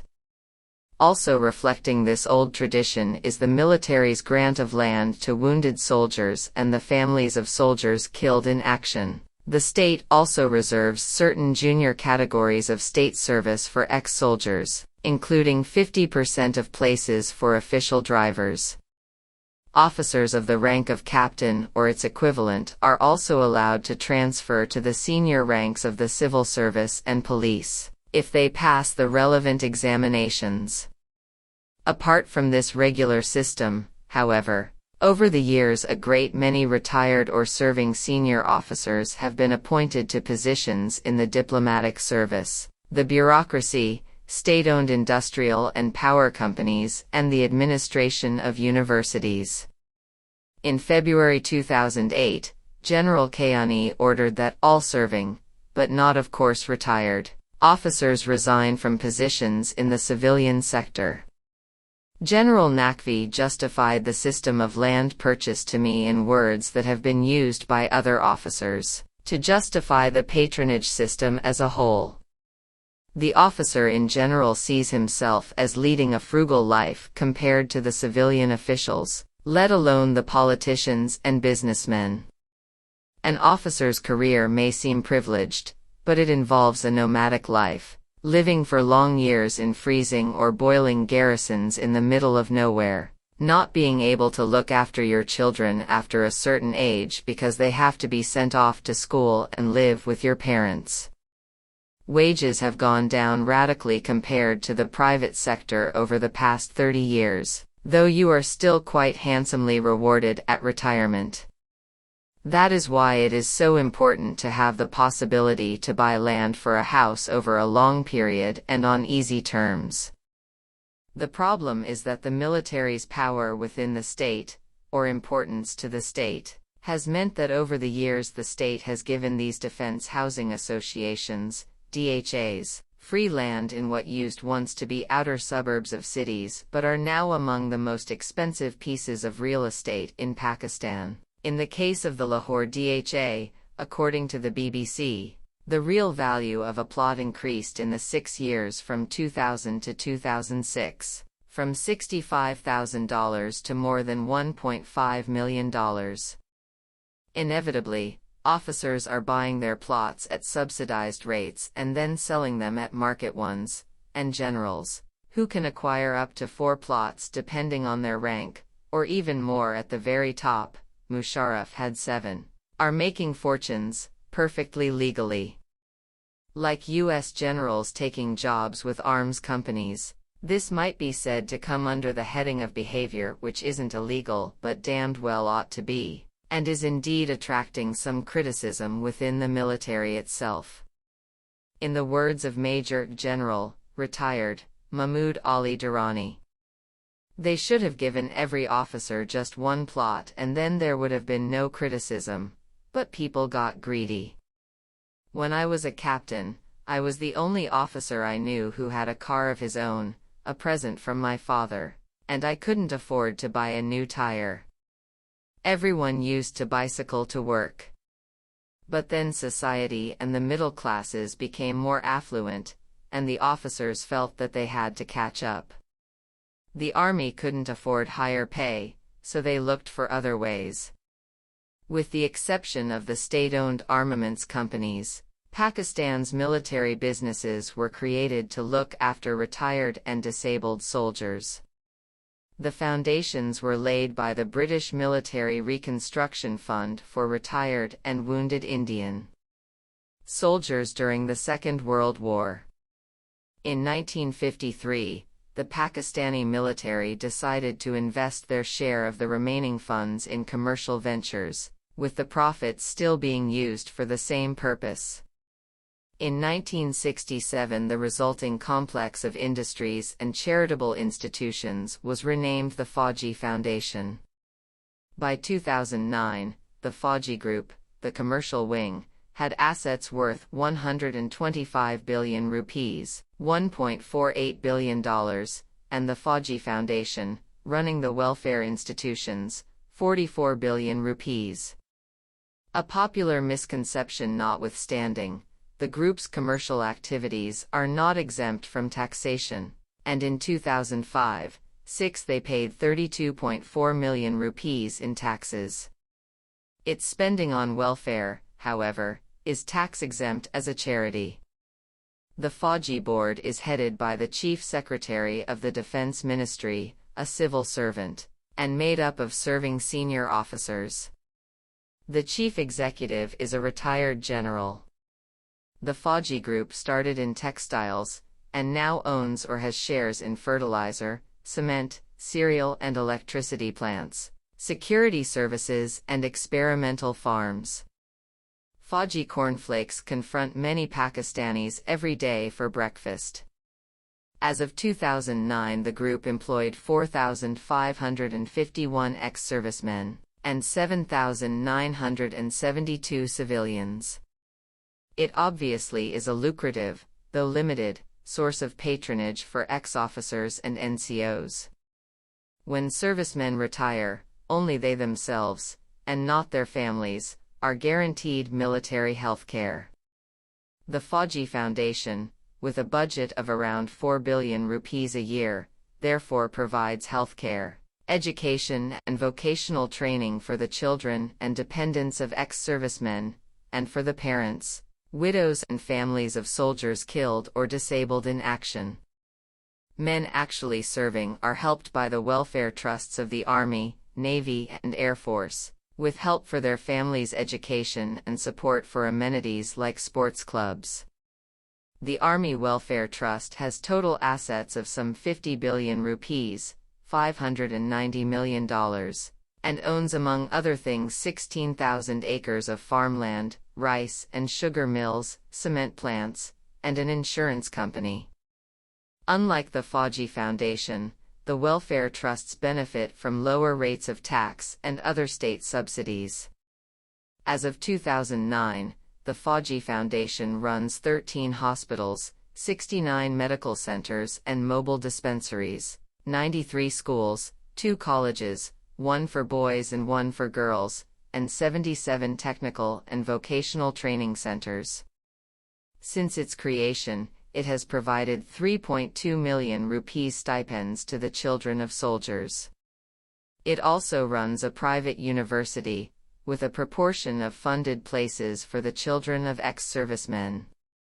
Having spent some time visiting military hospitals and talking with soldiers who have been disabled in the fight with the Taliban, I must confess that all this seems to me both necessary and admirable.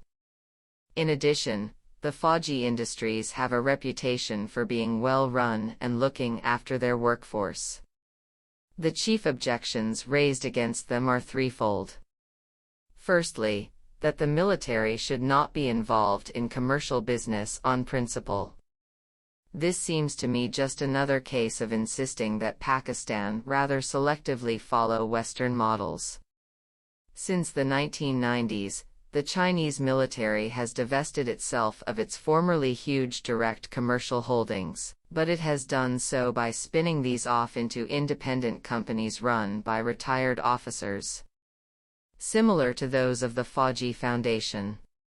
The Chinese economic model is emerging as a serious rival to that of the West in Asia, so there is no particular reason why the Pakistani military should be judged according to Western patterns in this matter. The parallel with China is also interesting from another point of view. As the Chinese, South Korean, Taiwanese, and even to some extent Japanese, examples show. High levels of corruption and of state links to private companies are entirely compatible with the highest rates of economic growth. What appears essential, though, is that the corruption be informally regulated, limited, and above all predictable, and that both the corruption and the relationship with companies exist in an atmosphere which demands that patronage produce economic results, and not merely the endless circulation of money and sinecures. If Pakistan could move towards this kind of corruption, it would have taken an immense step towards economic, political, and indeed moral progress. This argument also partially answers one of the most serious objections to the industries owned by the military, that the Fauji and Army Welfare Fund industries linked to the state gives them unfair commercial advantages. It is true that the welfare fund has benefited from subsidies, but at least they appear to have been plowed back into its industries and not simply stolen, as has been the case with so many state loans to private business. Moreover, if the military businesses were deriving really massive competitive advantages from the state, it should be above all rival businessmen who complain, and in my experience this is not the case. On the contrary, it is better that the military is involved in industry. It helps them understand industry's concerns, as an industrialist friend told me. Only half-jokingly, he suggested that rather than the Fauji group being run by a retired general, it should be a requirement for generals being considered for chief of the army staff that they should have previously run the group. That way, our next military ruler would be an experienced businessman. It would also be quite unfair to see the role of ex-soldiers in society as chiefly the result of state patronage.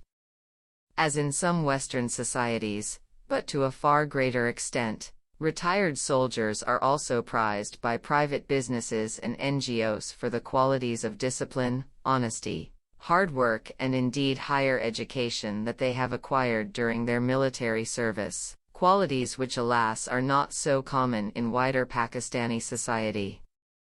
Thus one of the most moving and convincing tributes to the military that I have seen was paid by the Citizens Foundation educational charity, mentioned in the last chapter. The foundation, which is funded by a mixture of business and individual contributions, largely employs ex-officers as its administrative and directing staff. This is both because of their reputation for efficiency and honesty, and because the soldiers, having spent so much of their lives in garrisons, are prepared to go and work in the countryside and small towns, in a way that most educated Pakistani civilians are not. There has, however, been one very dark spot on the military's involvement in the economy. This was the use in 2002-3 of the paramilitary rangers to brutally suppress protests by tenants on agricultural land owned by the military at Okara in Punjab after the terms of their tenancy were arbitrarily changed. This behavior was no worse than that of the feudal politicians whom officers professed to despise, but also no better. The Okara case indicates the improbability of the military ever returning to the land reform agenda of Field Marshal Ayub Khan, and of launching a serious assault on the feudal elites, of which the army itself has to some extent become a part. It was apparently, however, a unique case, which has not been repeated on military-owned land elsewhere. The imperative to look after retirees and soldiers' families is especially strong in the Pakistani military, because of the central role of morale in Pakistani military thinking. Recognizing from the first that the Pakistani armed forces were going to be heavily outnumbered by the Indians, and that Pakistan could only afford limited amounts of high technology, a decision was made to rely above all on the morale and fighting spirit of the soldiers. This emphasis also reflected self-perceptions of Muslim Punjabis and Pathans as natural fighters, and the legacy of British belief in loyalty to the regiment. As part of the effort to maintain strong morale, the Pakistani Armed Forces offer both high pay and excellent services, services that are good by world standards, not just the miserable ones of Pakistan in general. They offer these services not just to the soldiers and their immediate families, but to retired soldiers and the parents of soldiers.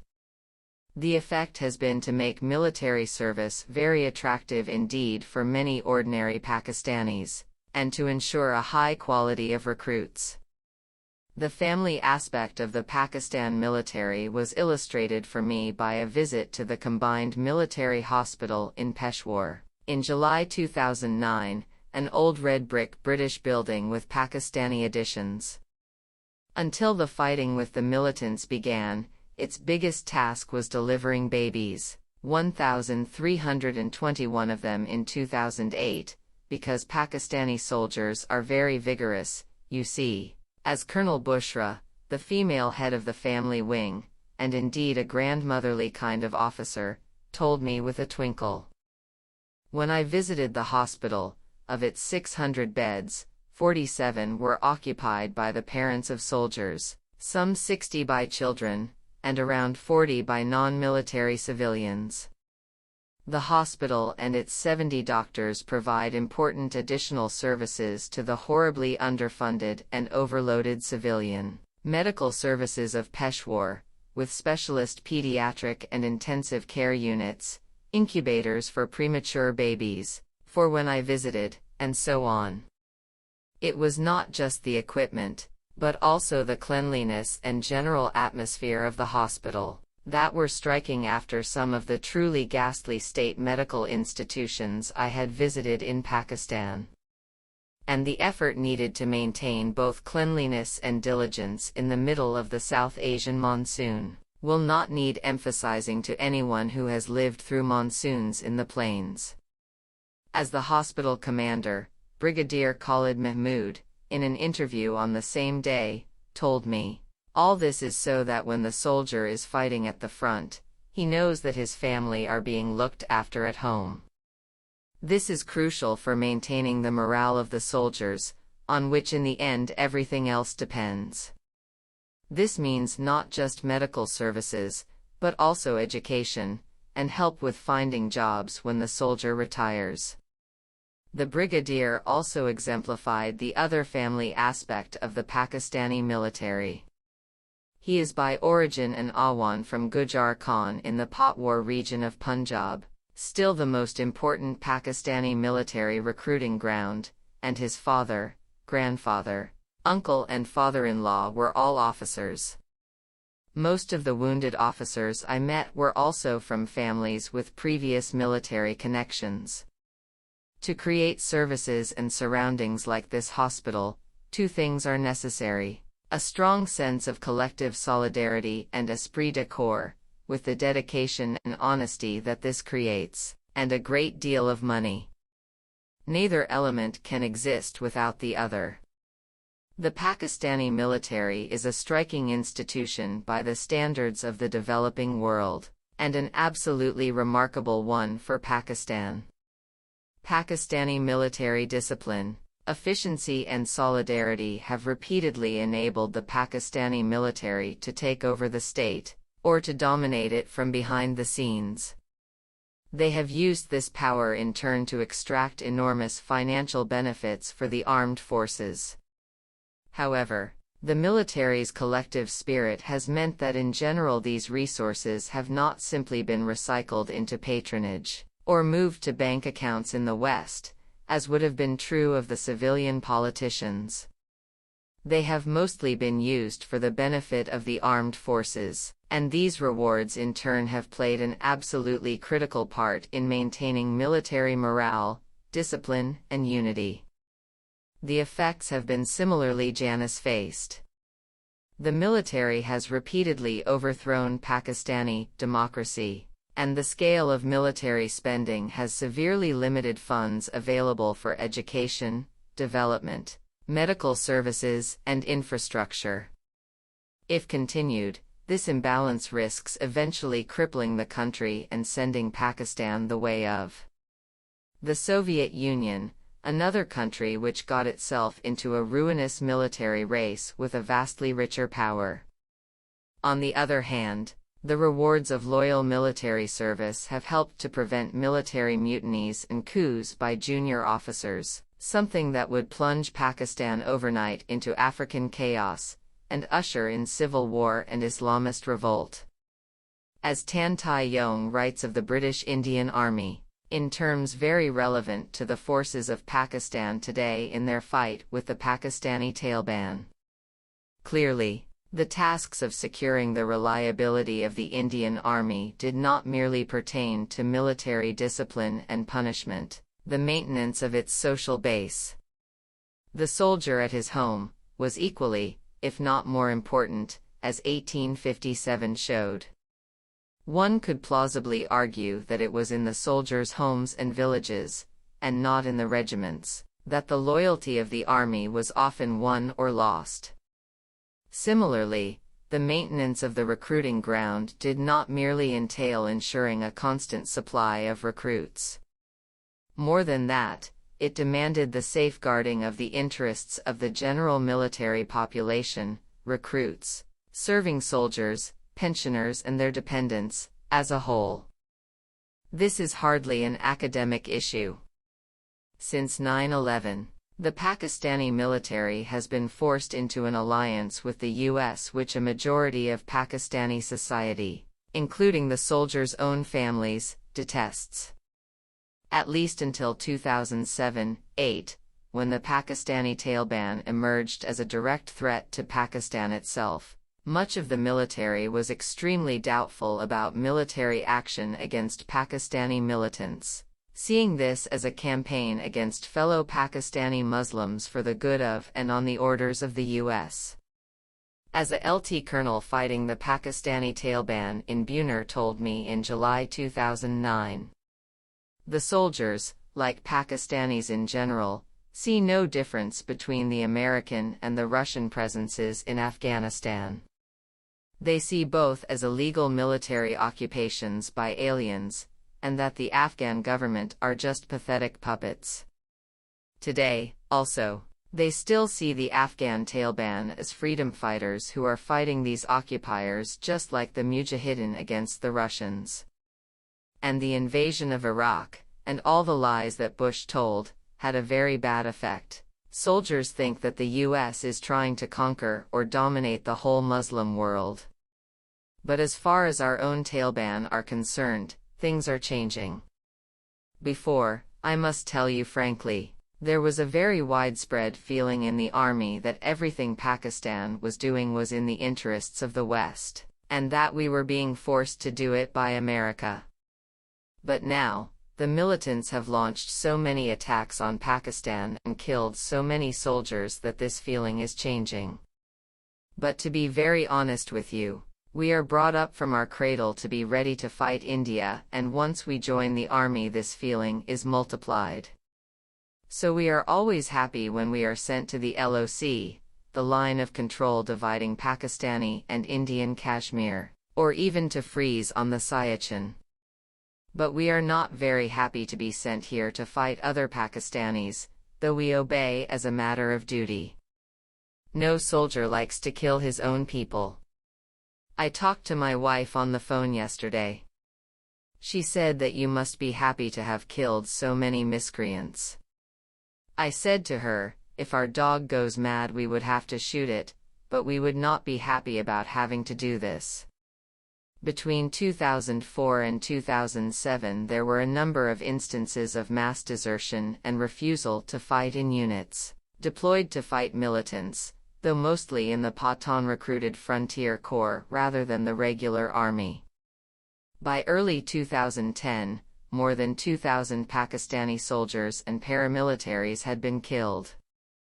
In these morally and psychologically testing circumstances, anything that helps maintain Pakistani military discipline cannot be altogether had, given the immense scale of the stakes concerned, and the appalling consequences if that discipline were to crack.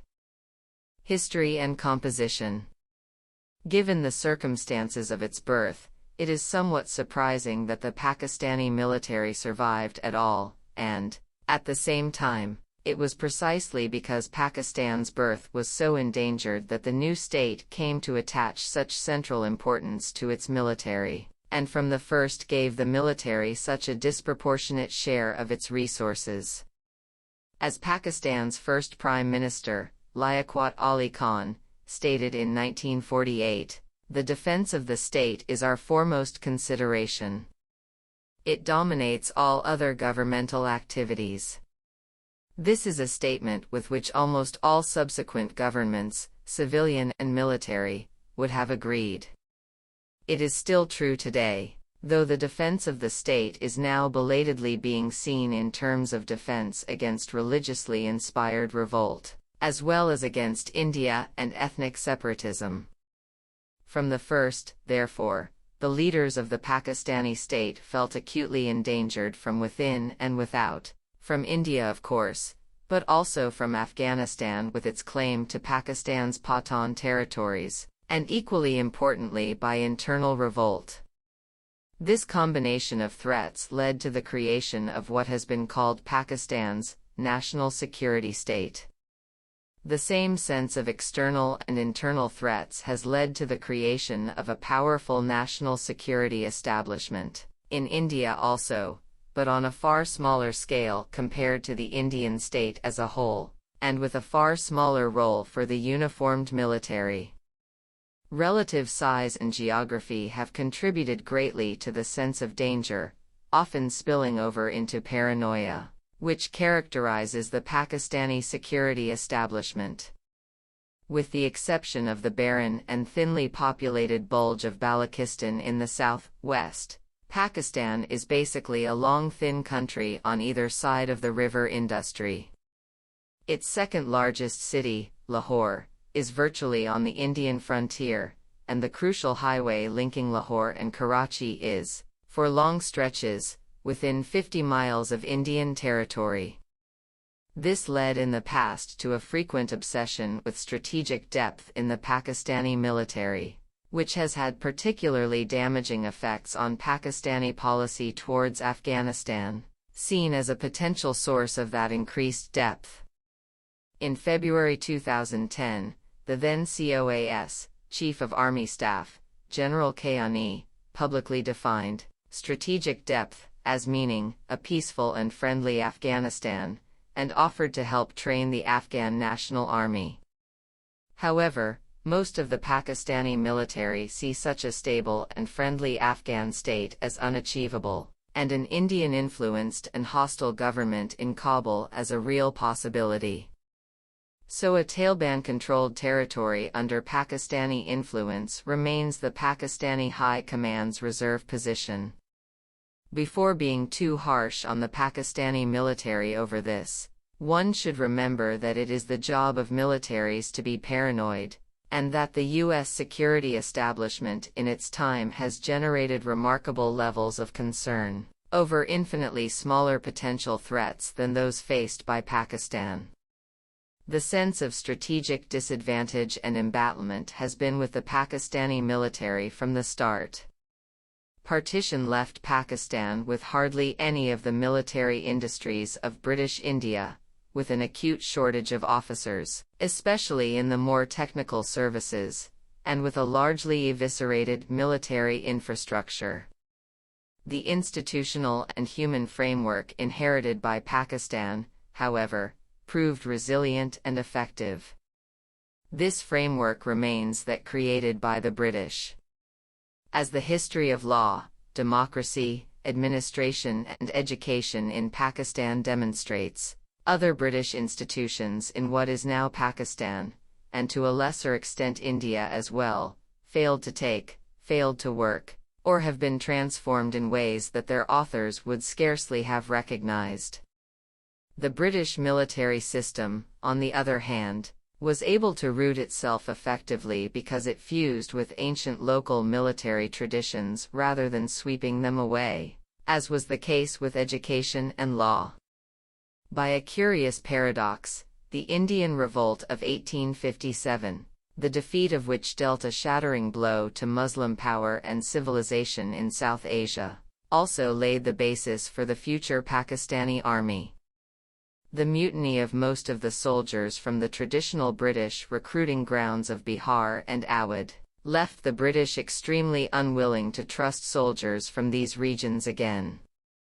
By contrast, Muslim and Sikh soldiers from the recently conquered Punjab mostly remained true to their salt, in the case of the Muslims, in part because the British had delivered them from the hated rule of the Sikhs.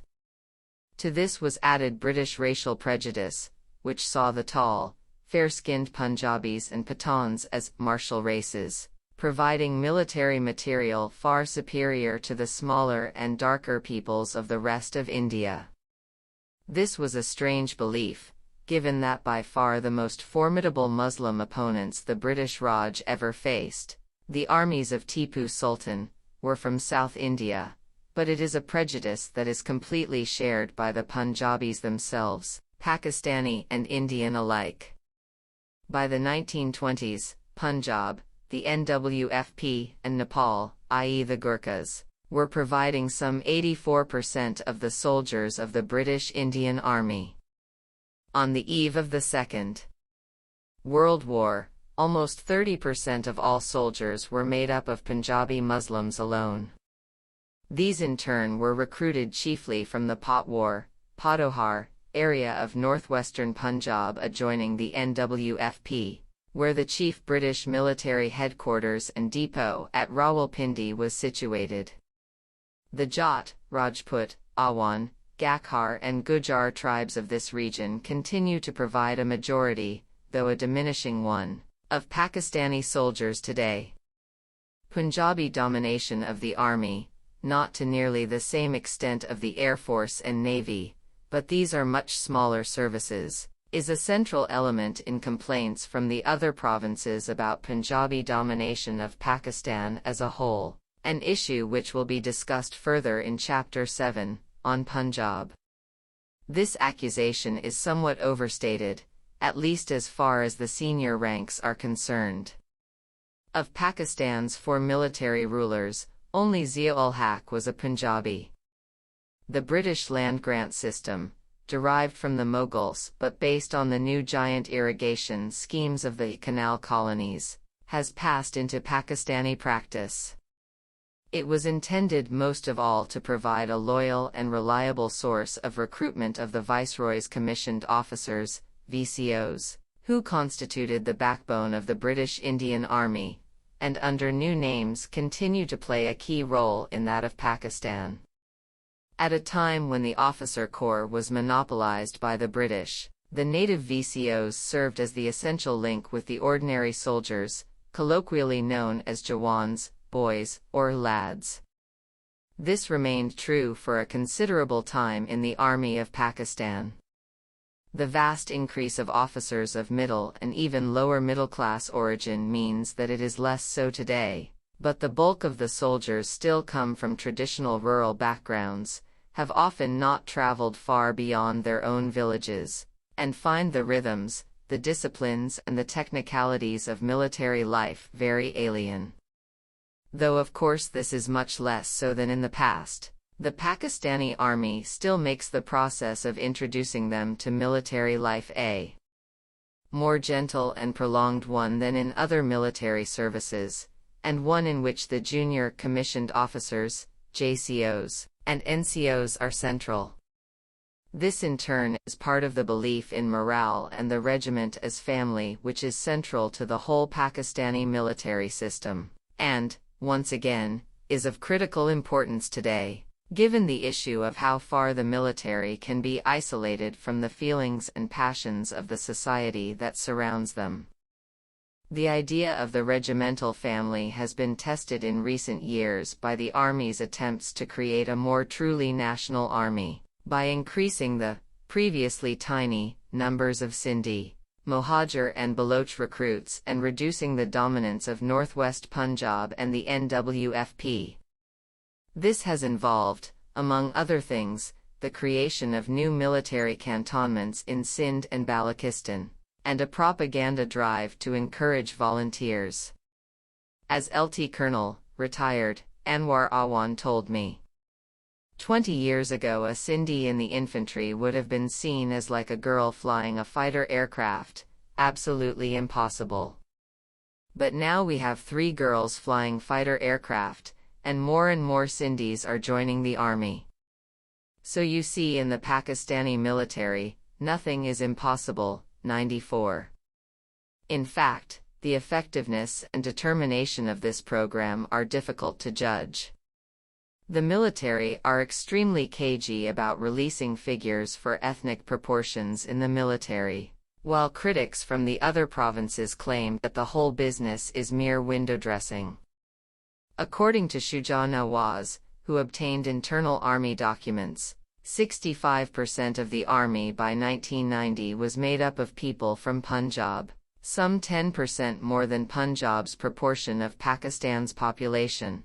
14% of people from the NWFP and FATA, 15% of those from Sindh and Balochistan, and 6% from Kashmir, reflecting the large numbers in paramilitary units along the line of control. It should be noted that from Sindh is not the same as Sindhi, as ever since the British rewarded retired Punjabi soldiers with land grants in the new canal colonies in Sindh, Punjabi settlers there have contributed a disproportionate number of recruits. A more significant shift may be within Punjab itself, where more soldiers, and an even higher number of officers, are now recruited from southern districts that previously provided very few soldiers. Anecdotal evidence from conversations with military officers suggests that the change in ethnic balance over the past 20 years has been extensive enough to cause a certain amount of worry, both concerning future career prospects for military families from the pot-war region, and concerning regimental unity and morale. The LT Colonel with whom I spoke in Buner told me that his battalion of the Punjab regiment contained roughly equal numbers of Punjabis and Sindhis, despite the territorial names of Pakistani infantry regiments. They are not based on deliberate recruitment from particular territories, as part of the general principle that no unit should have more than 50% from one province, except Punjab, naturally. The colonel is the 6th generation of his family to serve in the military, and his father was, like himself, an officer of the Punjab regiment. The family are Awans from Chakwal in the Punjab, another classic military recruiting ground. Echoing the views of other Punjabi and Pathan officers with whom I spoke, the colonel expressed unease about the effects of increased recruitment of Sindhis, both on the army and his own family. To increase the number of Sindhis and Baloch, we had to lower educational and fitness standards, because in those provinces education is less and poverty is worse. Perhaps this does not matter too much. We look after our soldiers' education and health, and in the end 30th Punjabi will fight for 30th Punjabi, not for anyone else. The old British regimental spirit is still very strong with us. But I do feel that some important standards have been compromised, and that is bad and causes resentment. Colonel Awan, himself another Patwari from Chakwal, who served as chief of the Army's training center at Succor in Sindh, told me that it was a great problem at first getting Sindhis to join, but now many are coming in, native Sindhis, not just local Punjabis. And at first it is true that we had to go soft on discipline problems because of local culture. When Sindhis go to the local town 20 miles away, they say, "We are going abroad." The Sindhi soldiers used to rush back to their villages at every opportunity. But now there is no problem with Sindhi officers, and less with the men. And after all, if we have to compromise a bit on standards, still we have to look at the wider canvas and think about the integration of the country. We also have to cast our net wider because the pot-war region itself is changing as a result of economic development, education, and people going to work in the Gulf. The army is no longer the only road to get ahead, even for village kids from Chakwal. Nonetheless, the tens of thousands of men, and some women, in the Pakistani officer corps make the armed forces Pakistan's largest middle-class employer by far. In recent decades, it has also become perhaps the greatest agency of social advancement in the country, with officers originally recruited from the lower middle classes moving into the educated middle classes as a result of their service with the military. One sign of this is the way that knowledge of English, that quintessential marker of Pakistani social status, improves as officers move up the ranks. To judge by my experience, the Pakistani military almost has a new variant of an old British Army adage about marriage: lieutenants need not speak very good English, captains may, majors should, colonels must. In the process, the officers also acquire increasing social polish as they rise. The military therefore provides opportunities which the Pakistani economy cannot, and a position in the officer corps is immensely prized by the sons of shopkeepers and bigger farmers across Punjab and the NWFP. This allows the military to pick the very best recruits, and increases their sense of belonging to an elite. In the last years of British rule and the first years of Pakistan, most officers were recruited from the landed gentry and upper middle classes. These are still represented by figures such as former Chief of Army Staff General Jahangir Karamat, but a much more typical figure is the present COAS, as of 2010, General Ashfaq Kayani, son of an NCO. This social change reflects partly the withdrawal of the upper middle classes to more comfortable professions, but also the immense increase in the numbers of officers required. Meanwhile, the political parties continue to be dominated by feudal landowners and wealthy urban bosses, many of them not just corrupt but barely educated. This increases the sense of superiority to the politicians in the officer corps, something that I have heard from many officers and which was very marked in General Musharraf's personal contempt for Benazir Bhutto and her husband. I have also been told by a number of officers and members of military families that the officers' mess is the most democratic institution in Pakistan, because its members are superior and junior during the day, but in the evening are comrades. That is something we have inherited from the British. This may seem like a very strange statement, until one remembers that, in Pakistan, saying that something is the most spiritually democratic institution isn't saying very much. Pakistani society is permeated by a culture of deference to superiors, starting with elders within the family and kinship group. As Stephen Lyon writes, asymmetrical power relations form the cornerstone of Pakistani society. Close relations of equality are problematic for Pakistanis and seem to occur only in very limited conditions. In general, when Pakistanis meet, they weigh up the status of the person in front of them and behave accordingly.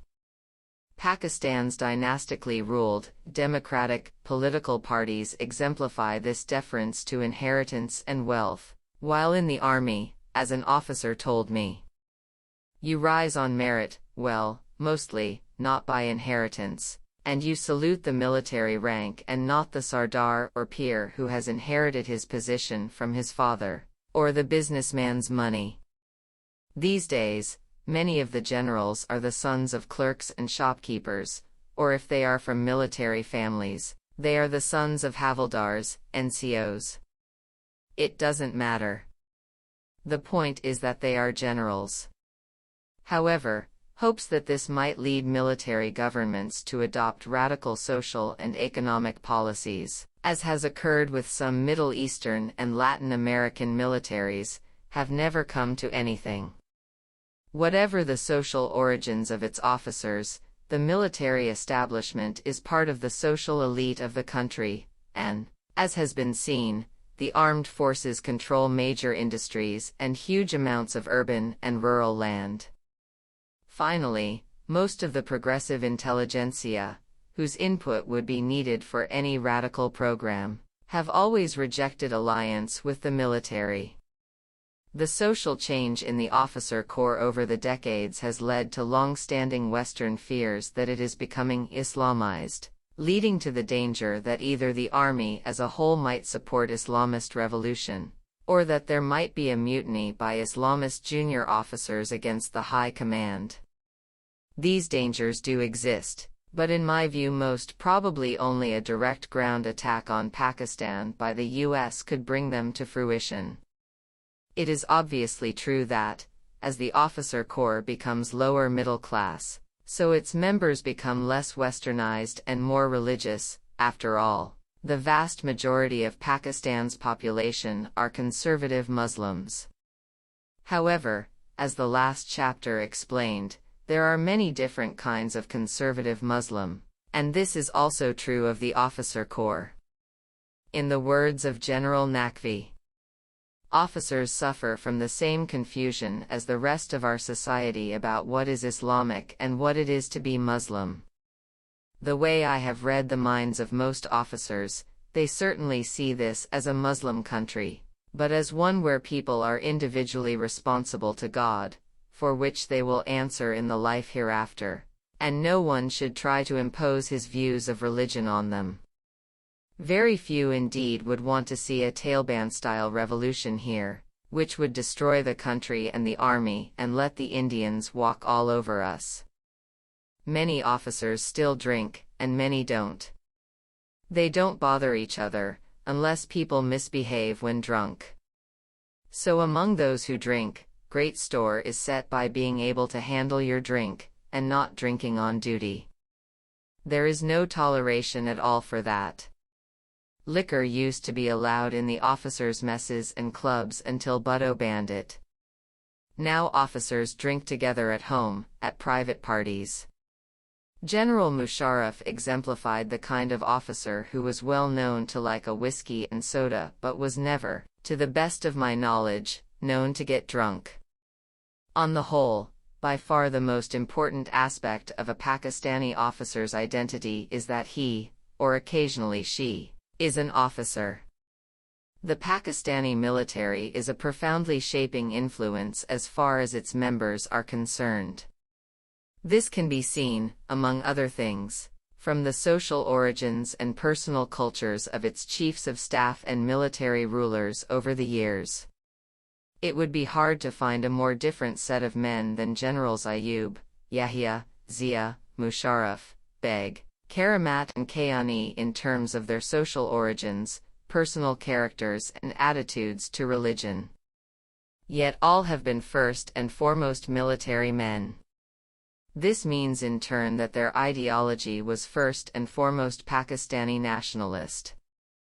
The military is tied to Pakistan, not the universal Muslim Ummah of the radical Islamists' dreams, tied not only by sentiment and ideology, but also by the reality of what supports the army. If it is true, as so many officers have told me, that no army, no Pakistan, it is equally true that no Pakistan, no army. In the 1980s, General Zia did undertake measures to make the army more Islamic, and a good many officers who wanted promotion adopted an Islamic facade in the hope of furthering this. Zia also encouraged Islamic preaching within the army, notably by the Tablighi Jamaat. However, as the careers of Generals Karamat and Musharraf indicate, this did not lead to known secular generals being blocked from promotion, and in the 1990s, and especially under Musharraf, most of Zia's measures were rolled back.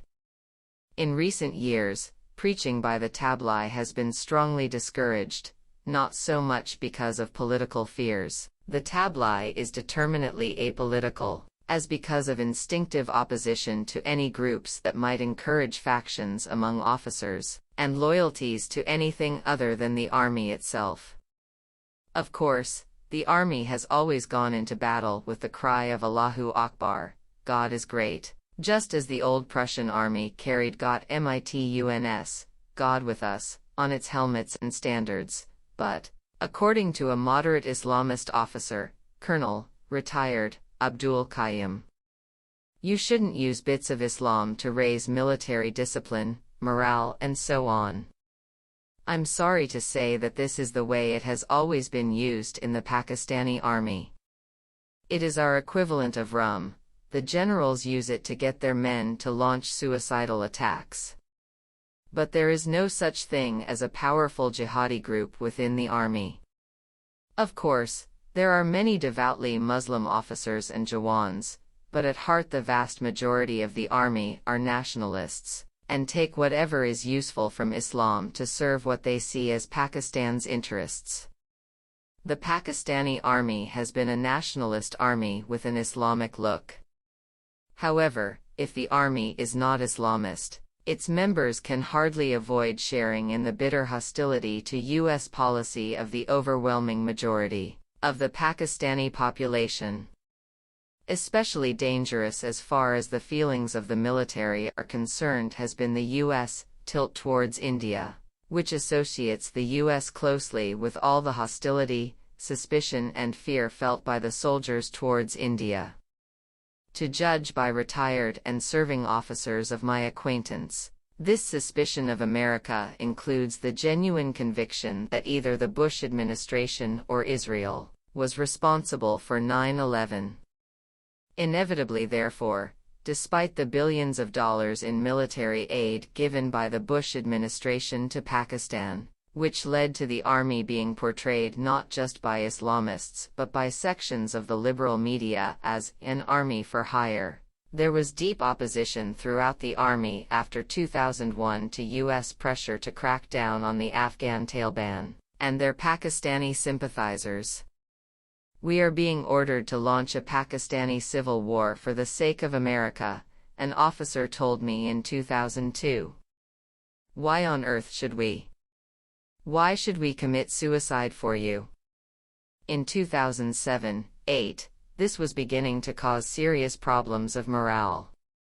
The most dangerous single thing I heard during my visits to Pakistan in those years was that soldiers' families in villages in the NWFP and the Potwar region were finding it increasingly difficult to find high-status brides for their sons serving in the military, because of the growing popular feeling that the army are slaves of the Americans, and the soldiers are killing fellow Muslims on America's orders.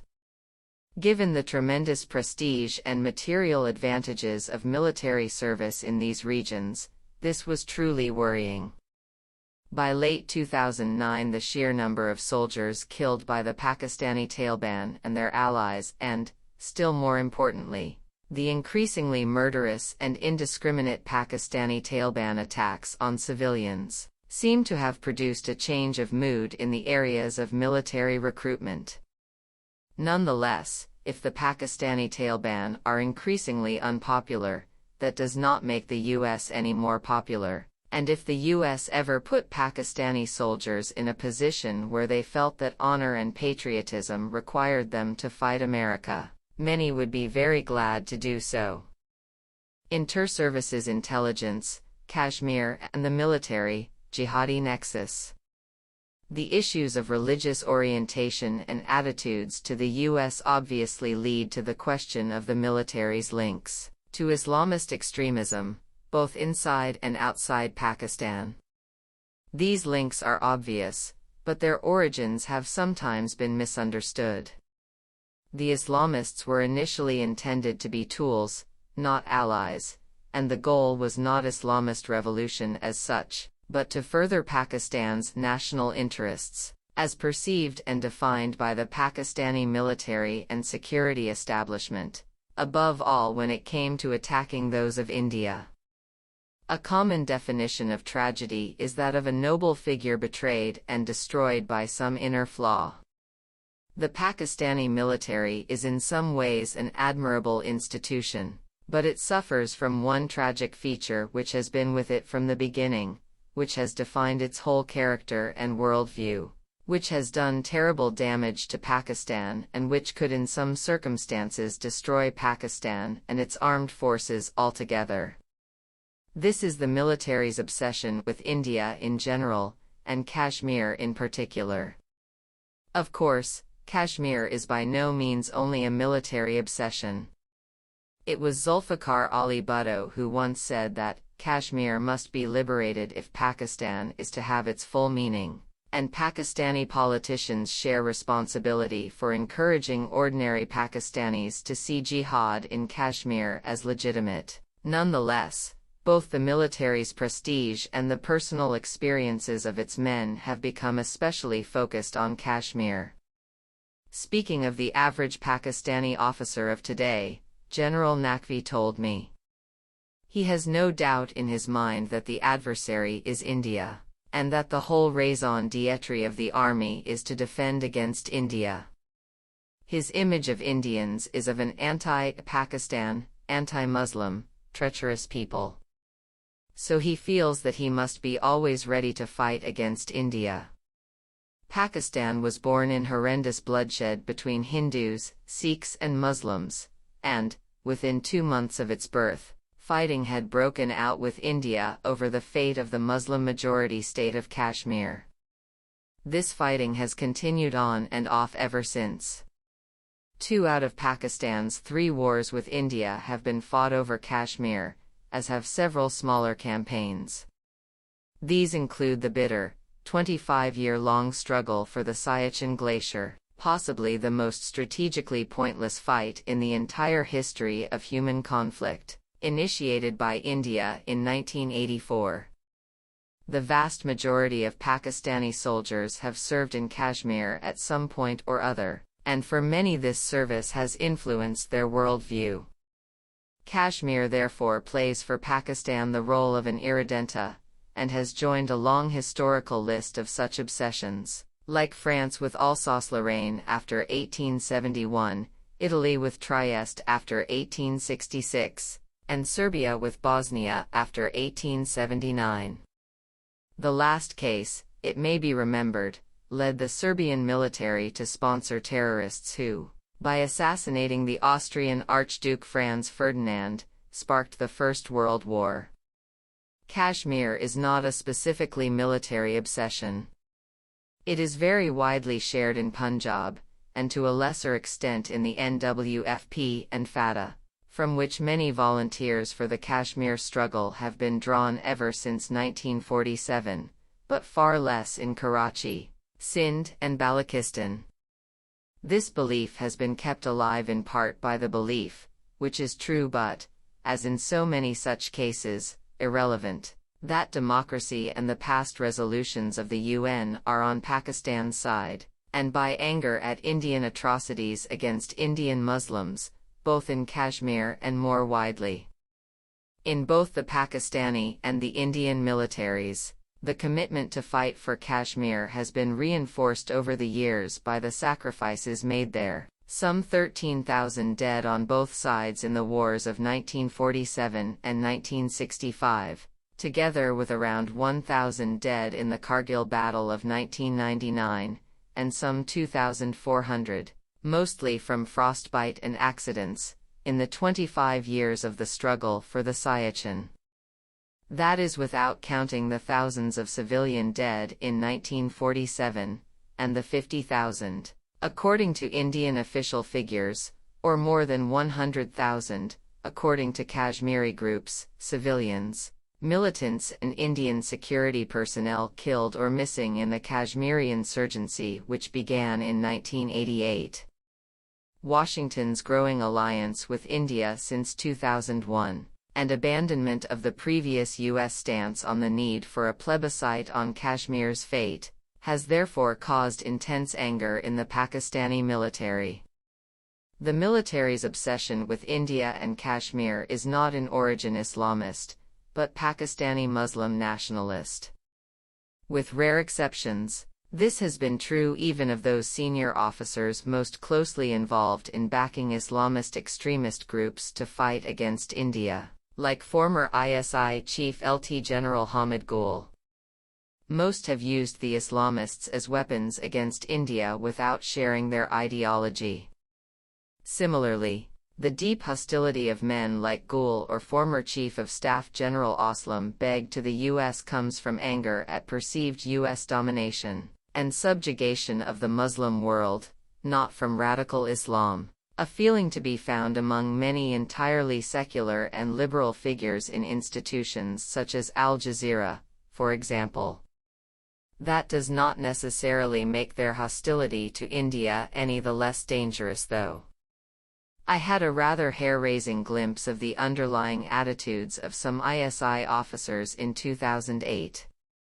When I asked a senior ISI public relations official and seconded officer to tell me who he thought were the most interesting analysts and think tanks in Islamabad, he recommended that I see Syed Zaid Hamid, who runs an analytical center called Brass Tacks, after the huge Indian military exercise of 1987, seen in Pakistan as a prelude to Indian invasion.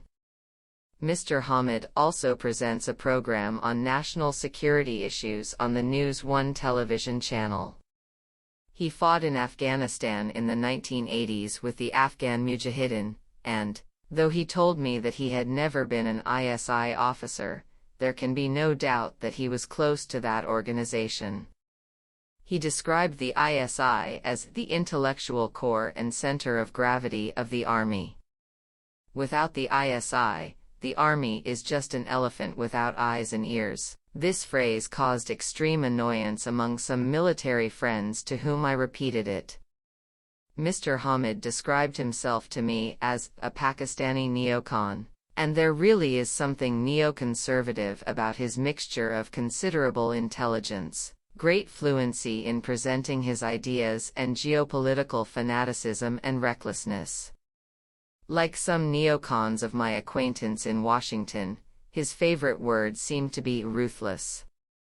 Despite his background, he had a geekish air about him, and spoke with nervous intensity.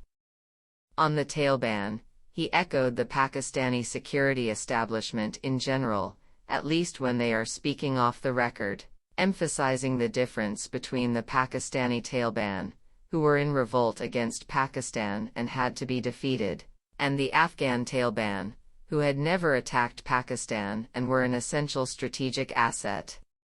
However, he stressed repeatedly that he was a Pakistani nationalist, not an Islamist, and said that he himself would have far preferred to see Pakistan allied to the late Panjshiri Tajik leader Ahmed Shah Massoud, Afghanistan's only liberal leader. On strategy towards India, his views were the following. We say that if India tries to break up Pakistan by supporting insurgents like the Baloch nationalists, then our response should be to break up India. In any case, we owe them payback for what they did to us in East Pakistan. India is not nearly as strong as it looks.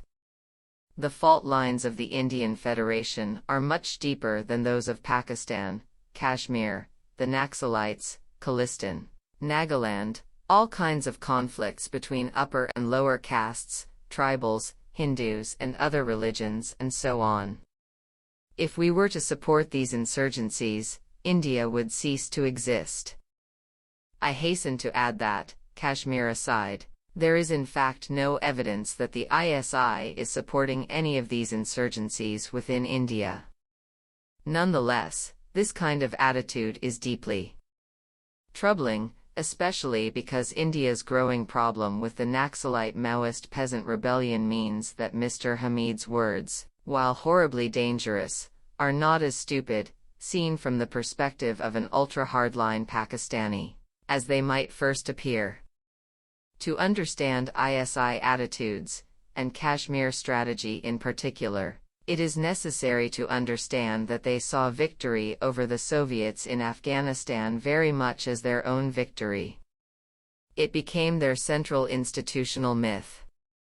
Because of the huge funds flowing from the US and Saudi Arabia to help the Mujahideen, which the ISI administered and used for its own purposes, The Afghan Jihad of the 1980s was the key episode in giving the ISI an autonomous financial base and boosting ISI power within the military and the state as a whole.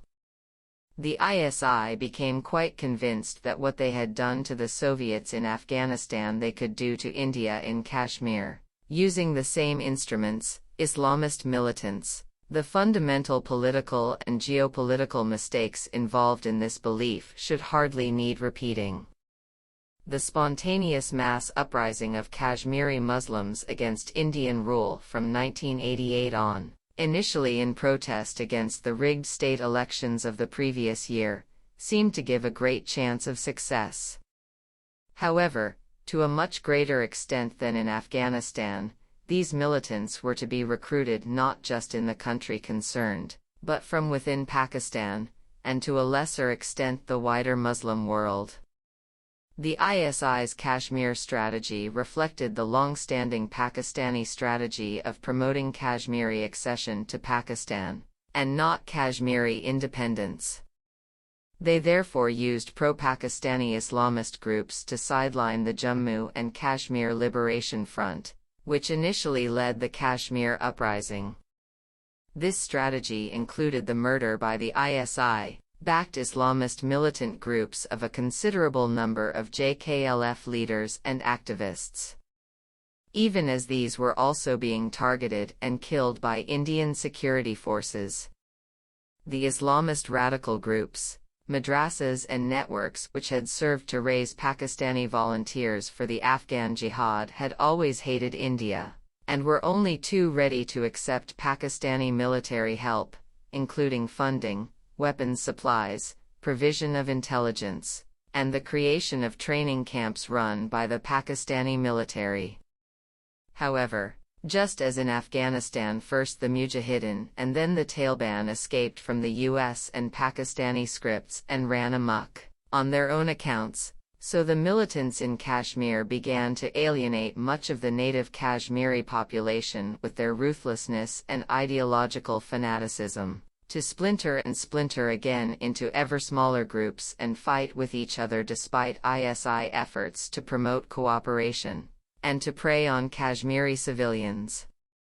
Lashkar-e-Taiba's greater discipline in this regard was reportedly one factor in the increasing favor shown to it by the ISI.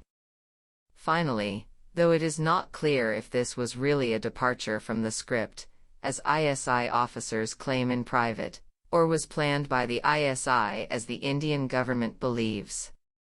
The militants began to carry out terrorist attacks on Indian targets outside Kashmir, starting with an attack on Indian soldiers at the Red Fort in Delhi in December 2000.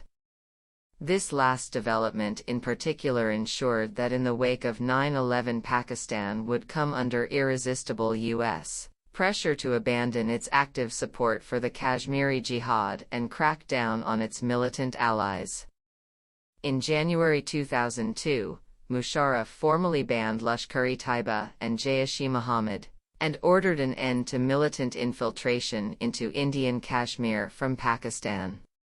From mid-2003 this ban on infiltration has largely been enforced, leading to a steep reduction in violence in Kashmir.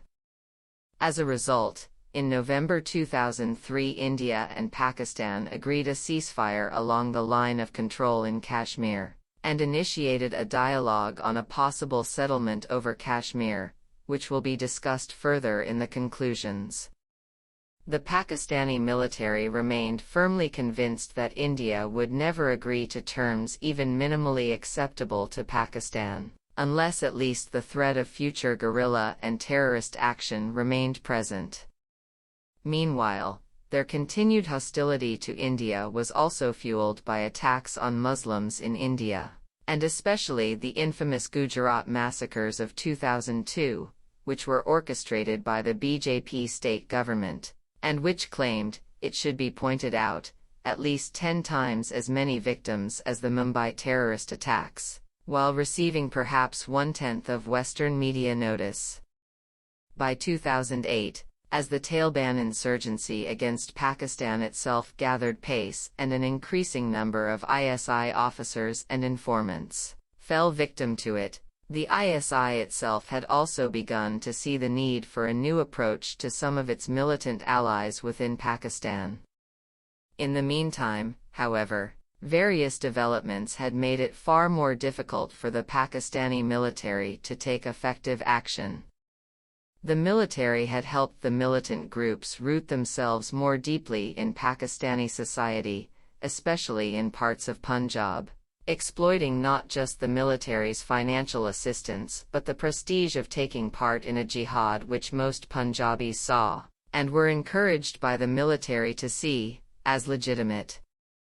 The extensive charitable and educational network developed by Lashkar-e-Taiba/Jamaat-ud-Dawa with military encouragement also served as a way of employing fighters withdrawn from the Kashmir battle. By 2009, the Jamaat-ud-Dawa's own resources had made it independent of ISI financial support. The military is genuinely concerned that if it attacks these groups it will drive more and more of them into joining the Pakistani Taliban, as has already occurred with Saipa-e-Sahaba, Lashkar-e-Jangvi, and some sections of Jaish-e-Mohammed. According to Stephen Tankel, some members of Lashkar-e-Taiba/Jamaat-ud-Dawa did press the organization to revolt against the Pakistani government when Musharraf sided with America after September 11, but their demands were rejected by the leadership and they left the organization. Since Lashkar-e-Taiba remained focused on Kashmir, and, after 2006, on Afghanistan, and did not attack Pakistan, the ISI did not move against it. On January 14, 2010, Jamaat-ud-Dawa condemned the killing of Muslims by suicide bombing as un-Islamic and said that such attacks played into the hands of the US, Israel, and India. It is important to note that Let and Judd's hatred and fear of India may act as a deterrent against their joining in revolution in Pakistan. At least, a Judd spokesman whom I interviewed in January 2009 stressed repeatedly his organization's loyalty to Pakistan as the state that defends Muslims of South Asia against Indian Hindu conquest and oppression. He promised therefore that the Judd would do nothing to destroy Pakistan. Pakistani officials have told me that their greatest fears of mass revolt in Punjab concern what would happen if Lashkar-e-Taiba/Jamaat-ud-Dawa were to swing against the state and use their extensive network to mobilize and organize unrest. This, they say, is one key reason, along with their anti-Indian agenda, which they do not mention, for not taking the sweeping measures against the organization that the US is demanding. As the commissioner of one of Punjab's administrative divisions said to me in January 2009, "We have to worry that if we do what you say and crack down on them, that some of them at least will turn to terrorism against Pakistan, in alliance with the Taliban. After all, they have the ideology and the training. The last thing we need now is yet another extremist threat. And, after all, is it really in your interest either to cause revolt in Punjab? This province alone has 3 times the population of the whole of Afghanistan, and don't forget that the army too is recruited from here." These officials also do not add that one way of keeping let quiet in Pakistan is to allow, or even encourage, its activists to join the Afghan Taliban to fight against Western forces on the other side of the Durand Line. In Jaish-e-Mohammed, by contrast, militants pressing for a jihad against the slave government of Pakistan prevailed against the council of the group's leadership. The suspected involvement of Jaish-e-Mohammed (JEM) activists in the attempt to assassinate Musharraf in December 2003, apparently with low-level help from within the armed forces, led to a harsh crackdown on parts of the group by Pakistani intelligence. On the other hand, ISI links with the group meant that other parts remained loyal to the Pakistani state, though only, perhaps, because they were allowed to help the Taliban in Afghanistan and to retain at least their potential to attack India. Moreover, their long association with the militants, first in Afghanistan and then in Kashmir, had led some ISI officers into a close personal identification with the forces that they were supposed to be controlling. This leads to a whole set of interlocking questions: how far the Pakistani High Command continues to back certain militant groups, how far the command of the ISI may be following a strategy in this regard independent from that of the military, and how far individual ISI officers may have escaped from the control of their superiors and be supporting and planning terrorist actions on their own. This in turn leads to the even more vital question of how far the Pakistani military is penetrated by Islamist extremist elements, and whether there is any possibility of these carrying out a successful military coup from below, against their own high command. Since this whole field is obviously kept very secret by the institutions concerned, including military intelligence, which monitors the political and ideological allegiances of officers, there are no definitive answers to these questions. What follows is informed guesswork based on numerous discussions with experts and off-the-record talks with Pakistani officers, including retired ISI officers. It is also worth remembering that even in Western democracies, notably France and the US, intelligence services have had a tendency to develop both institutional cultures and institutional strategies of their own, and also that the nature of their work can make it extremely difficult to control the activities of individual agents, especially of course after they retire. A number of retired middle-ranking ISI officers are reported to have openly joined LET and other militant groups.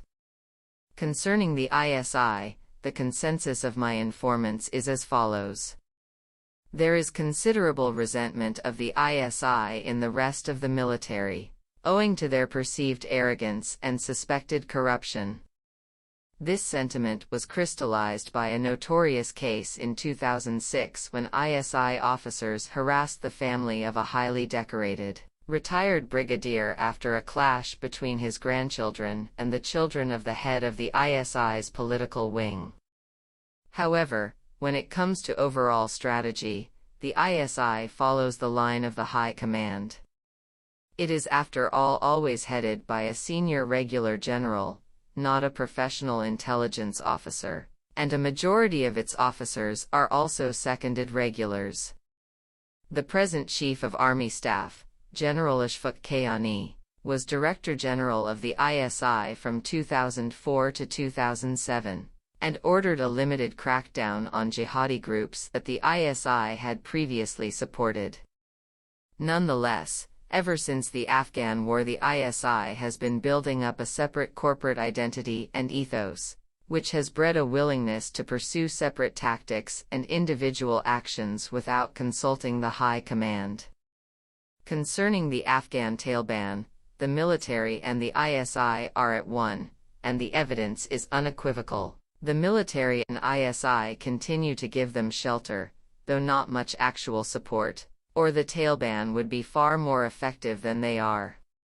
There is deep unwillingness to take serious action against them on America's behalf, both because it is feared that this would increase Pathan insurgency in Pakistan, and because they are seen as the only assets Pakistan possesses in Afghanistan. The conviction in the Pakistani security establishment is that the West will quit Afghanistan, leaving civil war behind, and that India will then throw its weight behind the non-Pathan forces of the former Northern Alliance in order to encircle Pakistan strategically. In these circumstances, it's not that we like the Taliban, but they are all we've got, as Mr. Hamid told me, reflecting the private statements of several officers. As these words suggest, in the great majority of Pakistani officers, a willingness to shelter the Afghan Taliban does not indicate any affection for them, while on the Taliban side, the memoirs of the former Taliban official and ambassador to Pakistan, Mullah Abdul Salam Zeef, are filled with the most virulent hatred for Pakistan in general and the ISI in particular. Concerning the Pakistani Taliban and their allies, however, like the military as a whole, the ISI is now committed to the struggle against them, and by the end of 2009 had lost more than 70 of its officers in this fight, some 10 times the number of CIA officers killed since 9/11. Just as Pakistani military casualties fighting the Pakistani Taliban have been more than double those of the US in Afghanistan. Equally, however, in 2007-8 there were a great many stories of ISI officers intervening to rescue individual Taliban commanders from arrest by the police or the army, too many, and too circumstantial, for these all to have been invented.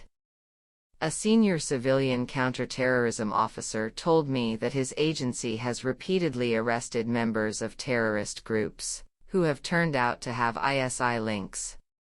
He also said that his counter-terrorism operations have received very little cooperation from the ISI, though that, he said, was often in his view more from institutional rivalry, so familiar from relations between the CIA and FBI in the US, than from a deliberate desire to protect terrorists.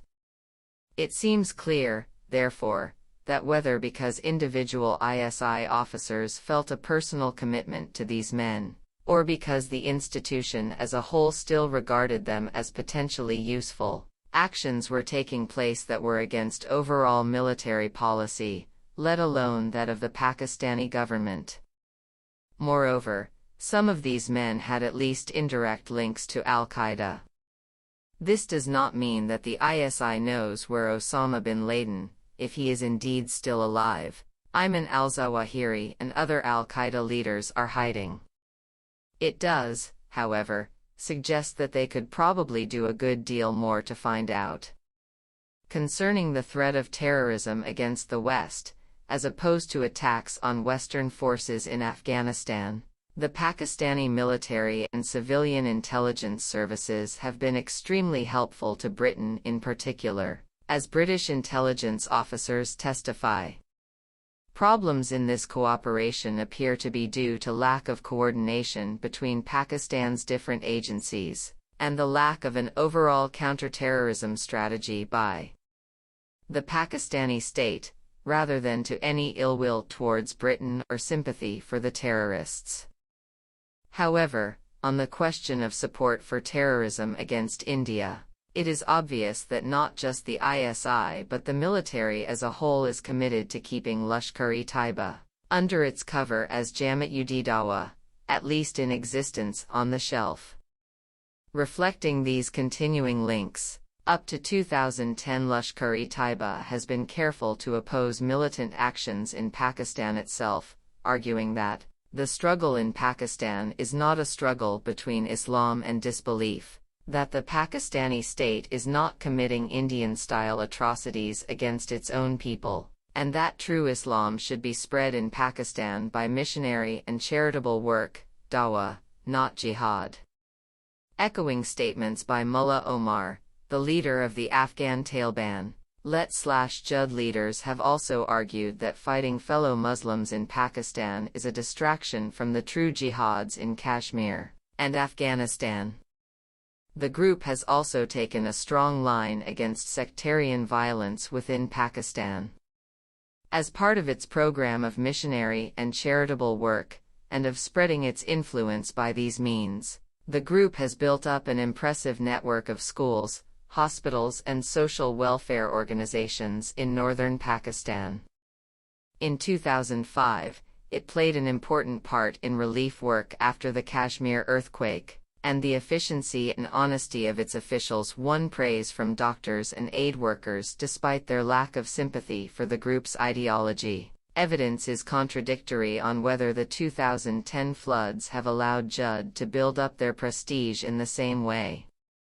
Some accounts claim that this is so, but others say that the sheer scale of the catastrophe swamped their efforts, and that any boost to their popularity was local and limited.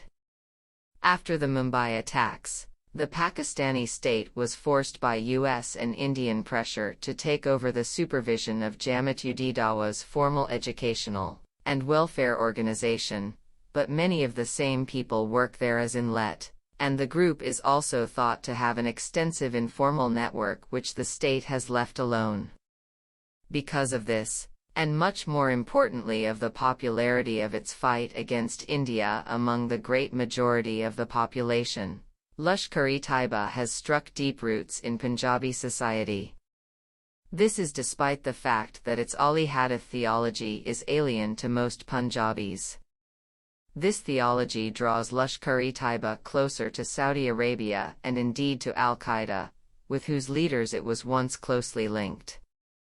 From my talks with Pakistani military and intelligence officers, it is clear to me that, having done so much to build up Lashkar-e-Taiba, the Pakistani security forces are now very afraid of the creature they helped create, of its possible sympathizers within their own ranks, and of the dreadful consequences if it were to join with the Taliban and the sectarians in revolt against Pakistan. Jamaat-ud-Dawa's extensive international network in the Pakistani diaspora also leads Pakistani officers to fear that if they attempt seriously to suppress the group, it will launch successful terrorist attacks in the West, with disastrous results for Pakistan's international position. This is something that up to mid-2010 the Pakistani intelligence services have done much to help prevent. While the Pakistani Taliban and their allies have begun to sponsor such attacks, like the abortive one on Times Square in New York in May 2010, groups still allied to the Pakistani state have not. However, Lashkar-e-Taiba members certainly have contacts with Al-Qaeda, and helped Al-Qaeda operatives escape from Afghanistan after the defeat of the Taliban, and gave them shelter within Pakistan. As Stephen Tankle writes, ideologically, for all of its strategic restraint following 9/11, Lashkar is, after all, a jihadi organization with a long history of waging pan-Islamic irredentist campaigns. Indian-controlled Kashmir may be the group's primary ideological and strategic target, but it has never been the apotheosis of Lashkar's jihad. Men trained by Let and still associated with members of the group have been implicated in terrorist plots in Europe, North America and Australia, though the group's leadership does not seem to have been involved. They have also taken part in actions within Pakistan which their leaders have deplored. The world of Sunni Islamist extremism as a whole functions not as a hierarchical organization, or even as interlocking organizations, but rather as a net with nodes. All the groups and individuals within this net hate the US, Israel, India, and indeed Russia alike, though they have different targets at different times. Despite Let's strategic decision to concentrate on India, there is no ideological barrier to its members taking part in actions against the West. The jihadi world could even be called a kind of cloud of interplanetary gas in which individuals join some clump for one operation, and then part again to form new ad hoc groups for other attacks. This also makes it extremely hard for the ISI to keep tabs on the individuals concerned, even when it wants to. By far the biggest terrorist attack carried out by Let itself was that in Mumbai in November 2008. The great majority of the Pakistani experts and retired officers whom I know do not think that the Pakistani High Command, either of the ISI or the Army, was involved in ordering Lashkar-e-Taiba's terrorist attack on Mumbai in November 2008. They point out in particular that, while deliberately targeting Westerners greatly boosted Let's prestige among international militants, it would have been an unprecedented, reckless and pointless strategy for the Pakistani High Command, ensuring a furious reaction from the international community. Equally, there is an overwhelming consensus that this operation could not have been planned without ISI officers having been involved at some stage, and without the ISI knowing that some sort of operation was being planned. Whether the operation then continued as it were on autopilot, was helped only by retired officers, or whether the junior officers concerned deliberately decided to pursue it without telling their superiors, is impossible to say at this stage. The American let volunteer David Headley, who was involved in the preparations for the Mumbai attacks, has testified under interrogation that ISI officers were involved in the planning, but could not say whether they were acting independently or under orders from above. Certainly the ISI and the military as a whole made strenuous attempts, in the face of incontrovertible evidence, to deny that Let had carried out the attacks. While the Pakistani authorities could do a great deal more to restrict and detain Let activists and leaders, it is extremely difficult to put them on public trial, for the obvious reason that they would then reveal everything about the ISI's previous backing for their organization. The Pakistani nuclear deterrent. The question of military links to Islamist terrorists raises particular fears in the West because of Pakistan's possession of nuclear weapons. The horrendous consequences if such a weapon did fall into terrorist hands makes this a natural fear, but one which has led to a considerable degree of exaggeration and even hysteria in the Western media as far as Pakistan is concerned. Given Pakistan's lack of economic development, the Pakistani nuclear deterrent is the most remarkable achievement of the Pakistani state. It may also in certain circumstances lead to that state's downfall. This is obviously because of the risk of a nuclear exchange with India and the destruction of both countries, and perhaps even more importantly because of the fears that Pakistan's nuclear weapons have raised in the U.S. These fears are in part based on mistaken information and analysis, but they are nonetheless real. For a long time, the U.S. turned a partially blind eye to Pakistan's nuclear weapons program.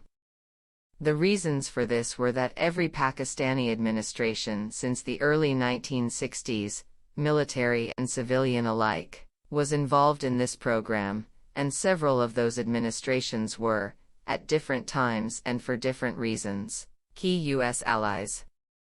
Moreover, until the 1990s at least, India, and not Pakistan, was generally seen in Washington as the culpable party in driving a South Asian nuclear race, partly because during the Cold War India was seen as a Soviet ally, but also because India did indeed lead the race and carry out the first nuclear tests in 1974 and 1998. From 1989 and the Soviet withdrawal from Afghanistan, it is untrue to say that the U.S. was indifferent to Pakistan's nuclear program. After a 10-year interval brought about by Pakistan's help to the U.S. in combating the Soviet occupation, the U.S. administration permitted the reimposition of the terms of the Pressler Amendment, mandating sanctions against countries which could not certify that they were in compliance with the Nuclear Non-Proliferation Treaty. These sanctions were imposed on both India and Pakistan, but hurt Pakistan very much more, given its smaller size and more vulnerable economy. Indeed, the imposition of these sanctions is one of the chief Pakistani arguments concerning America's betrayal of Pakistan once the Soviet withdrawal diminished Pakistan's apparent strategic importance to the U.S. Fear of India has always been the driving force behind Pakistan's nuclear program. Rhetoric of an Islamic bomb reflects pride in Pakistan's role, in this if nothing else, as the leading country of the Muslim world, and has also been used when dealing with other Muslim countries over nuclear issues. According to every Pakistani soldier and official with whom I have spoken, though, it reflects neither the core motive nor the strategic intention behind Pakistan's nuclear deterrent. As a senior retired general told me, "Look, we knew from the mid-60s that India was seeking the bomb. Given that, Any Pakistani who did not want to get the bomb too would have been either a complete fool or a traitor. We needed the bomb at all costs for exactly the same reason NATO needed the bomb in the Cold War, faced with overwhelming Russian tank forces threatening you in Europe. So how can you criticize us? Part of the problem in South Asia, first in trying to prevent a nuclear arms race and then in managing it, has always been that, unlike in the Cold War between the US and the Soviet Union, this was never a straight two-way competition. Rather, ever since the Sino-Indian War of 1962, and the first Chinese nuclear test at Lop Nur in 1964, India has been largely motivated by rivalry with China, a rivalry that combines strategic and emotional elements. India's desire to achieve a balance with China makes it impossible to devise an agreed balance between India and Pakistan, unless of course China were to extend a nuclear shield to Pakistan. As early as 1965, Zulfikar Ali Bhutto told a Western journalist that if India were to acquire a nuclear bomb, then we should have to eat grass and get one, or buy one of our own. As Prime Minister after 1971, Bhutto was instrumental in getting Pakistan's nuclear program off the ground, a program which naturally gathered momentum immensely after India carried out its Smiling Buddha nuclear tests in 1974. Bhutto also began the cooperation with Libya on nuclear development that continued through the 1980s and 90s until Libya revealed and abandoned its program as part of its effort for reconciliation with the US after 2001. Secret dealings with Libya, North Korea and Iran were greatly extended under the direction of Dr. A. Q. Khan, a metallurgist working in Holland's nuclear industry who returned to Pakistan in 1976 with information stolen from his then employers. It is certain that if there ever seemed a serious chance that Pakistan's nuclear weapons were going to fall into the hands of Islamist radicals, the US would launch some kind of strike to capture or disable them. Barring a split in the army and the collapse of the Pakistani state, such a danger is in fact minimal. There is no chance at all of the Pakistani military giving them to terrorists. The Pakistani army exists to defend Pakistan. That is its raison d'être. A move which would ensure Pakistan's destruction for no strategic gain would contradict everything the military stands for. Moreover, these weapons are Pakistan's greatest military asset. We are not going to cut off our own crown jewels and give them to terrorists, an officer told me. Nor is there any chance, once again, unless the state and army had already collapsed, of terrorists somehow seizing the weapons, which are the most heavily defended objects in Pakistan, and protected by picked men carefully screened to eliminate extremist sympathizers of any kind. The weapons are not on hair-trigger alert, and a majority may well be disassembled at any given time. According to a report of 2007 by the International Institute for Strategic Studies, IISS, in London, a robust command and control system is now in place to protect Pakistan's nuclear assets from diversion, theft, and accidental misuse. For the most part, these measures have been transparent and have worked well. Indeed, Pakistan's openness in explaining its command and control structures goes beyond the practices adopted by most other nuclear-capable states.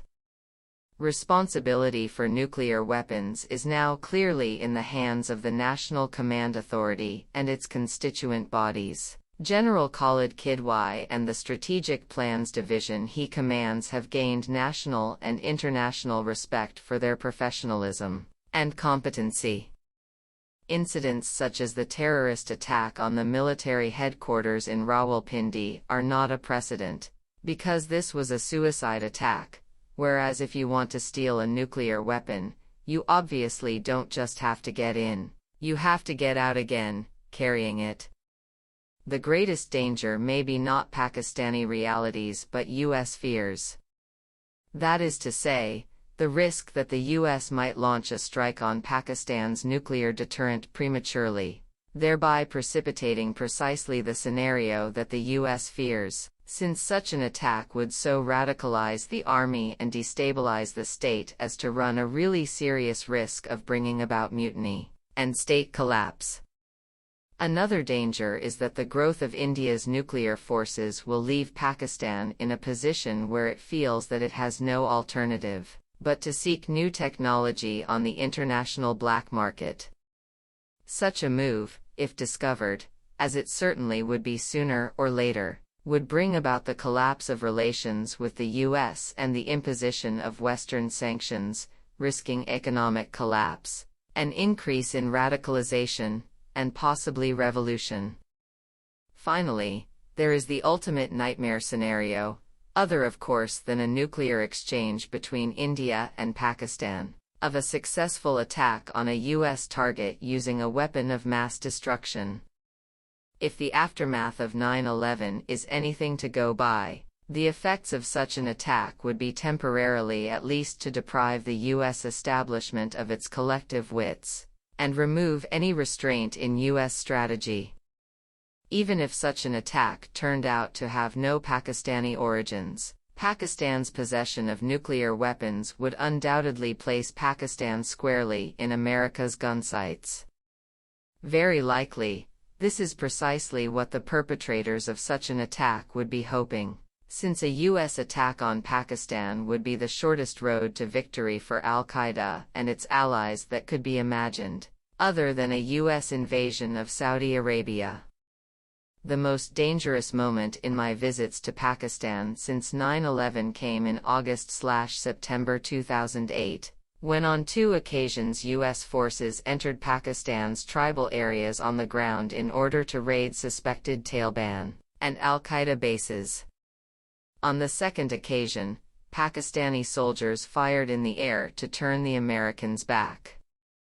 On September 19, 2008, the Chief of the Army Staff, General Kayani, flew to meet the U.S. Chief of the Joint Staffs, Admiral Mike Mullen, on the U.S. aircraft carrier USS Abraham Lincoln, and in the words of a senior Pakistani general, gave him the toughest possible warning about what would happen if this were repeated. Pakistani officers from captain to LT general have told me that the entry of U.S. ground forces into Pakistan, in pursuit of the Taliban and al-Qaeda, is by far the most dangerous scenario as far as both Pakistani-U.S. relations and the unity of the army are concerned. As one retired general explained, drone attacks on Pakistani territory, though the ordinary officers and soldiers find them humiliating, are not a critical issue because they cannot do anything about them. U.S. ground forces inside Pakistan are a different matter, because the soldiers can do something about them. They can fight. And if they don't fight, they will feel utterly humiliated, before their wives, mothers, children. It would be a matter of honor, which, as you know, is a tremendous thing in our society. These men have sworn an oath to defend Pakistani soil. So they would fight. And if the generals told them not to fight, many of them would mutiny, starting with the Frontier Corps. At this point, not just Islamist radicals but every malcontent in the country would join the mutineers, and the disintegration of Pakistan would come a giant leap closer. Dr. A. Q. Khan has been well described by Shuja Nawaz as part brilliant and hardworking scientist, part patriot, and partly self-serving, publicity-seeking egomaniac. The success of his publicity campaign has indeed been such as to make it very difficult to assess his real importance to the development of Pakistan's bomb. Where he was clearly of critical importance was in acquiring essential technology, expertise, and material from abroad, as part of barter with states dubbed rogues by Washington. Since 9/11, these links have naturally attracted immense interest from the U.S. Before September 11, Musharraf had already removed A.Q. Khan from his position as chief of the nuclear program in March 2001. He was later placed under a very liberally defined house arrest. The extent of U.S. pressure on Pakistan over the nuclear proliferation issue has been modified by two facts well known to U.S. intelligence. The first is that A.Q. Khan is not an Islamist, but a secular Pakistani nationalist. His wife is of Dutch, South African origin. There is no evidence at all of any links between him and Al-Qaeda or other terrorist organization. The second fact is that, while A.Q. Khan certainly profited personally from some of his deals, at no stage was he a truly rogue element. Rather, as my military acquaintance quoted above told me, every Pakistani president and chief of the army staff knew in broad outline what A.Q. Khan was doing. They might not necessarily have approved in detail, but then again, they took good care not to find out in detail. He had been told, "Get us a bomb at all costs," and that is what he did. As far as U.S. intelligence is concerned, this means that, on the one hand, they cannot really pursue A.Q.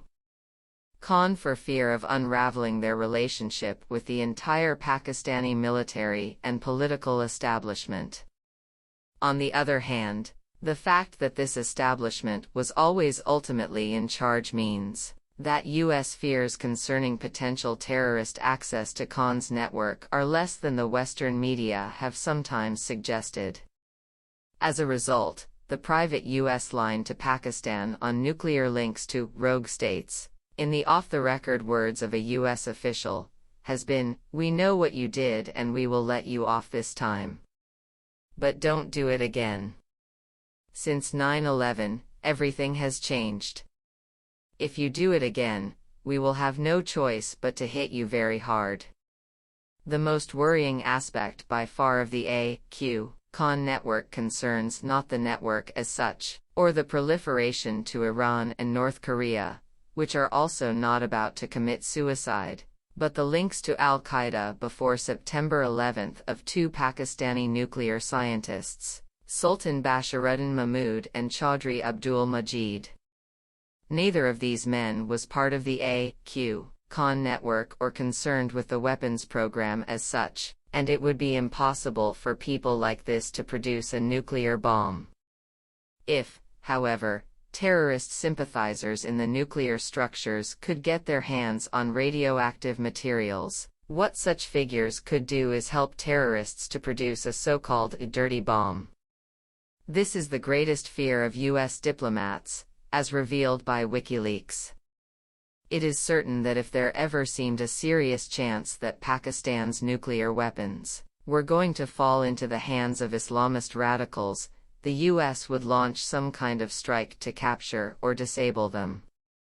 Barring a split in the army and the collapse of the Pakistani state, such a danger is in fact minimal. There is no chance at all of the Pakistani military giving them to terrorists. The Pakistani army exists to defend Pakistan. That is its raison d'être. A move which would ensure Pakistan's destruction for no strategic gain would contradict everything the military stands for. Moreover, these weapons are Pakistan's greatest military asset. We are not going to cut off our own crown jewels and give them to terrorists, an officer told me. 6. Politics. Men went there, to the British Parliament in the 18th century, to make a figure, and no more dreamt of a seat in the House in order to benefit humanity than a child dreams of a birthday cake that others may eat it, which is perfectly normal and in no way reprehensible. Louis Namier. The fidelity of the martial classes of the people of India to their immediate chief, whose salt they eat, has always been very remarkable, and commonly bears little relation to his moral virtues or conduct to his superiors. He may change sides as often as he pleases, but the relations between him and his followers remain unchanged. Sir William Sleeman. Patronage and kinship form the basic elements of the Pakistani political system. If water, chemically speaking, is H2O, then Pakistani politics are P2K. Political factions are very important, but they exist chiefly to seek patronage, and have kinship links as their most important foundation.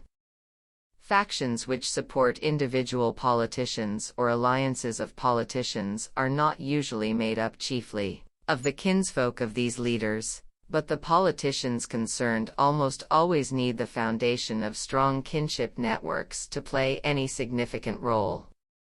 By contrast, ideology, or more often sheer exasperation with the regime in power, might be compared to the energy propelling waves through water.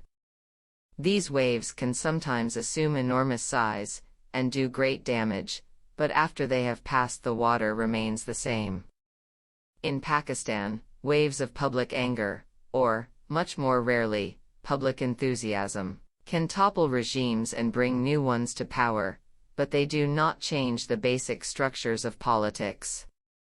It is possible that the floods of 2010 have brought about a major transformation of this system, by so damaging local agriculture and infrastructure that the old patronage system is hopelessly short of benefits to distribute, and by driving so many rural people into the cities that traditional patterns of kinship allegiance and social deference cease to operate. If this proves to be the case, then the analysis set out in this chapter, and indeed in this book, will be a historical portrait of Pakistan as it existed in the first 6 decades of its existence, rather than a guide to the future. However, it is still too early to draw this conclusion. The patterns and traditions concerned are very old and very deeply rooted in local society. They have adapted to immense upheavals over the past 200 years, and are likely to be able to do so in the face of future upheavals, unless ecological change is so great as eventually to threaten the very basis of human existence in the region. So one can most probably continue to speak of certain long-lasting and enduring features of the Pakistani political system. Among these is the fact that the alternation in power of civilian and military regimes has also been carried along by a sort of deep political wave pattern common to both.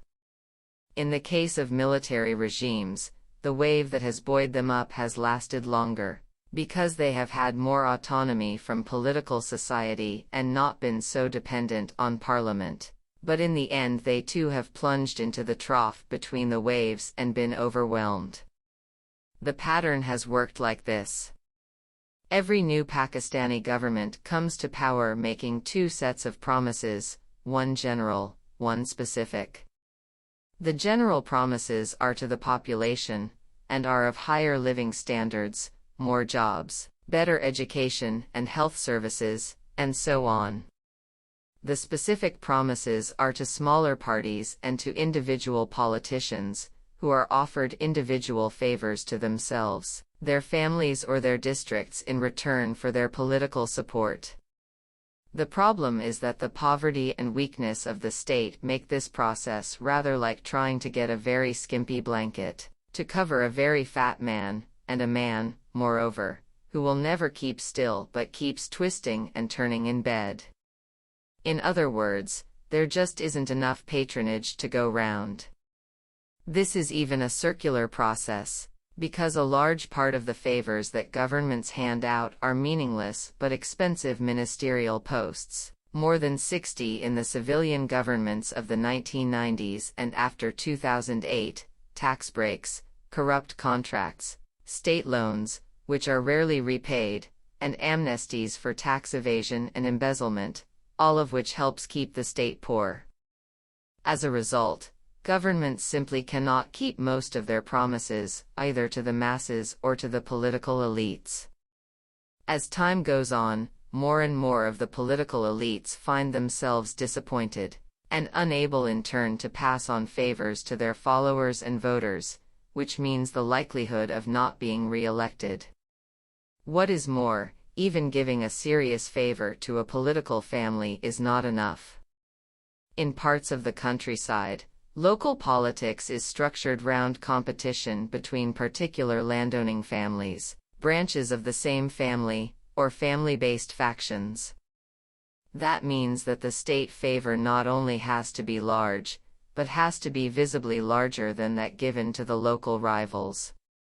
No contract or ambassadorship will compensate for seeing your enemies become ministers, with all that means in terms of ability to help local friends and allies. Meanwhile, at the level of parliament, Pakistan's deep ethnic, regional and religious divisions mean that no party ever succeeds in gaining an absolute majority, even if it is army-backed, and even if it could, it wouldn't mean much, because for most politicians party loyalty means little compared to personal advantage and clan loyalty. So governments find that their parliamentary majorities are built on shifting sand. Sooner or later, the outs have come together and found that they outnumber the ins, and also find that the state's failure to improve the lot of the population means growing discontent on the streets, or at least a public mood of disillusionment which inclines more and more people to support whoever is in opposition. As Abida Hussain, a great Punjabi landowner politician, said to me candidly, "You know, a normal Pakistani with a normal human heart can't be really pro-government no matter what the government is, because governments always look indifferent to the hardships of the people." This permanent mood of simmering mass irritation with government is catalyzed by specific events or developments, economic crises, especially gross instances of corruption or autocracy, foreign policy humiliations, or all of them together. As politics has become disorderly and government unmanageable, the army and senior bureaucracy have engineered the downfall of a civilian government and replaced it either with a new civilian government, or with their own rule, or, after the military themselves have been in power for a few years, they have managed a transition from their own rule back to civilian rule, and the whole cycle of patronage has begun again. Developments since the 1990s, and both main parties' fear of renewed military rule, may have modified this pattern to some extent, but I very much doubt that they have fundamentally changed it. It would be quite wrong to see these features of Pakistan as reflecting simply the absence of modern values of democracy and the law.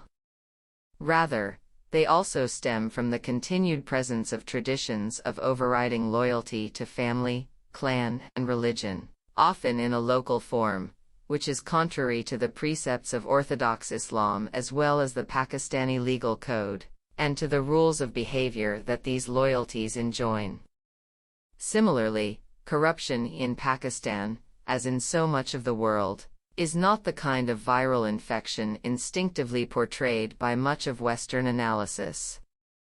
Insofar as it is entwined with patronage and family allegiance, corruption is an integral part of the system as a whole. In fact, to reform Pakistan radically along the lines of how Western states supposedly work would require most of the population to send itself to jail. Corruption cannot therefore be cured. Rather, as in South Korea and other societies, it may over time be possible to change it organically into less destructive forms of patronage. To quote a local proverb, dishonesty can be like flour in salt or salt in flour. It's a question of the proportion. As far as most of the political parties are concerned, these do not exist in the form taken as the norm in the West.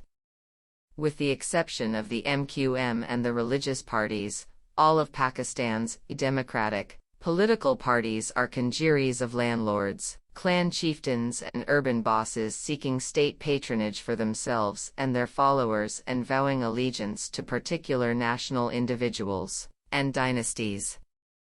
Most of these individuals inherited their positions from their fathers or, more rarely, other relatives. Where new individuals gain political power, they invariably found political dynasties of their own, and seek to pass on their power, influence, and followers to their sons, or occasionally daughters. Thus the Pakistan People's Party is built around the Bhutto dynasty, the Pakistan Muslim League, Nawaz, around the Sharif dynasty, and the Awami National Party around the Wali Khan dynasty. The smaller building blocks of these parties are also local political families.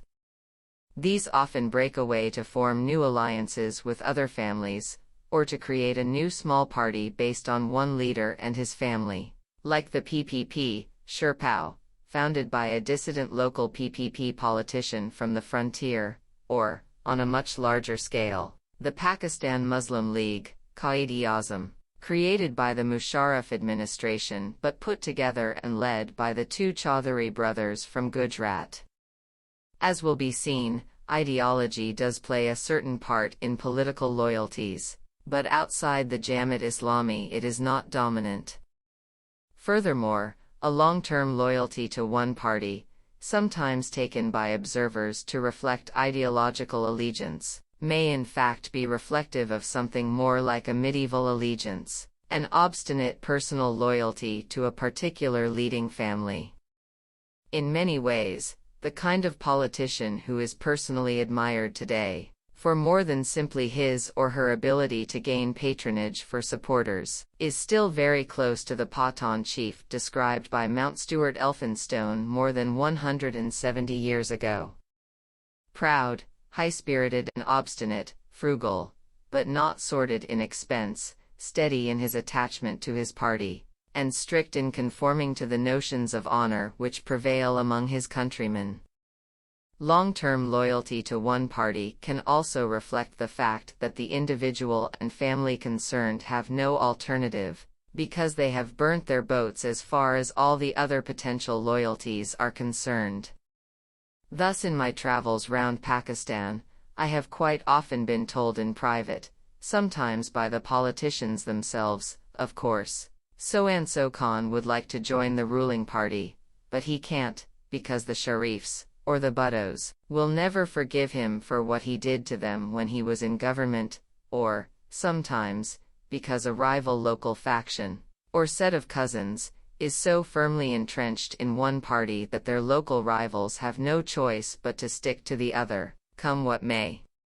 In the Pakistan of 2010, there are only two areas where this is not the case: the federally administered tribal areas, FATA, which were never fully part of the state patronage system, and much of which have been removed from state control by the Pakistani Taliban, and to some extent the MQM-controlled areas of Karachi, where the removal of the Mohajirs from their ancestral roots in India, and the disruption of their kinship networks, as well as their old urban culture, has produced a more modern form of ethnic party politics. The military and politics. The nature of the Pakistani political system has made possible 3 military seizures of power, and the long periods of military rule that have followed. Even more common have been military attempts to manipulate politics from behind the scenes, to influence and put pressure on journalists, to bring down civilian governments that have fallen out with the military, and to shape the results of elections. Retired officers, or serving officers speaking off the record, are usually quite unapologetic about the military's role in politics. As Admiral, retired, Arshad Jalani told me in November 1990, "Democracy has failed, it is not suited to our temperament. It took Western countries hundreds of years to develop and we have only had 40. The military is the only force in the country which has some discipline, which can guarantee stability and economic growth. If there has been army rule for most of Pakistan's history, it is not the military's fault." Benazir complains that the military did not give her a chance. Well, grow up. This is a serious game. Let's accept that no force that has power wants to give it up. If the PPP wants to keep power, then it has to prove itself to be better at government than the army. Because real political power is spread among so many local actors, and depends so heavily on patronage, This also places limits on the ability of the military to control things for long, because, as I've said, there just isn't enough patronage to go round. On the other hand, both civilian governments and the ISI have other means of influence, as sketched for me by Murtaza Jatwa, son of the caretaker Chief Minister of Sindh, in 1990.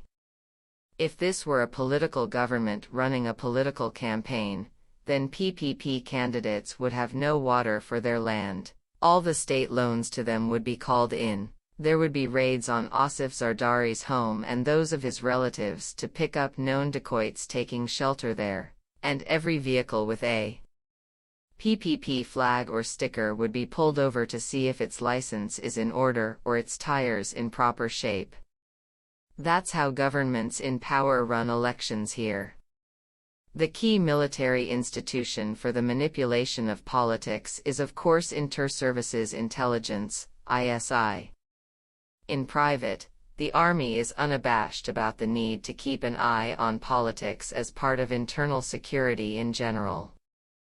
As a retired senior general pointed out to me with considerable justification, since its foundation the Pakistani state has been faced with parties in the NWFP, Sindh and Balochistan which have been committed to breaking up the country, and have also had close links at different times with India, Afghanistan, and the Soviet Union. No country in our circumstances could do without a strong domestic intelligence service, he told me. He pointed out that while the ISI has helped Pakistani military regimes against their domestic opponents, the Intelligence Bureau, IB, has been used by different civilian regimes, first in one direction, then in another, to the point where they have become almost paralyzed as a force to defend Pakistan, not of course a judgment with which the IB would agree. In July 2009, one of the ISI's senior officers gave me an account of its political role and its limits, an account which needs to be taken with several pinches of salt, but which is nonetheless interesting. I just have to laugh when I hear these conspiracy theories about how the ISI controls everything in Pakistan. If that were true, don't you think that General Zia would still be in power? Or that Nawaz Sharif and his party would have stayed our loyal servants instead of becoming our enemies? As to political manipulation, I must tell you that every single civilian government has used us and the IB to target their political rivals and to rig elections, so their complaints about this are also a bit of a joke. We have never controlled elections either on behalf of civilian governments or the military. Pakistan is much too big and we aren't nearly strong or numerous enough for that, and we also don't have the money. Remember how much money is involved in winning one Pakistani assembly seat, and then multiply it by hundreds. What we have sometimes done is pushed a bit, usually if things were moving in that direction anyway. There are various ways in which we can help get the result we want in some individual constituency. But across the whole country, no. This is certainly a very considerable understatement of the ISI's ability to influence politics, but it is accurate on some points. Firstly, the fact that the civilians themselves have used the intelligence services for unconstitutional ends. As Iqbal Akund, advisor to Benazir Bhutto, admitted, from early in Pakistan's history, rulers lacking support from a strong political party relied instead on the intelligence agencies to consolidate their rule. A key role in building up the ISI's political wing was played by Z.A. Bhutto. 10 years later, under Zia, this section of the ISI played a key part in putting together the New Muslim League and the IJI political alliance that ran against Z.A. Bhutto's daughter Benazir. My ISI contact was also truthful when he said that the ISI has to work with the grain of the existing political system, and not against it, and that, during elections, its heavy power is usually brought to bear to produce results in particular parliamentary constituencies, rather than across the board, which means that they can have a big effect in a close-run race, but cannot stop a really big political swing, whether to the PPP in 1988 and 2008, or the Muslim League in 1997. As the leading Muslim League politician Chaudhry Shujat Hussain told me in 2008, the army and the ISI will only go with you as long as enough of the people are with you. They are like a horse that carries you only as long as you have strength in your own legs. One important group whom the ISI can influence very heavily, however, is the senior bureaucracy, because a negative security report from the ISI will blast their careers. This means that while, ever since Z.A. Bhutto's time, civil servants have been subjugated by the politicians, there is no possibility of a serious movement to resist military influence or a military takeover emerging in the bureaucracy. A picture of some ISI political tactics emerged in 2009 with revelations from a former ISI officer, Brigadier Imtiaz, about his organization's role in bringing down the PPP government of Benazir Bhutto in 1990, Operation Midnight Jackal. This involved, among other things, bribing PPP deputies to defect from the party, and a whispering campaign to the effect that she was about to be sacked by the president for corruption, and therefore that her MPs and ministers should switch sides in order to keep their positions. How the system works. Generally portrayed by both Western and Pakistani analysts as wholly negative, the Pakistani political system is in fact two-sided. On the one hand, it is very bad for the overall economic development of the country, for reasons summed up for me in 1988 by former Finance Minister Mehboob-ul Haq, and equally true 20 years later. Growth in Pakistan has never translated into budgetary security because of the way our political system works. We could be collecting twice as much in revenue. Even India collects 50% more than we do, and spending the money on infrastructure and education. But agriculture in Pakistan pays virtually no tax because the landed gentry controls politics and therefore has a grip on every government. Businessmen are given state loans and then allowed to default on them in return for favors to politicians and parties.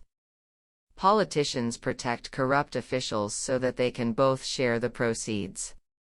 And every time a new political government comes in, they have to distribute huge amounts of state money and jobs as rewards to politicians who have supported them, and in short-term populist measures to try to convince the people that their election promises meant something, which leaves nothing for long-term development. As far as development is concerned, our system has all the worst features of oligarchy and democracy put together. That is why only technocratic, non-political governments in Pakistan have ever been able to increase revenues. But they cannot stay in power long because they have no political support. For the same reasons, we have not been able to deregulate the economy as much as I wanted, despite 7 years of trying, because the politicians and officials both like the system Bhutto put in place. It suits them both very well, because it gave them lots of lucrative state-appointed jobs in industry and banking to take for themselves or distribute to their relatives and supporters. It is important to note that the speaker had been finance minister under the military dictatorship of General Zia-ul Haq, no relation, but, as he candidly admitted, this regime had been almost wholly unable to change these basic features of the Pakistani system. Lack of revenue, and the diversion of what revenue there is to political patronage, are especially disastrous for Pakistan's ability to develop its national infrastructure, something which in the area of water conservation could in future literally threaten the country's very survival. On the other hand, the Pakistani system creates immense barriers to revolutionary change, including that offered by the Taliban and their allies, and these barriers are formed not just by the raw power and influence of feudals, and urban bosses, but also by the fact that, for a whole set of reasons, the system requires them to use at least some of that influence and patronage for the good of poorer sections of the population. As Stephen Lyon and others have emphasized, patronage in Pakistan should not therefore be seen as the preserve of the elites, and as simply a top-down relationship. A mixture of the importance of kinship loyalty and the need for politicians to win votes, and, on occasions, to mobilize armed supporters, means that quite wide sections of society have the ability to exploit and even distribute patronage to some extent. Quite poor people can thus form part of human resource networks and mobilize some degree of help or protection from their superiors. Even the very poorest in the villages often benefit from the deg tradition, whereby local landowners and big men distribute free food to the entire village to celebrate some happy event, to boost their local prestige through public generosity, and by the same token to try to cast local rivals into the shade. People gain access to patronage by using their position within a kinship network to mobilize support for a politician, who then repays them in various ways when in office, or by using kinship links to some policeman or official to obtain favors for relatives or allies. In certain circumstances, this can benefit whole villages through the provision of electricity, roads, or water. Of course, everyone complains bitterly about this in public when others do it successfully, while following precisely the same strategies themselves. In the words of Professor Ikrar, Vice-Chancellor of Faisalabad University, the problem with Pakistan's political and government system is not so much feudalism as what I would have to call South Asian political culture in general. Everyone here seeks personal and family power by all means and then misuses it. The feudals just have more of it, that's all. Rather than being eaten by a pride of lions, or even torn apart by a flock of vultures, the fate of Pakistan's national resources more closely resembles being nibbled away by a horde of mice, and the occasional large rat. The effects on the resources, and on the state's ability to do things, are just the same, but more of the results are plowed back into the society, rather than making their way straight to bank accounts in the West. This is an important difference between Pakistan and Nigeria, for example. As this parallel suggests, part of the reason is the nature of the resources concerned. Unless you are right at the top of the system and in a position to milk the state as a whole, like Zardari in the PPP governments of the 1990s, to make really large individual fortunes in the poorer parts of the world today requires the ability to make, extract or steal something which can then be sold in the economic metropolises of the world, in Nigeria's case, oil. Pakistan exports textiles and agricultural products, together with limited amounts of steel and copper, not the kind of goods or raw materials that can generate this kind of fortune. Even its most successful legitimate businessmen do not have really large fortunes by international standards, because the things they make and export do not generate that kind of profit. Nor can even the biggest Pakistani landowners hope to make huge fortunes from their lands. Urban landowners enjoy large rents, but rents which are still limited by the overall poverty of the country, as witness the fact that even Karachi has hardly any skyscrapers worth the name. In fact, very often to make a fortune in Pakistan means finding some way to milk the state, including of course international aid flowing to the state, which is one of the principal ways in which the Pakistani elites make money from the West.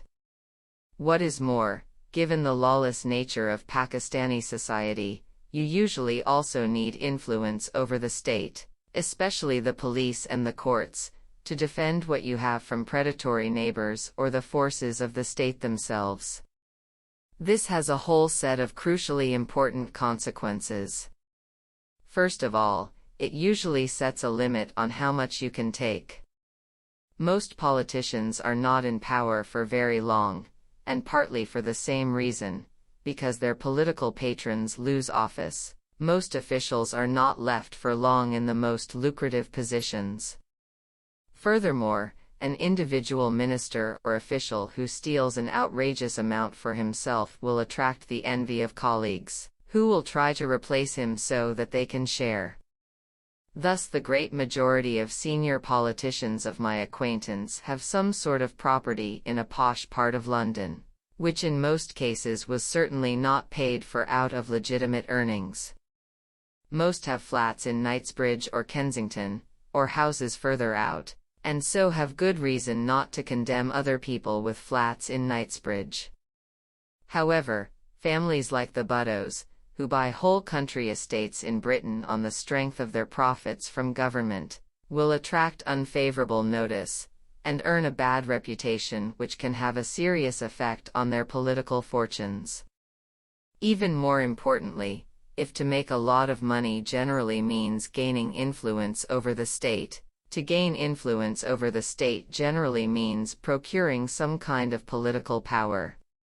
Political power requires supporters, individuals and families with power of their own, gunmen to protect you, and ordinary people to vote for you, and followers have to be rewarded.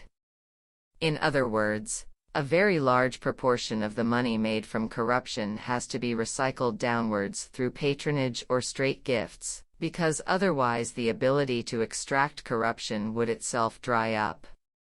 The patronage system therefore has a strongly cyclical aspect, which once again strengthens its anti-revolutionary character. If the political power of the kinship group in Pakistan depended only on the distribution of patronage, then this power might well have declined over time, given that patronage will always be limited, but it is also rooted in the oldest of social compulsions, collective defense. But while the power of kinship is necessary to defend against the predatory state, it is also one of the key factors in making the state predatory, as kinship groups use the state to achieve their goals of power, wealth and triumph over other kinship groups. So the ancient Pakistani kinship groups and the modern Pakistani state dance along together down the years, trapped in a marriage that ought to be antagonistic, but has in fact become natural to each. This system has a critical effect on Pakistan's remarkably low inequality rating according to the Gini coefficient, measuring the ratio of the income of the poorest group in society relative to the richest. In 2002, according to UN statistics, the figure for Pakistan was 30.6, compared to 36.8 for India, 40.8 for the US, and 43.7 for Nigeria.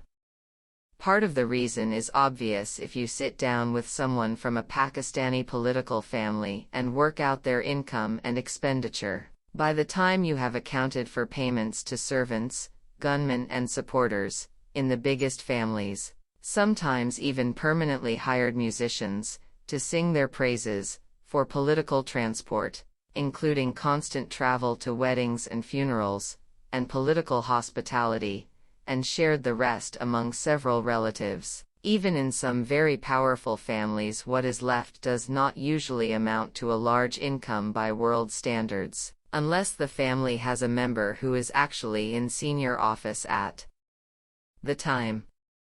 All this can also be illustrated visually by the houses of leading Pakistani political families.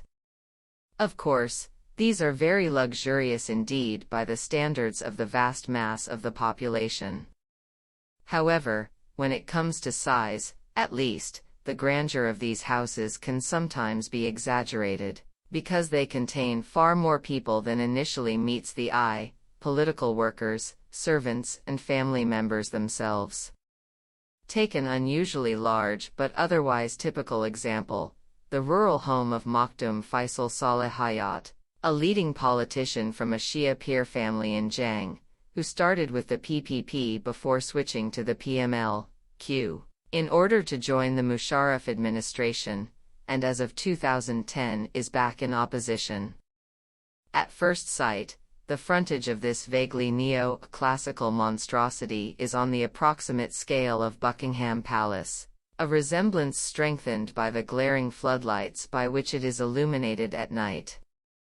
A closer look reveals something closer to Sandhurst or West Point. It is in fact a giant political barracks, and the great majority of the rooms are bleak, barely furnished sleeping cells for political workers and visiting supporters, and bleak halls for political consultations. Similarly, as with most of the houses of politicians, the lawn in front is not part of a private garden, but is an arena for political rallies and entertainments. Then there are the servants. Every big, feudal family I have visited has far more of them than it actually needs. It doesn't pay them much, but then again, according to strict free market capitalist rules, it doesn't need to employ most of them at all. One reason is of course to display wealth and power through the number of one's entourage. The other was summed up for me by a lady in Lahore. Oh, what I wouldn't give for one hard-working servant with a vacuum cleaner instead of having to pay and keep an eye on 10 who sit around eating and staring into space and getting into all kinds of trouble which we have to get them out of again. But of course it's impossible. They all come from my husband's village, and some of their families have been in our family's service for generations. If we sacked them, the whole village would start saying how mean and treacherous we are. Her husband was not a politician, but his brother was, which comes to the same thing, and he needed to be elected from his village and district, in the face of rival politicians from his own kinship group appealing to inhabitants of his village for their support. One can, however, be too cynical about this. This lady's old nursemaid, to whom the family was devoted, was now looking after her own children. There was thus a commitment to look after the nursemaid's family, which was emotional and indeed familial, and not just political. During my stays with Pakistani elite families, I have seen servants treated with appalling arrogance, but I have also seen those elite families paying for their servants' children to be sent to school, making sure that they go to the doctor when they are ill, that the daughters have at least modest dowries, and so on. Finally, there are the families themselves. According to the cultural ideal prevalent across most of Pakistan, the ideal family is the joint extended family of patriarch, sons and sons' families resident together in the same house, albeit often with separate cooking spaces. As so often, this cultural value also has a practical political underpinning in collective familial solidarity and self-defense against rivals and enemies. This is connected to the fact that among rural landowning families a mixture of land reform and the subdivision of land by inheritance means that many estates are the collective property of several brothers and other relatives, but are administered jointly for the sake of economic efficiency and political weight. Joint families are by no means an aspect only of rural society. Even many very wealthy and powerful urban families, for example the 3 sons of the late General Akhtar Abdur Rahman, chief of the ISI under Zia-ul-Haq, and their children in Lahore, still live together, and obviously the size of any house has to be divided by the number of people in it. Thus in conservative joint families, the hidden presence of large numbers of women and children may be revealed by muffled howls of joy, sorrow or imprecation from behind closed doors.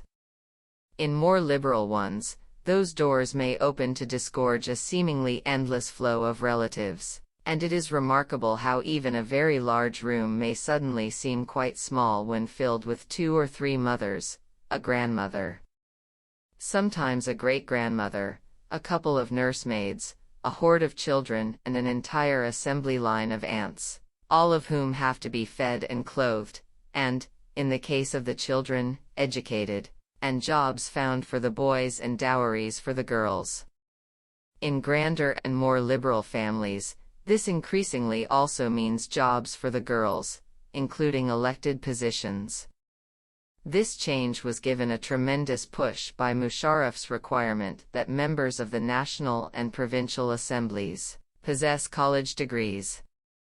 Musharraf's educational requirement eliminated a good many male politicians, but, since the law was cancelled by the new PPP government in 2008, the effects may not prove long-lasting. On the other hand, the move of women into politics reflects other factors. Even more than elsewhere, being a politician in Pakistan requires a particular set of qualities of which the women in a given family may have more than the men. Their choice by the family is also an extension of the fact that in Pakistani feudal families the political representative of the family was never necessarily the eldest son, but whichever son seemed fittest to be a politician. Thus, while the younger brother or even wife may stand for election, the elder brother or husband may keep a more secure and equally lucrative job as a civil servant, policeman, or whatever. In 2002, a senior customs officer from a big landowning family from Sargodha sketched for me what this meant for feudal politics in the context of his family's general political strategy. There was obviously no question of his giving up his own job to run for election, since customs is not only among the most lucrative areas of state service, but one where it is possible to do a great many political favors. There are 3 branches of my family, and we rotate the seats in our area between us. My uncle has held 1 seat for the Jamit, but the Jamit is now in alliance with the PPP. So my wife is now standing for the PPP. She was chosen because I am a civil servant and can't run, and my brother is working abroad. Our sister doesn't have a degree, so it had to be my wife. The ideal Pakistani political family thus has its members in a range of influential occupations: a civil servant, a policeman, a lawyer, a businessman, and, if possible, representatives in several different political parties. As a member of a rival family said admiringly of a great political feudal family in Sindh, the Sumros have been everyone else's teachers at keeping one member of the family in power whatever happens. They have someone in each party, but they are also all loyal to each other. The Saifullahs, a leading business family of Peshawar, probably hold the record for this, placing different brothers, sons, and nephews in mutually hostile political parties, while retaining an inexorable commitment to family solidarity and family collective advantage. It would be a mistake, however, to focus too heavily on the top elites when it comes to understanding how Pakistan's political system works, and how it has proved so remarkably stable. As subsequent chapters on Pakistan's provinces will explore, different parts of Pakistan vary greatly when it comes to the autocratic power of great landowners, and where they possess quasi-autocratic power, as in Balochistan, Sindh, and parts of southern Punjab. This is due above all to their role as tribal chiefs or hereditary peers. Even in these regions, the chieftains, if they are wise, will pay a great deal of attention to the opinions, the interests, and the izzat of the second-tier tribal leadership, and will be careful to show them public respect. This is partly because, even in Balochistan, when it comes to leadership, Pakistani tribalism is closer to ancient Irish tribalism than to Scottish tribalism. The latter, at least in the romanticized version, involved blind loyalty to a hereditary chief, invariably the eldest son. In Irish tribes, the leading men of the tribe elected as chief whichever male member of the royal family they thought most suitable, as in Pakistan, a fecund source of bloody family feuds. In consequence, a majority of Pakistani chieftains know very well that dear old Uncle Ahmed over there in the corner, so very nice and respectful, is all too ready to seize the leadership if the chance offers itself. More important for Pakistan as a whole is the fact that politics in large areas of the Punjab and the NWFP are no longer dominated by great individual landowners. This is partly because of land reform and the subdivision through inheritance of formerly great estates, and partly because of social mobility due to economic change. The key rural politician in these areas is a relatively small landowner, with perhaps 100 acres or so, deeply embedded in a powerful local landowning clan, with influence over the police and administration. Such landowners are very often local urban politicians too, because they own urban property from which they derive most of their income, even while their prestige and ability to mobilize kinship links continue to come from rural landownership and their leading position in landowning clans. Sometimes, the enormous expansion of the towns means that the lands of local landowning lineages have been swallowed up, greatly increasing their wealth in the process, but leaving their approach to politics and kinship unchanged. As Abida Hussein told me, very little of our income actually comes from land anymore, but land is our essential link to the people and our voters. The cultures of leading groups in northern Punjab and the NWFP have also always had a more egalitarian and meritocratic tinge, as with the Pathans and the Jats. In these groups, it is often more accurate to talk of big men, risen through personal wealth and character, rather than hereditary chieftains. Thus back in 1988, I asked a Punjabi Jat member of parliament, for the PPP, to explain how exactly it was you became a Chaudhary like him, the name for a respected and influential figure among the Jats, since I had noticed that in many cases it was not by inheritance. It's very simple, he replied. You become a Chaudhary among the Jats when you can call yourself a Chaudhary without all the other Jats laughing at you. Very often, as he and many others told me, the decisive moment in a family's rise was when they became sufficiently locally powerful to get into a political party as a candidate, and on that basis to get a government job. After that, they can make their fortunes by corruption. In Sindh and southern Punjab, most of the important political families are old, with a minority of newcomers. In northern Punjab, it tends to be the other way round. However, in a great many ways these new families tend to merge into established, feudal patterns of power. Just as with the English aristocracy and gentry of the past, this is partly through intermarriage. Some of the greatest aristocratic families of Punjab turn out on examination to be intermarried with new business dynasties. As in England, this is partly because of the immense social and cultural prestige attached to owning land, something which has defined the identity and self-image not only of the feudal classes, but of the landowning tribes and clans from which they spring. Above all, however, the new families tend to become feudal, because the system requires them to follow the same kind of political strategies, based on strong kinship groups and the factions built around them, and the gathering and maintenance of support through patronage and protection. On the other hand, urbanization and economic development have given ordinary people in much of northern and central Punjab greater opportunities to exploit the system for their advantage. The power of the really big landowners and tribal chiefs has been much reduced, and has shifted to lower and much more numerous strata of rival landowners and local bosses. This gives people more chance to extract benefits by switching between them. Urbanization has also reduced the role of kinship, though not as greatly as standard models predict.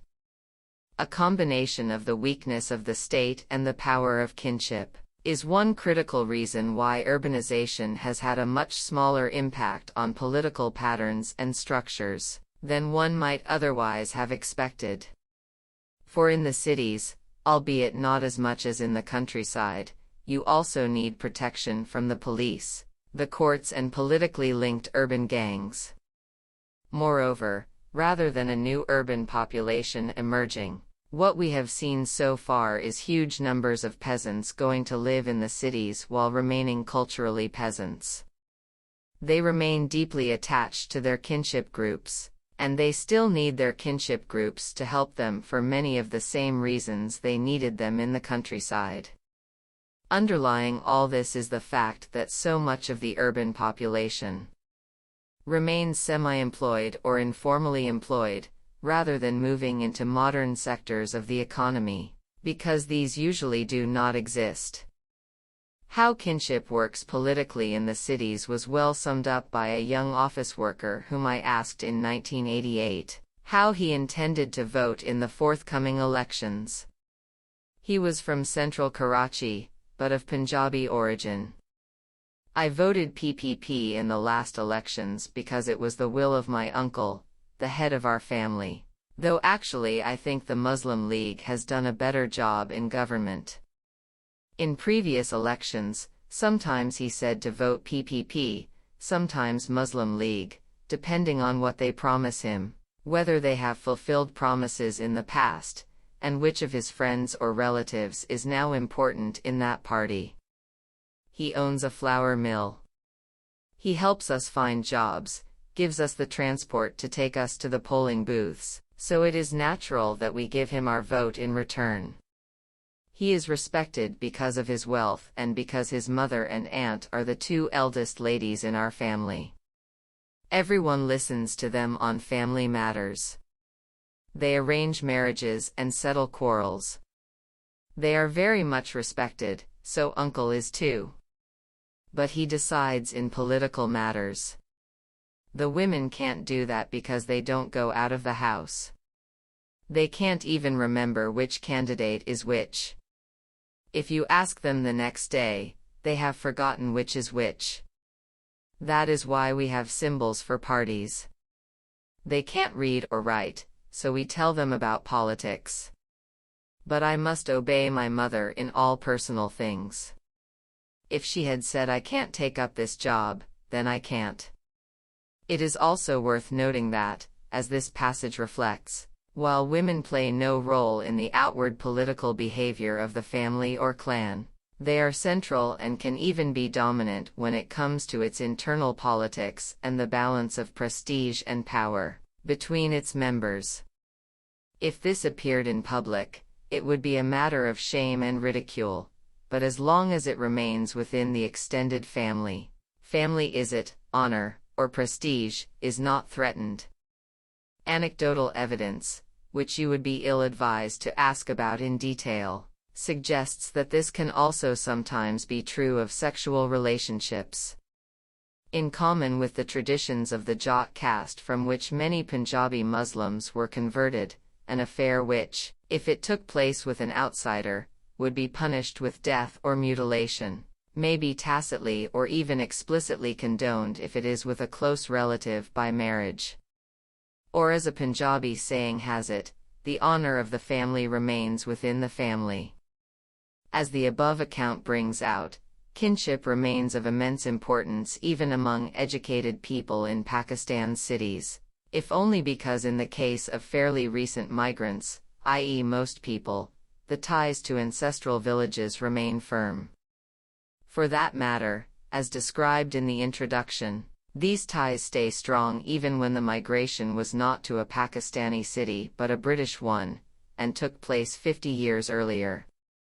Some of the ways in which the political traditions of the countryside continue to pervade the cities, while also having been changed by them, were illustrated for me by a series of interviews with ordinary people and political workers in the chief Patwari city of Rawalpindi, in the summer of 2009.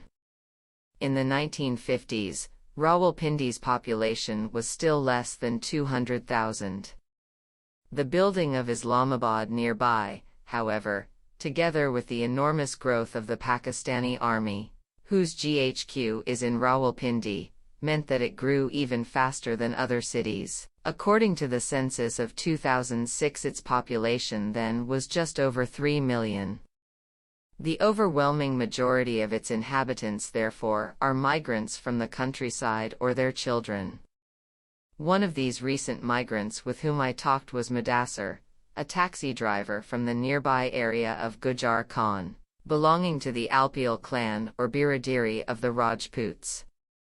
He was illiterate, and gave his age as about 22, I think, but he had a humorous thinker's mouth under his big mustache. In the last elections, he had worked as a driver for the campaign of PPP politician Raja Pervez Ashraf, a small piece of local kinship patronage. Pervez Ashraf is a leading local Rajput landlord, businessman and politician who became Minister for Water and Power in the new government. Because of its role in local patronage, this is one of the most politically important jobs in government. I asked Mudassir why he had supported Pervez Ashraf. "Because he paid me," he replied, very courteously stifling the obvious temptation to add, "You idiot." "And also because he is from the same Rajput biradiri as my family and most of my village voted for him. We still support Raja Pervez Ashraf, though we are not happy with Zardari and the PPP government in general.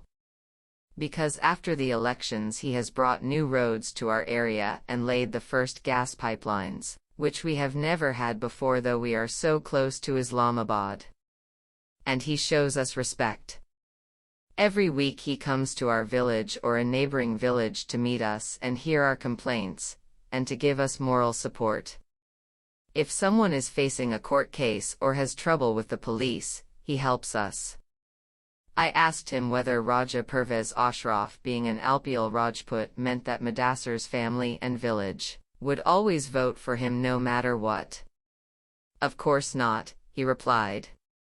"If Raja Pervez Ashraf does not act justly towards us, and take care of the poor people of Gujar Khan as he promised, and if he doesn't come to us to show respect and listen to us, then we will vote for someone else." Yes, we will always vote for a Rajput, but there are other Rajput leaders in Gujar Khan. This reminded me of a famous remark by a Pakistani feudal landowner summing up the changes in electoral politics since the 1950s. "Once, I used to send my manager to tell my tenants to vote the way I wanted.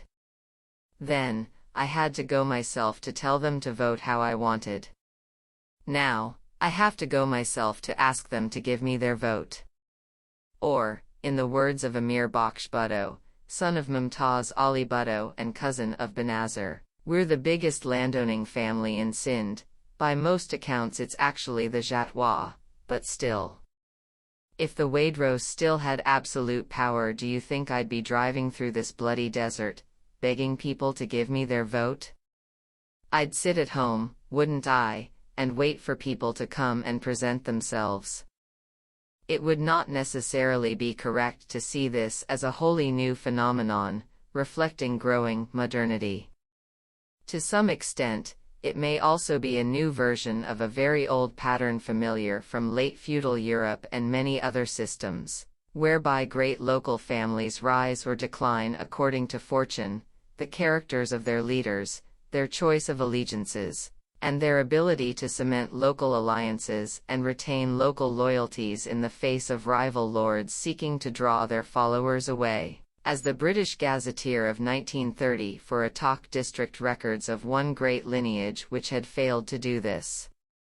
Gradually the great power of the Pindageb family was frittered away. First the Langriel family was allowed to secede. Then the Kunda, Kamliel, and Dondi families broke away. During this troubled time the ruling family contained no men of power. The chiefs were lazy, licentious and incompetent, and from a love of ease let great opportunities slip past. But they are still the nobility of the Tahsil. A politician's life. As these remarks suggest, Pakistani politicians now have to work very hard for their votes. In many ways, they have to work much harder than their Western equivalents, because here, everything is politics, as I have often been told. This does not just mean court cases, bank loans, police and civil service appointments, contracts, and so on, but also most of social life. Births and funerals are very important events for political deal making and alliance maintenance, and, as for the arrangement of marriages, this is of course inherently political. All this is like enough to the existence of lords in the European Middle Ages, with the difference that Pakistani politicians also have to try to master much more complicated matters of administration and business, and usually try unsuccessfully. Those rare ones who have the education to do so may not have the time. The sheer amount of time required to perform the necessary functions of a Pakistani politician, including those in office, may be one factor behind the poor quality of Pakistani government. Part of this is an even more intensive version of the obligation incumbent on many Pakistanis, and especially Pathans, to attend all the births, marriages and funerals even of distant relatives, all of which have a political aspect within the family, and therefore potentially at least in wider politics as well. As numerous friends have complained, this is crushingly exhausting and time-consuming even for people with no political ambitions, but a failure to turn up to the marriages or funerals even of very distant cousins will be taken as an insult which will severely affect future relations. Then there is the time consumed by the workings of the patronage system. Iqbal Akund, a bureaucratic observer of the creation of the PPP-led government in 1988, remarked that ministers were besieged in their homes from morning till night by petitioners, job hunters, favor seekers and all and sundry. It was the same inside the National Assembly, where every minister's seat was a little beehive with members and backbenchers hovering around and going back and forth, with little chits of paper. How the ministers got any work done is a mystery, but in any case policy took a back seat to attending to the importunities of relatives, friends and constituents. 20 years later, in the summer of 2009, a businessman from Multan described to me a recent dinner given by the Multan Chamber of Commerce in honor of the foreign minister, Makhdoom Shah Mahmud Qureshi, who is a member of a leading peer family from Multan. As soon as the speeches were over and people went to the buffet, Shah Mahmud was besieged by people wanting things. "Oh, Qureshi Sahib, my nephew has been arrested on a false murder charge. You are such a great man. It will take one phone call from you only."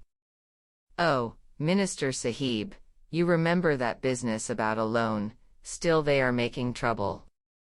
"Oh, Makhdoom Sahib, you promised to help my brother with promotion in his department, but he has been passed over."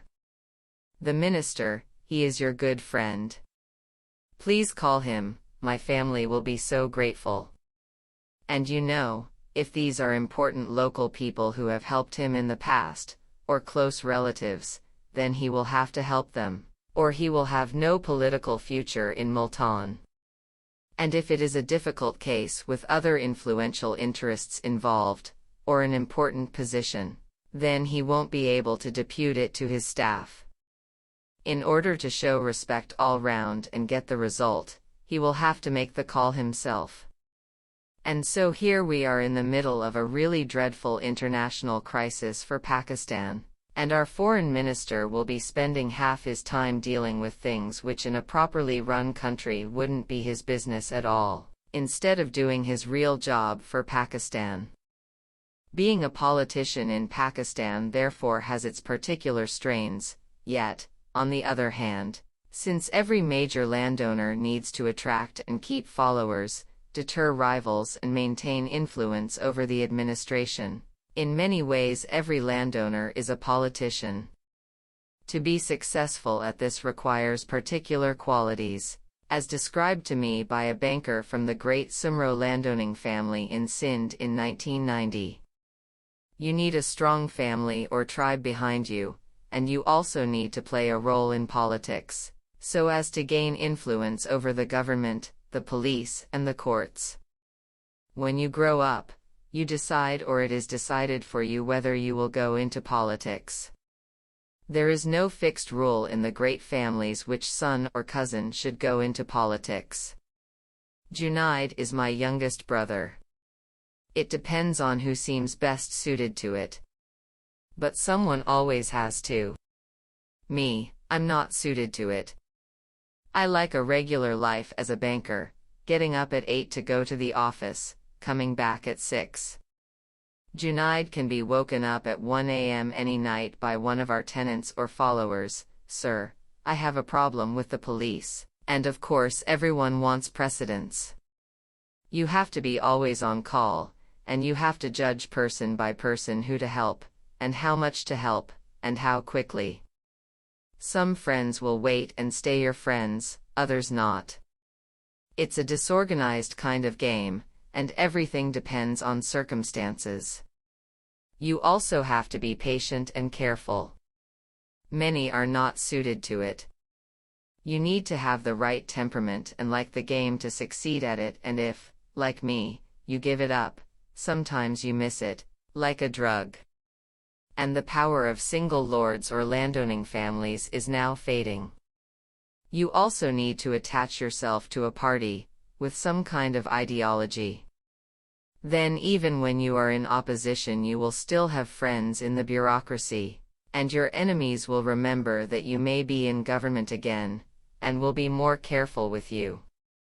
But going into party politics also makes the game even more dangerous, because when the government changes you can be imprisoned, or even killed. The brothers in my family are a surgeon, a banker, a lawyer and a politician, and we've all gone to jail. You have to be motivated to do this, standing in chains before a military judge, for 15 straight days. The people of our class are not usually tortured, but a selected few are. More common is murder, which can be blamed on criminals. And then there is mental torture, fake executions, waking you up repeatedly at night. But there is this to be said for it, it hardens you. And life in this country is difficult whatever you do, so there is no room for weaklings. So while Pakistani politicians in general get a pretty bad press, and deservedly so, it is sometimes possible to feel sorry for them. They are often not saints, but they often need the patience of saints, as well as the courage of wolves, the memory of elephants and the digestion of crocodiles. This last requirement was brought back to me by my last political journey with a Pakistani politician, in Sindh in the spring of 2009. My host was one of the Bhuttos, in fact the hereditary chief of the Bhutto tribe, Sardar Mumtaz Ali Bhutto. He is a cousin of the late Benazir, but no love is lost between the two branches of the family.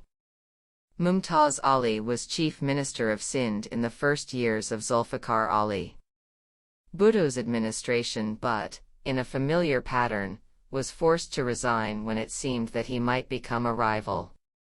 Since then, he has headed his own small and moderately Sindhi nationalist political party, and was only briefly chief minister again in the caretaker government of 1996-7.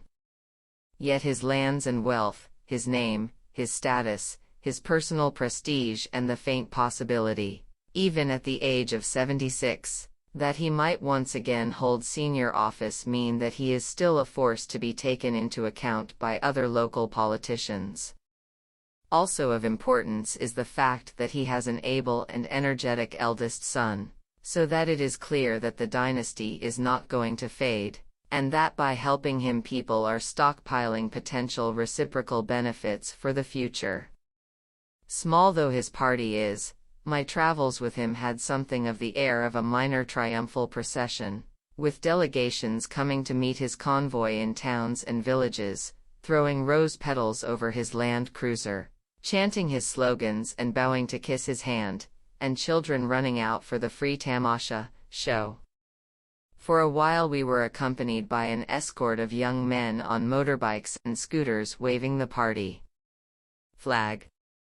This took me back to the great motorized cavalcades of past election campaigns in Pakistan that I had covered, and, looking even further back, one could almost glimpse through the clouds of dust turbaned and helmeted riders on horseback, with pennants waving from their lances. A rather macabre, but absolutely typical aspect of our progress to the Sardar's ancestral estate was that it was repeatedly interrupted by condolences. 3 times we called on local landowning and political families whose patriarchs had just died. In Europe, for an uninvited guest like me to intrude on private grief in this way would seem grossly insensitive, but these events are anything but private. They are in fact a central part not just of social life but also of political life, an occasion to demonstrate political loyalty or at least connections, to see and be seen. Not, however, to talk. It took me a long time during my first stay in Pakistan to get used to gatherings of men sitting in dead silence, broken only by the occasional murmurs of the eldest son and the chief guest. The movement of jaws is not for speech, but for food, and such food. As Mumtaz Ali Bhutto told me, if you want to keep well fed in the countryside here, just keep going to condole with people, and if you are a politician you have no choice anyway. This is supposed to be a purely private journey, not a political one, but you see how it is. If this were an election campaign, we'd have been offered 12 meals a day. The trick is to nibble just a little bit everywhere. Meanwhile, I studied the decor of the houses we visited, an amazing mixture of exquisite old-style local taste, appalling Western taste and what might best be described as contemporary Bollywood neo-Mughal stage set taste. With summer fast approaching, all the curtains were drawn against the heat and glare outside, so that the rooms were lit only by glaring strip lights. Throughout Pakistan, this gives most homes, even some of the most luxurious ones, the curious impression of third-class cabins in the bowels of a cruise ship. Some of the decor was not conducive to maintaining gravity. One of my favorite items was an enormous toy tiger sitting on a table in the middle of a drawing room where we had gathered to condole. Its eyes looked directly into mine, glassily, but not much more so than those of the other guests, who also gave a strong impression of having been stuffed. As the respectful silence wore on, I was seized by an almost irresistible desire to offer the creature some kebab and try to strike up a conversation. Even more impressive was the bedroom of the eldest son and political heir of another mournful house, where the guests of honor were ushered to use his toilet. The room contained only 2 furnishings, an enormous neo-rococo bed decorated with huge bunches of flowers, fruit and ostrich feathers, all painted in imitation gold leaf, and, hanging over the bed, an equally enormous photograph of the young politician himself.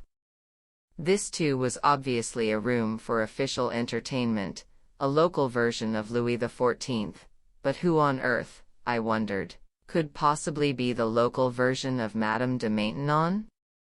It would be a grave mistake, however, to laugh at the Waitrose of Sindh.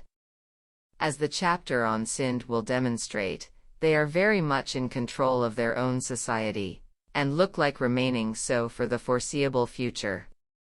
The secret of their success is a mixture of wealth and the deference ensured by their status as clan chiefs, local hereditary religious figures, or a mixture of the two. One local landowner we visited seemed barely above the level of the larger peasants in terms of wealth, living in a bleak concrete house with bare concrete walls and floors, yet he turned out to be a peer, and a significant political influence in the local Shia community. The media.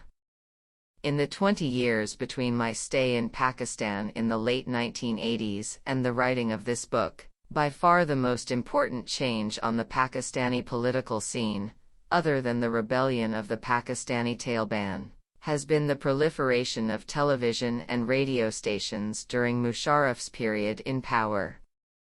By 2009 there were around 80 Pakistani TV channels, 12 exclusively for news and current affairs. Indeed, several middle-class people said to me that news has become our entertainment, though they admitted that this was probably the effect of novelty and would sooner or later wear off. 5 channels were devoted to religion. In the 1980s, Pakistani television was completely state-controlled and was of a quite excruciating dullness, as indeed was state TV in India. Newspapers and magazines were the main sources of news and analysis, but, although they had occasional lively discussions and sometimes exposed scandals, their journalists were hopeless at following up and researching stories.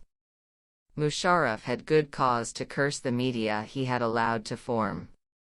In the later years of his rule, it was above all due to the support of some of these channels, notably Geo, a branch of the Jang Media Group, that the lawyers' movement gathered public support and even briefly became something like a mass movement.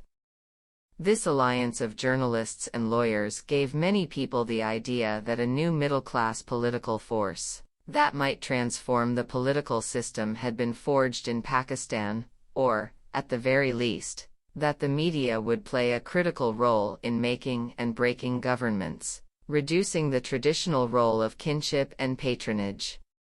In 2008-9, however, liberal intellectuals and their English-language media outlets, like the Friday Times and Daily Times of Lahore, turned against much of the rest of the new media, accusing them of sympathy for the Taliban and bias against the PPP administration of President Zardari. There was much muttering among liberals of my acquaintance about establishment conspiracies to manipulate the media, and about the way in which Musharraf had created a Frankenstein's monster. The error of the liberals and many Western analysts was to forget that, in the words of Dr. Mosharraf Zaidi, Pakistan's media is guilty of being a microcosm of the society that it reports on, reports for, and reports to.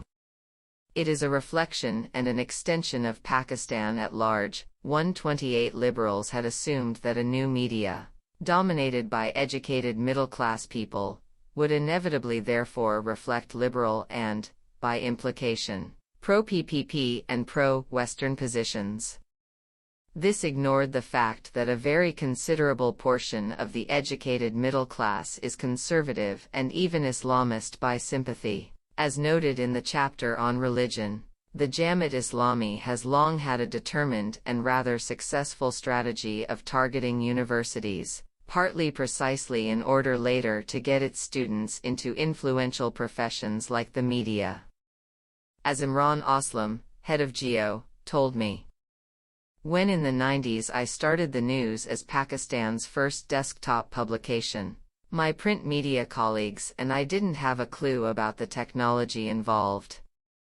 We had apples sitting on the desks and we didn't know what to do with them.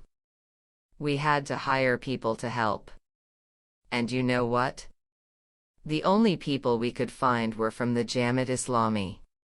They'd been trained in the 80s with CIA and ISI helped to support the Afghan Mujahideen with propaganda. So the people who the liberals see as yahoos were explaining to the media elites what Hotmail was. Even more importantly, the middle classes and the journalists among them are just as suffused with hostility to the US and its presence in Afghanistan as the rest of society. Depressingly, this has also meant that I have heard as many cretinous conspiracy theories about America from journalists as from ordinary Pakistanis, indeed more, because the journalist's background gives them more raw material with which to weave their fantasies. In fairness, however, I must say that liberal journalists are just as bad, with the difference that their Baroque conspiracy theories are directed at the army. The media are therefore a microcosm of the Pakistani middle classes, and reflect their views. One sign of this is television's approach to religion. Many liberals are horrified by the number of religious programs on TV, though as of 2009 this is only 5 out of around 80, which is roughly the US proportion. It is equally true that Jamati supporters with whom I have spoken have been horrified by the content of many of these programs. This is partly because of a response to audience wishes and the strong element of popular religion, involving the worship of saints and other Hindu superstitions. It is also because, owing to privately owned television's innate need for controversy and excitement, a considerable amount of debate and disagreement about religion appears on TV, once again, accurately reflecting the conflicting views of Pakistani society, but infuriating the orthodox. I was told about, though haven't been able to trace, one lively exchange on a phone-in program on religious rules when a Sunni cleric told a woman that it was sinful to paint her nails, and his Shia colleague asked him why, in that case, he himself was dyeing his beard. It was indeed surprising that middle-class journalists from classes which generally have a traditional reverence for the army, if only because so many of their relatives are officers, should have turned against the Musharraf administration so radically in 2007-8, especially since they had generally begun by supporting him. This can partly be explained by a genuine middle-class respect for the law and desire to defend the independence of the judiciary, but it can also be explained by the fact that respect for the army is closely connected with nationalism. As in the judiciary itself, Musharraf's perceived subservience to the U.S. and obedience to U.S. orders to kill his own people had already begun to cripple his prestige with the middle classes before the lawyers' movement rose against him. The same perception of being America's slave, together with corruption, explains the growing hostility of much of the media to the Zardari administration in 2009-10. This hostility to the U.S., rather than extremist feeling as such, explains the rather shocking toleration for the Pakistani Taliban shown by much of Pakistani television, up to the spring of 2009. This did not take the form of outright propaganda, but rather of playing interviews with Taliban spokesmen, and military or official interviews, on an equal basis and without commentary, and, in the reporting of terrorist acts, of frequent references to conspiracy theories which might excuse the Taliban from responsibility. This was not a matter of cynical manipulation, as far as I can see, from a great many interviews with journalists. They believed these theories implicitly themselves. There was therefore a reciprocal effect, with the media sucking up public prejudices and playing them back to the public, strengthening them in the process. In the spring of 2009, however, there was a real change. The military did some tough talking to media owners and journalists, and thereafter most of the media have been much more supportive of the campaign against the Pakistani Taliban, while continuing, like the rest of society, to oppose action against the Afghan Taliban. As to the media's future role in politics, there are two key issues: mass mobilization, and the righting of wrongs. On the first, television is indeed likely to play an important part in encouraging various kinds of protest and stirring up support for movements against the alleged crimes of unpopular and dictatorial regimes. However, if the past is anything to go by, this may just as well be against civilian as military regimes. On the exposure of wrongs, the media have indeed played an increased role. When it comes to justice for wrongs, the media's ability is naturally limited to its capacity to embarrass, since punishment is a matter for the government, the police, and the courts. Thus, I heard of a case in northern Sindh where 3 young feudals had raped a nurse in a local clinic. On the insistence of her colleagues, the police arrested the youths concerned. Of course, I was told by a local journalist. Their political relatives got them released again very quickly, and they will never go to jail for what they did. But in the meantime the media had filmed them handcuffed in the police station. So at least their families were embarrassed, and maybe that meant they gave them a damned good beating when they got home. On the other hand, despite extensive media coverage, the criminals in the monstrous case of the rape of Mukhtar Mai and persecution of her family, and the burial of girls alive in Balochistan, described in Chapter 9, have not been brought to justice years after the event, because of the political power of those responsible. The use of the media to embarrass politicians could also become a weapon of political misinformation and attack between different parties, factions, and individuals. This has always been the case on a small scale, but the new force of television vastly increases the possibilities. The media as weapon, though, in this case, of legitimate self-defense, was brought home to me by a Christian journalist friend in one of the rougher parts of Pakistan. He had got into a parking dispute with the followers of a notoriously ruthless local chieftain. I asked him whether this wasn't dangerous, especially given the way in which Christians in the area had been persecuted. No, he replied, because the Sardar and his men knew that he was a journalist and a friend of the other leading journalists of the area. We journalists stick together and defend each other. So if they did anything to me, stories about all the bad things he and his family have done would be all over television, the papers, and radio. It is still too early to say whether the new media form a really important new force, or whether they will only be a new element of the old scene, and will essentially be ingested by the traditional system, as has happened to so many forces before them. At the very least, though, the media are encouraging a wider range of people to think and talk about public issues than has been the case in the past, which is presumably a good thing, depending on what they think and say. The Pakistan People's Party, PPP. As you drive towards the Sindhi town of Larkana from the north, a shining white lump appears on the flat face of the plain and gradually grows to enormous dimensions. It is the mausoleum of the local Bhutto family of landowners and tribal chieftains, who in recent decades have made an impact considerably beyond their ancestral territory. Reflecting this impact, the mausoleum is a squatter but possibly even bigger version of the Taj Mahal in gleaming white marble. It is built over the site of the ancient Bhutto family graveyard, and was started under the first government of Benazir Bhutto after 1988 as a monument to her executed father. Now she rests there herself. The mausoleum is arranged on 2 levels.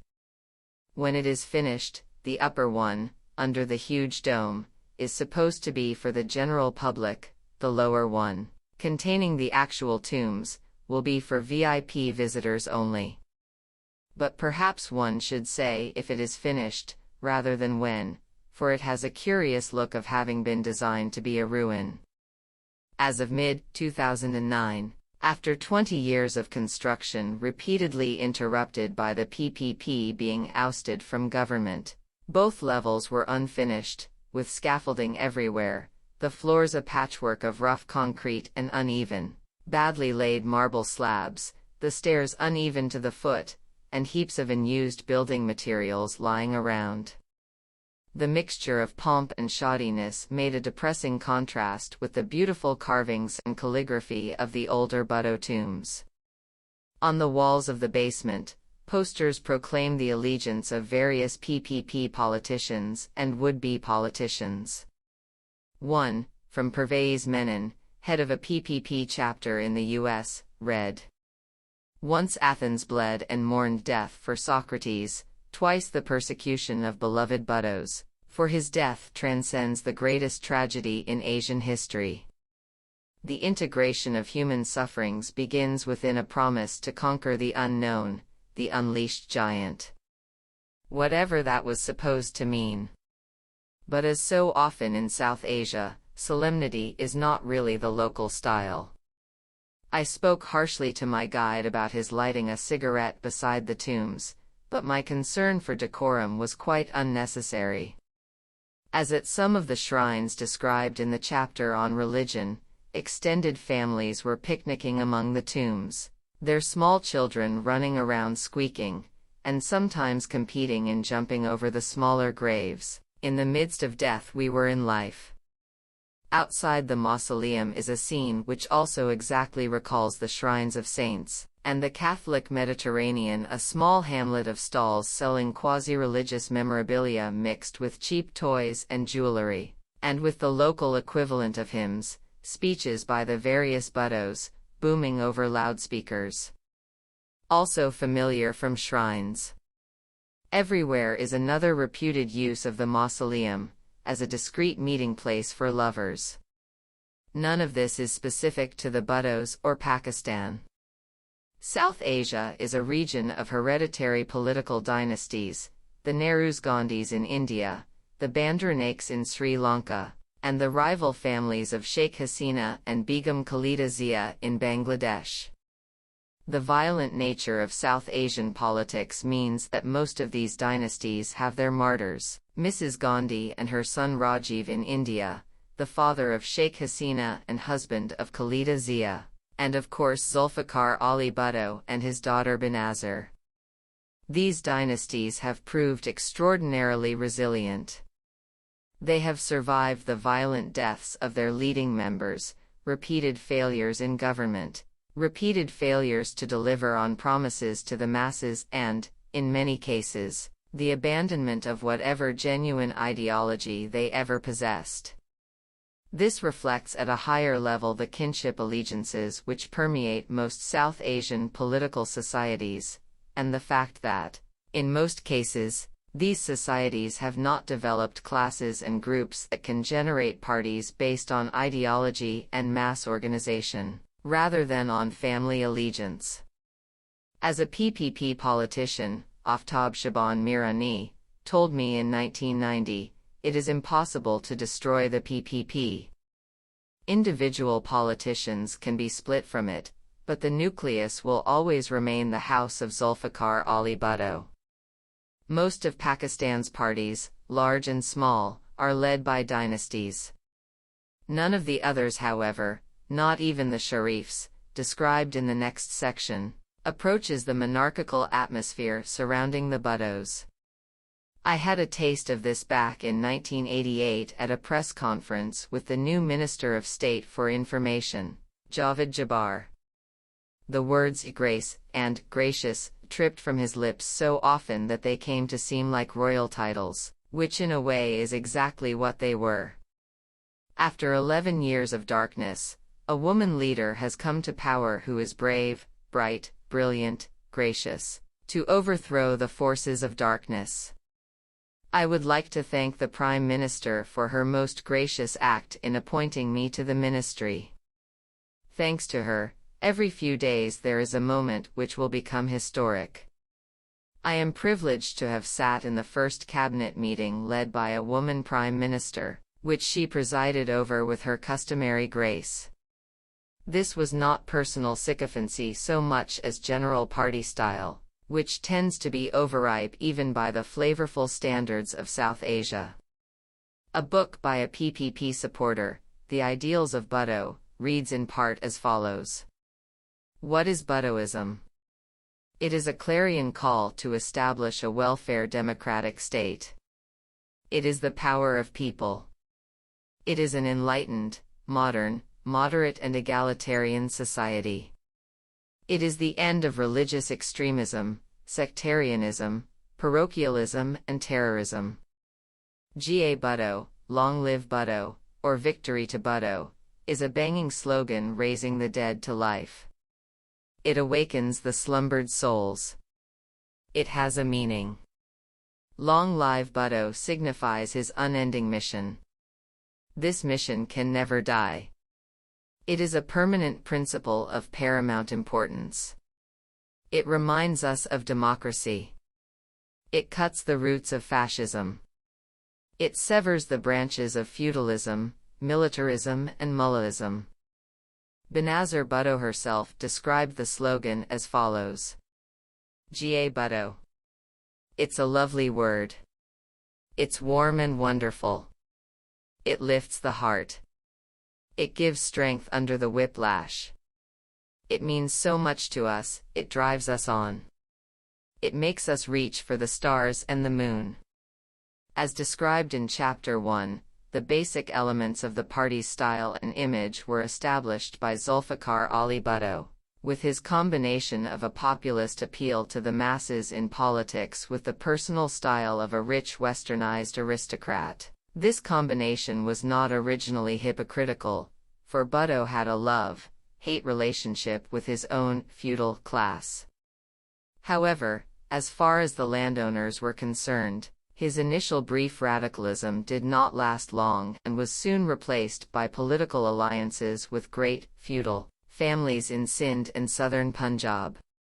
Not merely was it naturally out of the question for members of this class to pursue economically progressive agendas on the part of the PPP, but the nature of their local power also made it impossible for them to support socially progressive agendas, especially in the area of women's rights, even if they had wanted to, since this would have offended the deeply conservative kinship networks on which they depend for support.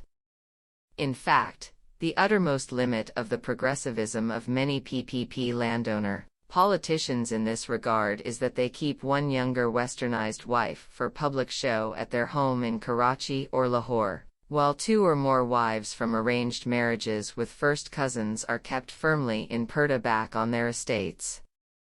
A Sindhi PPP leader whom I interviewed in 1990, Dr. Ashraf Abbasi, a doctor by profession, was candid about the political realities. We have no choice but to adopt candidates like you, Khan and A.T., names disguised for obvious reasons, though of course we know that they are both murderers. Who else can we work with here in the interior of Sindh? Of course. We don't want them, when we have good, loyal party workers on hand.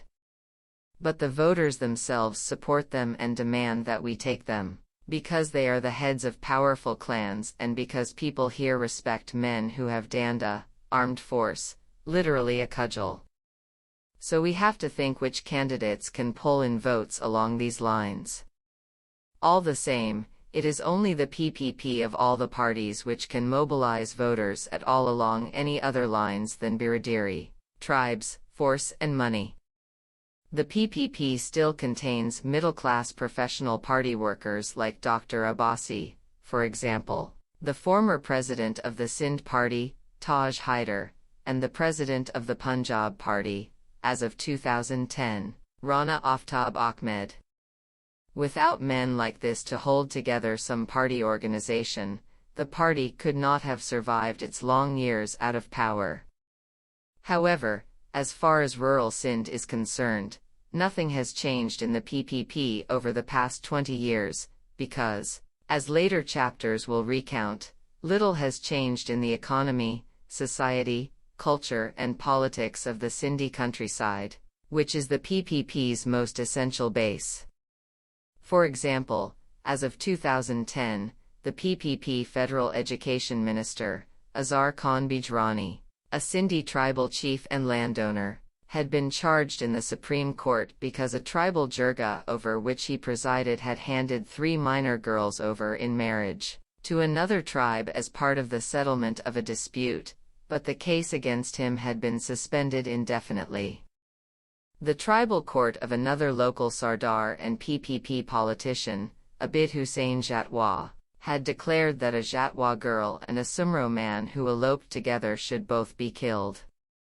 The Sindh High Court intervened to protect them, but the resulting scandal did not prevent Jatwa from becoming Provincial Minister of Fisheries and Livestock.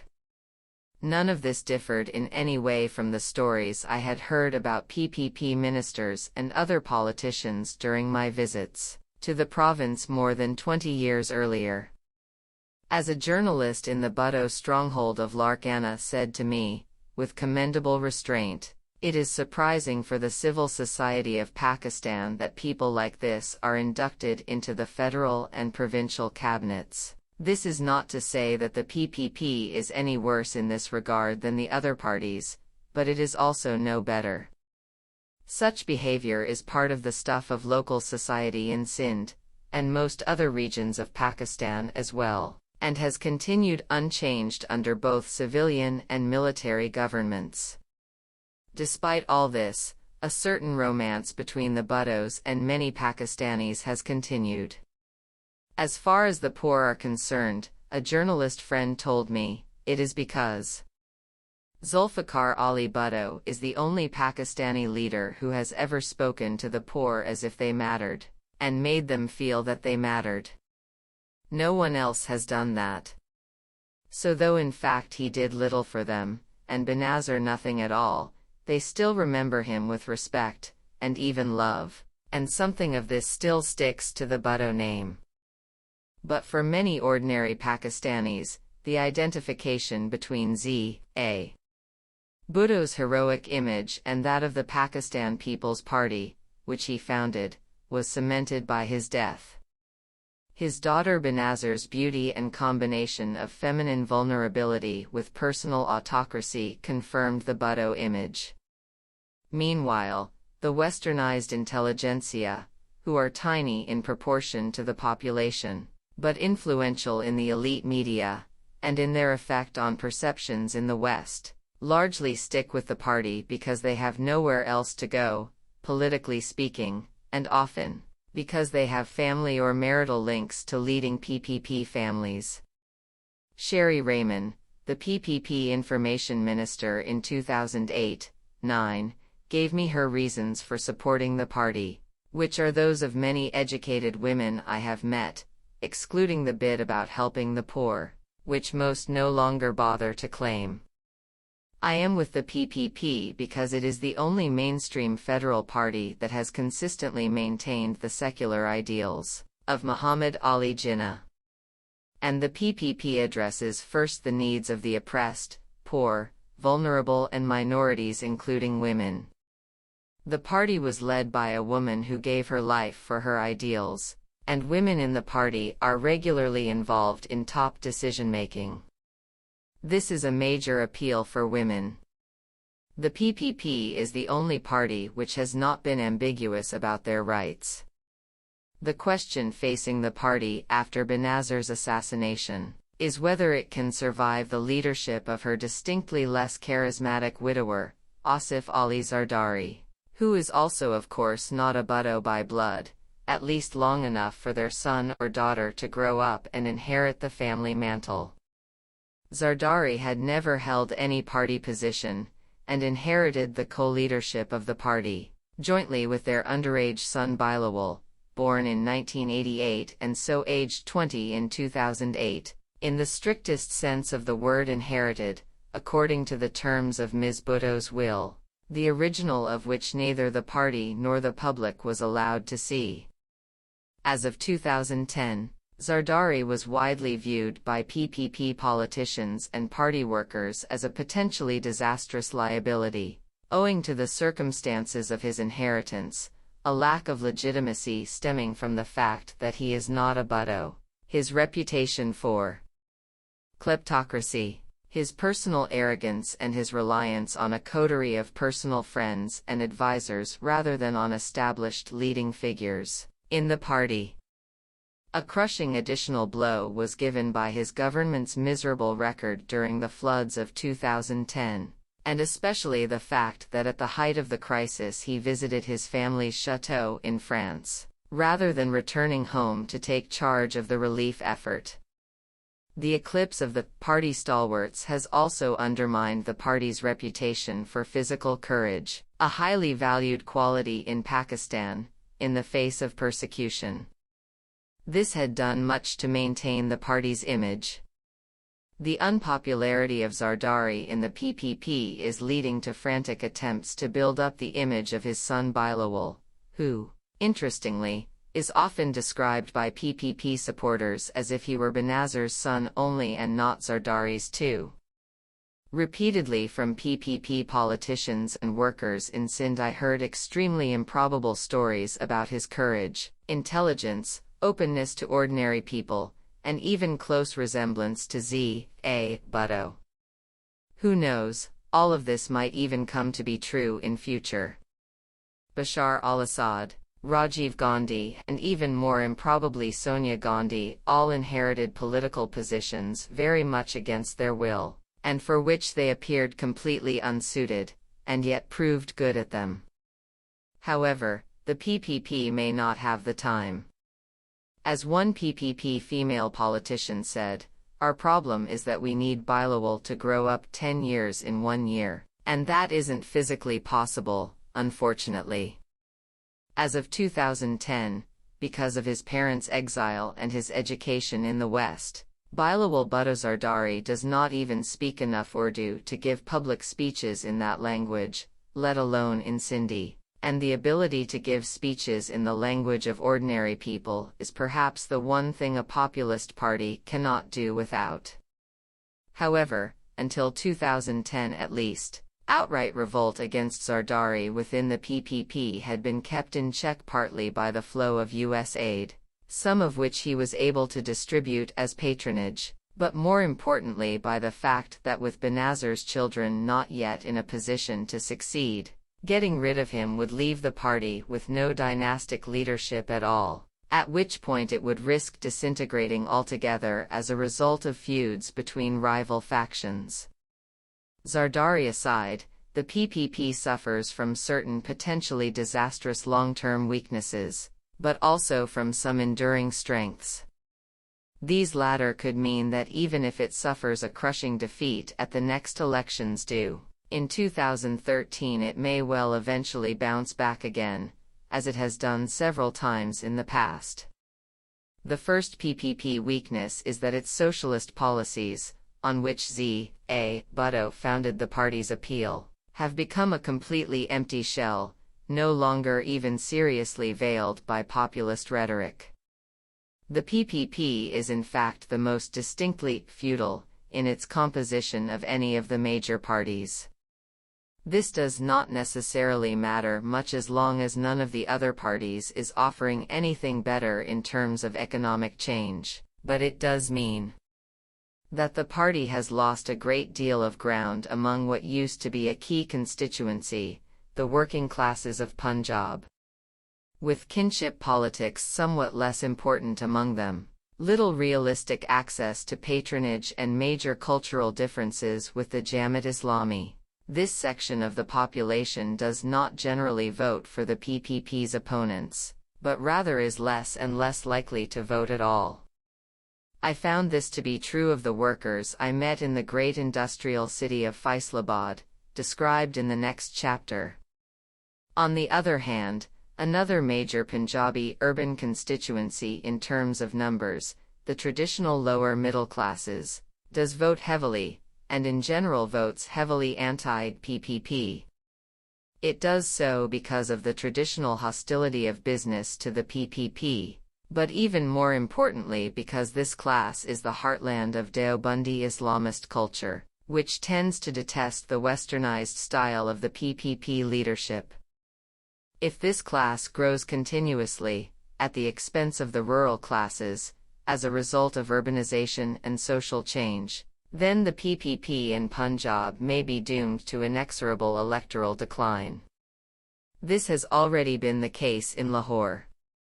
During my stay in the late 1980s, the PPP had a great deal of support there, but in 2008 and 2009 it was hard to find a single would-be PPP voter on the street, even in former PPP strongholds. This is not at all certain, however. As already stressed, because of links to the countryside and because of the informal nature of much of the economy, the growth of urban populations does not necessarily mean the urbanization of culture, or the extension of traditional lower middle class culture to the new lower middle classes.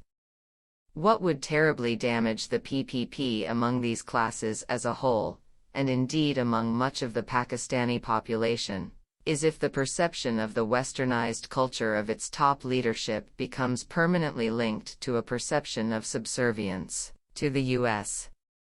This would also mark a complete break from the legacy of Z.A. Bhutto, whose popularity was founded on a mixture of populism and ardent nationalism, with a strong anti-American tinge.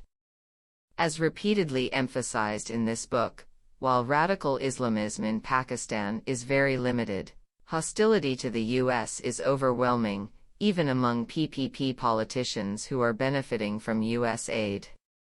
As a PPP member of the National Assembly from Sindh told me in Hyderabad in April 2009, "We used to be very liberal, pro-Western people. But American behavior and attitudes are forcing us to develop our own identity, because we cannot simply be your servants."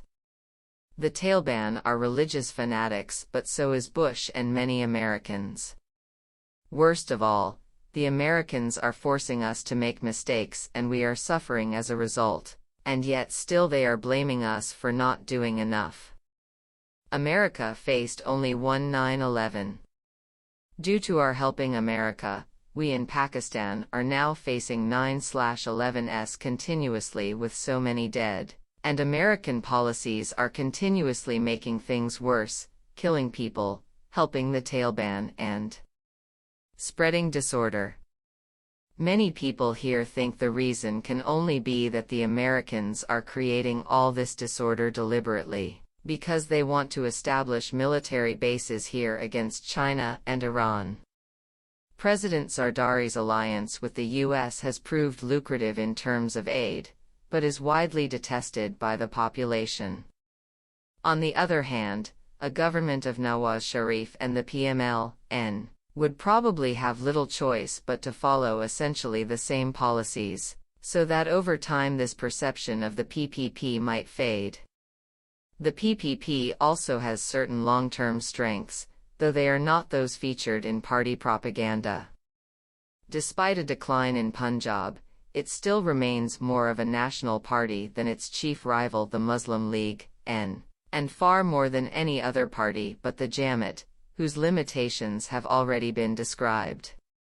While the Muslim League in power can always pick up some Sindhi allies by offering patronage to local feudals, Sindhi feeling as such has nowhere to go but the PPP unless it is to move into outright rebellion against Pakistan, which most Sindhi politicians do not wish to contemplate, for reasons that will be brought out in the chapter on Sindh. As the Sindhi PPP politician quoted above told me after reciting a litany of complaints about Zardari. But even with all the mistakes and even crimes of Zardari, in the interior of Sindh people love the Bhuttos. And anyway, we have no options. Who else can we Sindhis vote for? It is also unfair to compare Zardari to Bibi, Benazir Bhutto. Nobody can compare to her. All the other leaders are pygmies by comparison. It remains to be seen if anger in Sindh at the PPP government's failure during the floods of 2010 has been enough to shatter this dynastic loyalty. Finally, the PPP can appeal to members of religious traditions that have reason to fear Sunni Islamist ascendancy, and which see the Muslim League as increasingly associated with Deobandi and Ali Hadith culture, followers of the Barelvi tradition, devotees of the shrines and of course the Shia. The Bhuttos and Zardaris are both Shia, and many of the leading figures of the party come from peer families with strong Shia leanings. In the past, this has not marked a clear Sunni-Shia split between the main parties. Kinship, personal and factional rivalries divide all Pakistan's religious traditions. The PMLN contains many Shia and Barelvis, and the Sharifs have been careful to show great respect and support to the leading shrines. However, the savage attacks by the Pakistani Taliban and their Punjabi sectarian allies on shrines in 2010, and the apparent closeness to the sectarians of some of the Sharif's leading allies, mean that Shia and Barelvis may begin to desert the PMLN, possibly dealing it a heavy blow in certain areas. The PPP leadership for its part knows very well that it would be crazy to make an openly Shia appeal in an overwhelmingly Sunni country, in which outright, declared Shia, as opposed to devotees of shrines which bridge the Shia-Sunni gap, may be as few as 10%. The Bhuttos, Zardaris and other families therefore follow Sunni rituals in public, in accordance with the old Shia tradition of taqiyya, which permits Shia to disguise their real beliefs if threatened with persecution. Nonetheless, the PPP does seem to have a degree of permanent residual support in some minority religious groups, a point to which I will return in the next chapter, on Punjab. The Pakistan Muslim League, Nawaz, PML, N. On the whole, however, and for many years now, Pakistani vote swings have been powered less by enthusiasm for the party in opposition than exasperation with the party in power. In other words, the future of the PPP will depend heavily on how its main rivals, the Muslim League of the Sharifs, perform when they are next in government. If the PML-N's past record is anything to go by, the PPP will have plenty of opportunities to exploit public discontent. Indeed, anger at the PPP-led national government in Punjab over failures of the flood relief effort in 2010 was to some extent balanced by anger at the PML-N's provincial government for the same reason. When trying to define the identity of the Muslim League, I quoted Benazir Bhutto on the slogan Jai Bhutto to a Pakistani friend, and asked him what the PML-N's equivalent would be. Parathas, he replied like a shot, referring to the fried flatbread much loved in Punjab. Just listen and you'll hear how right it sounds for them. Long live parathas. It's a lovely word. They're warm and wonderful. They lift the heart. This is of course a shockingly frivolous comment, and I sincerely hope that no Pakistani reader is so utterly lost to political seriousness as to laugh at it.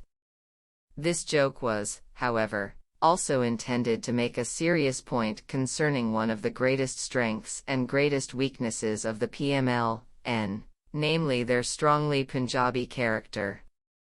It is the party's base in Punjab and in Punjabi sentiment that allowed it to liberate itself from its original military masters, and to survive 8 years in the political wilderness after Musharraf's coup in 1999. On the other hand, this means that its vote in other provinces has been very limited, and it has never been able to rule in Sindh except through local alliances of opportunist feudals. In the NWFP, however, Sharif's criticism of the US and distancing from the struggle with the Taliban may pay permanent electoral dividends. Punjabi culture largely explains the particular charismatic appeal of Nawaz Sharif to many ordinary Punjabis, so absolutely incomprehensible to most Western observers and indeed to Pakistani liberal intellectuals. His rough but jovial personal style goes with this, as does the fact that, while frequently wooden and tongue-tied in English, he apparently speaks very effectively in Punjabi. Leaders of the party like to stress that it had its beginnings in the mass opposition movement to Z.A.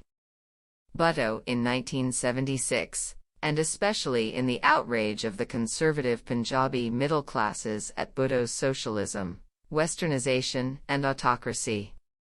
The self-image of the core PML-N is therefore of a moderate conservative and Muslim, but also modern middle-class party, as the PML-N Information Secretary, Ehsan Iqbal, put it to me. 137 The key role in putting the Muslim League together in the mid-1980s, and in choosing Nawaz Sharif to run it, was however played by the military administration of Zia-ul-Haq, and the ISI.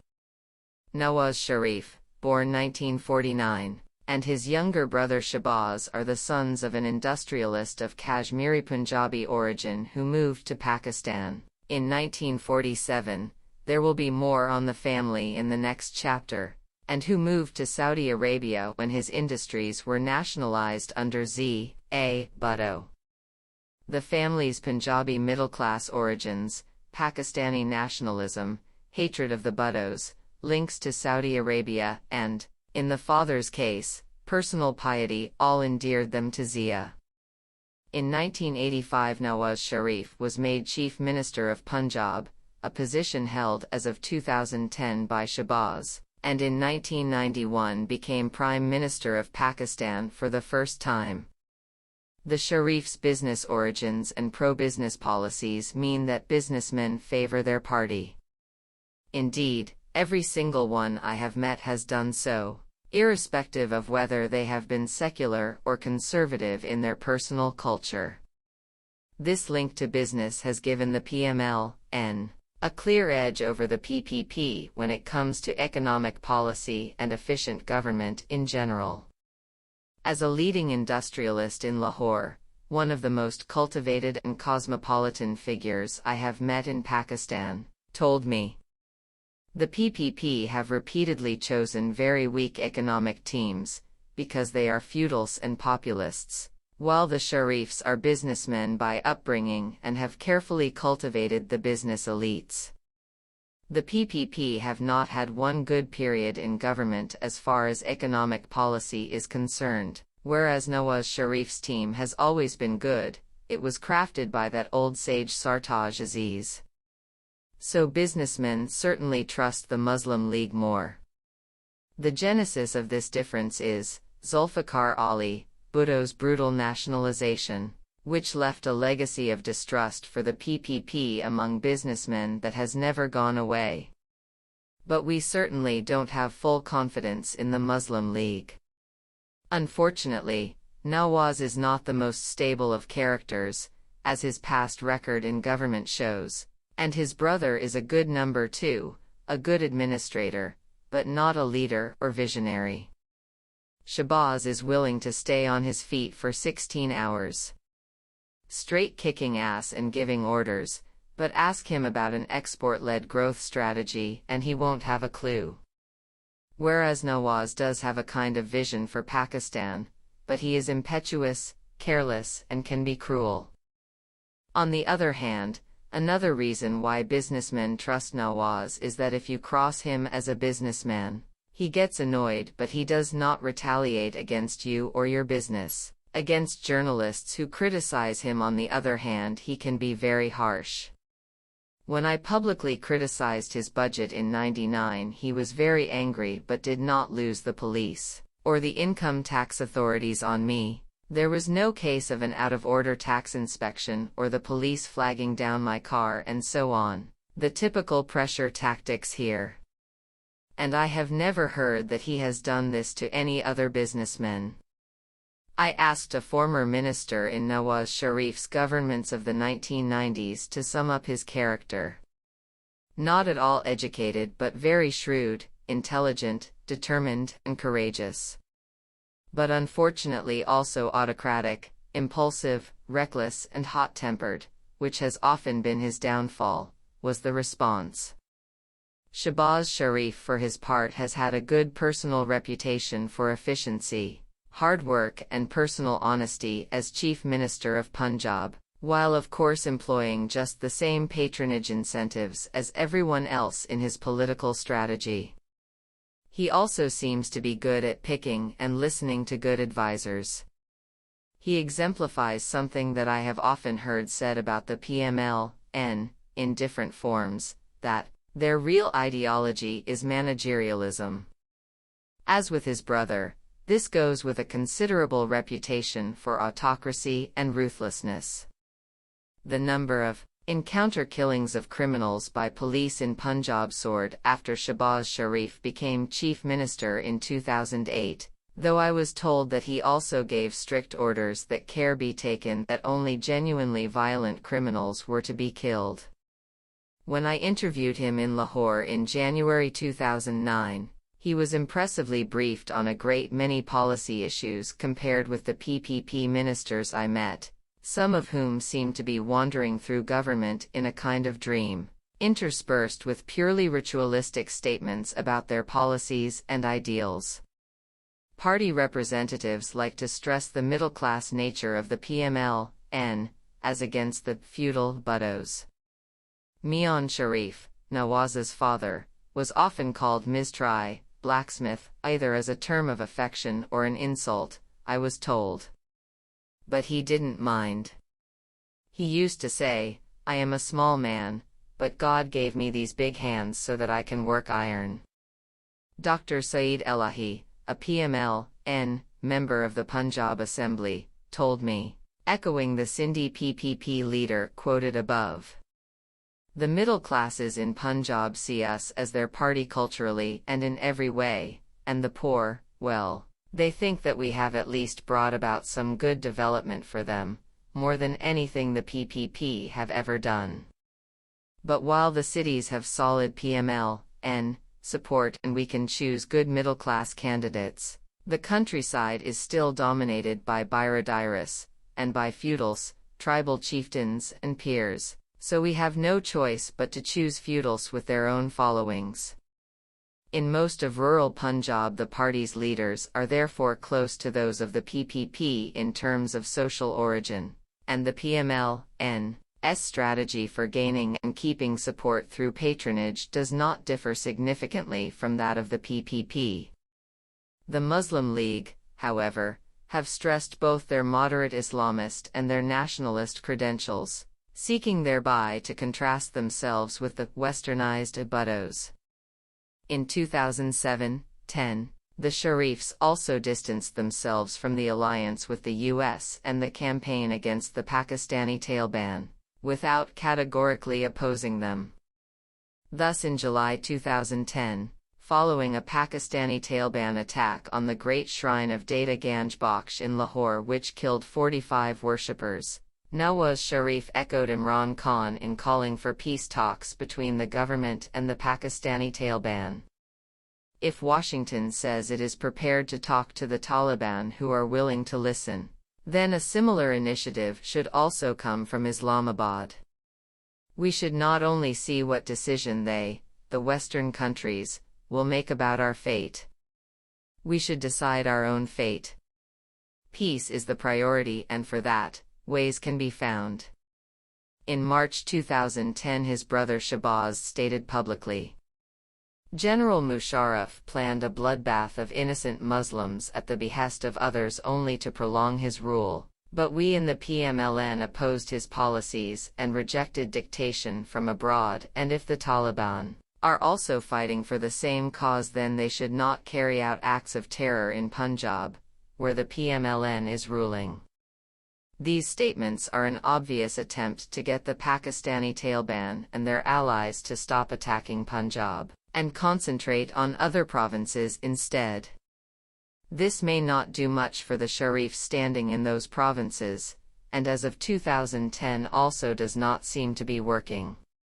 The PML-N government's failure to prevent massive terrorist attacks in Punjab may well undermine its prestige as a party of law and order, and while many Punjabis with whom I have spoken continued to support talks with the Pakistani Taliban even after they began to attack Punjab, it is not certain that this will continue if they kill more and more innocent people and target such beloved sites as Data Ganj Bakhsh. The PML-N's support for talks and distancing from the US form part of a strategy, emphasized to me by the PML-N's Information Secretary, Ehsan Iqbal, of seeking to undermine both the Pakistani Taliban and the Jamaat Islami by drawing away their supporters into mainstream politics. PML-N leaders estimate that in the February 2008 elections, which the Jamaat boycotted, 40% of Jamaat voters nonetheless turned up to vote PML-N.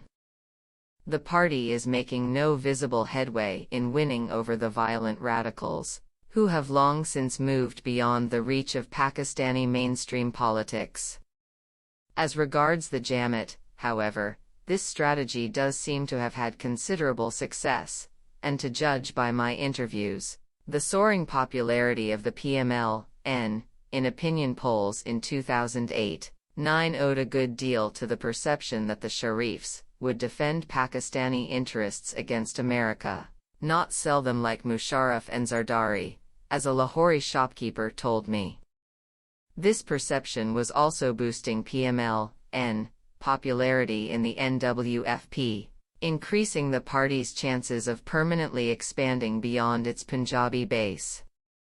All this has led to fears among Western observers and Pakistani liberals alike that in government the PMLN will turn Pakistan away from the alliance with the US, and towards a much more Islamist system at home, akin to that introduced by General Zia.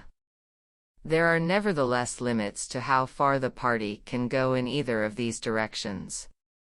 More perhaps than any other group in Pakistan, the industrialists who support the Sharifs know the disastrous economic costs of a radical break with the US. Businessmen also know how dependent Pakistan will be on US aid, and, although they will undoubtedly try for greater distance, in the end their policies towards the Afghan Taliban are likely to be much the same mixture as those of Musharraf and Zardari.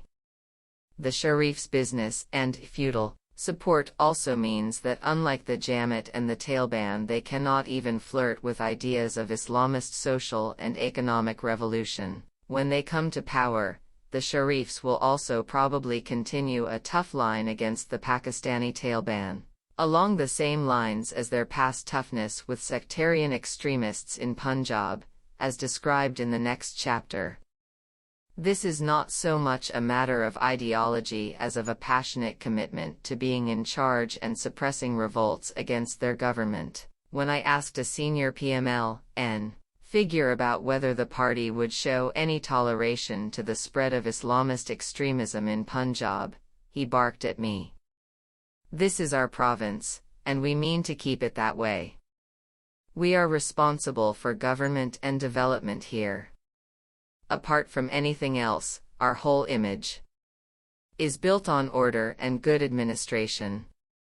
Of course, we are not going to allow any terrorism and disorder by miscreants here, no matter if they say they are doing this in the name of Islam and against America. Finally, in terms of their personal culture, while the Sharifs are quite far from the Bhuttos, they are also very far from the buttoned-up, puritanical Jamaat, described in Chapter 4 on religion. Close associates have described them as not personally bigoted, and generally relaxed about religion. They like good food, ostentatious luxury, and above all women, for whom both brothers have a considerable appetite which they hardly trouble to disguise. They are, however, strict about not drinking alcohol. This may well seem a hypocritical mixture, but unlike the open westernization displayed by some of the PPP leadership, and the strict Islamism displayed by the Jamaat, it may be rather close to the basic attitudes of a majority of male Punjabis, who, as described in the next chapter, are also far from puritanical in their basic attitudes to life, while regarding themselves of course as good Muslims and insisting on strict behavior by their own women. Imran Aslam of Geo described what he called the Sharifs Pakistan as conservative with a small c. It is a form of religion that gives stability and comfort but is not fanatical, and is at peace with itself, unlike our psychologically and culturally tortured liberals, and equally tortured Islamists. The Punjabi conservative attitude to the Sharifs may therefore be compared to the conservative attitude of the American South, to the youthful George Bush's escapades with drugs, alcohol and women, except that the Sharifs are no longer youthful. The fact that they are nonetheless seen as part of the same conservative culture, unlike the democratic, liberal elites, somehow absolves them from blame. Even Nawaz Sharif's well-publicized affairs with Indian, Muslim actresses will not do him much harm among most men in a province where so much of the male population watches Bollywood movies and, unless Punjabis are differently constructed from men anywhere else in the world, dream of sleeping with their female stars. On the other hand, because of this luxurious lifestyle, the elite composition of most of its top leadership, and the basic realities of kinship and patronage politics, the PMLN stands no chance either of crafting a social and economically reformist agenda for Pakistan, or of transforming itself into a modern mass party. The Sharifs lack the openly monarchical style of the Bhutto Zardaris, but both brothers are natural autocrats whose autocratic tendencies helped destroy their government and bring about the military coup of 1999. As in the PPP, there are no internal elections in the PML-N, and everything comes down in the end to choices and decisions by the Sharifs and their advisors. The PML-N is therefore yet another dynastic party, with the usual problem that the next generation of Sharifs, Shahbaz's son is the heir apparent to the party leadership, are rather unknown quantities in terms of ability, though they are better placed in this regard than the Bhutto Zardaris. The Muttahida Qawmi Mahaz, MQM. The fossilized nature of the PPP and PML is shown up especially starkly by the contrast with Pakistan's only truly modern mass political party, the MQM, which will be further described in Chapter 8. I have included the MQM in this chapter as a counterexample to the other main parties, and because the MQM itself has aspirations to be a national party. The MQM's character as a middle-class party stems from its ethnic background in the Mohajir population of Karachi and Hyderabad. It has sought to transcend this identity and capitalize on its modern middle-class character to become a progressive party across the whole of Pakistan.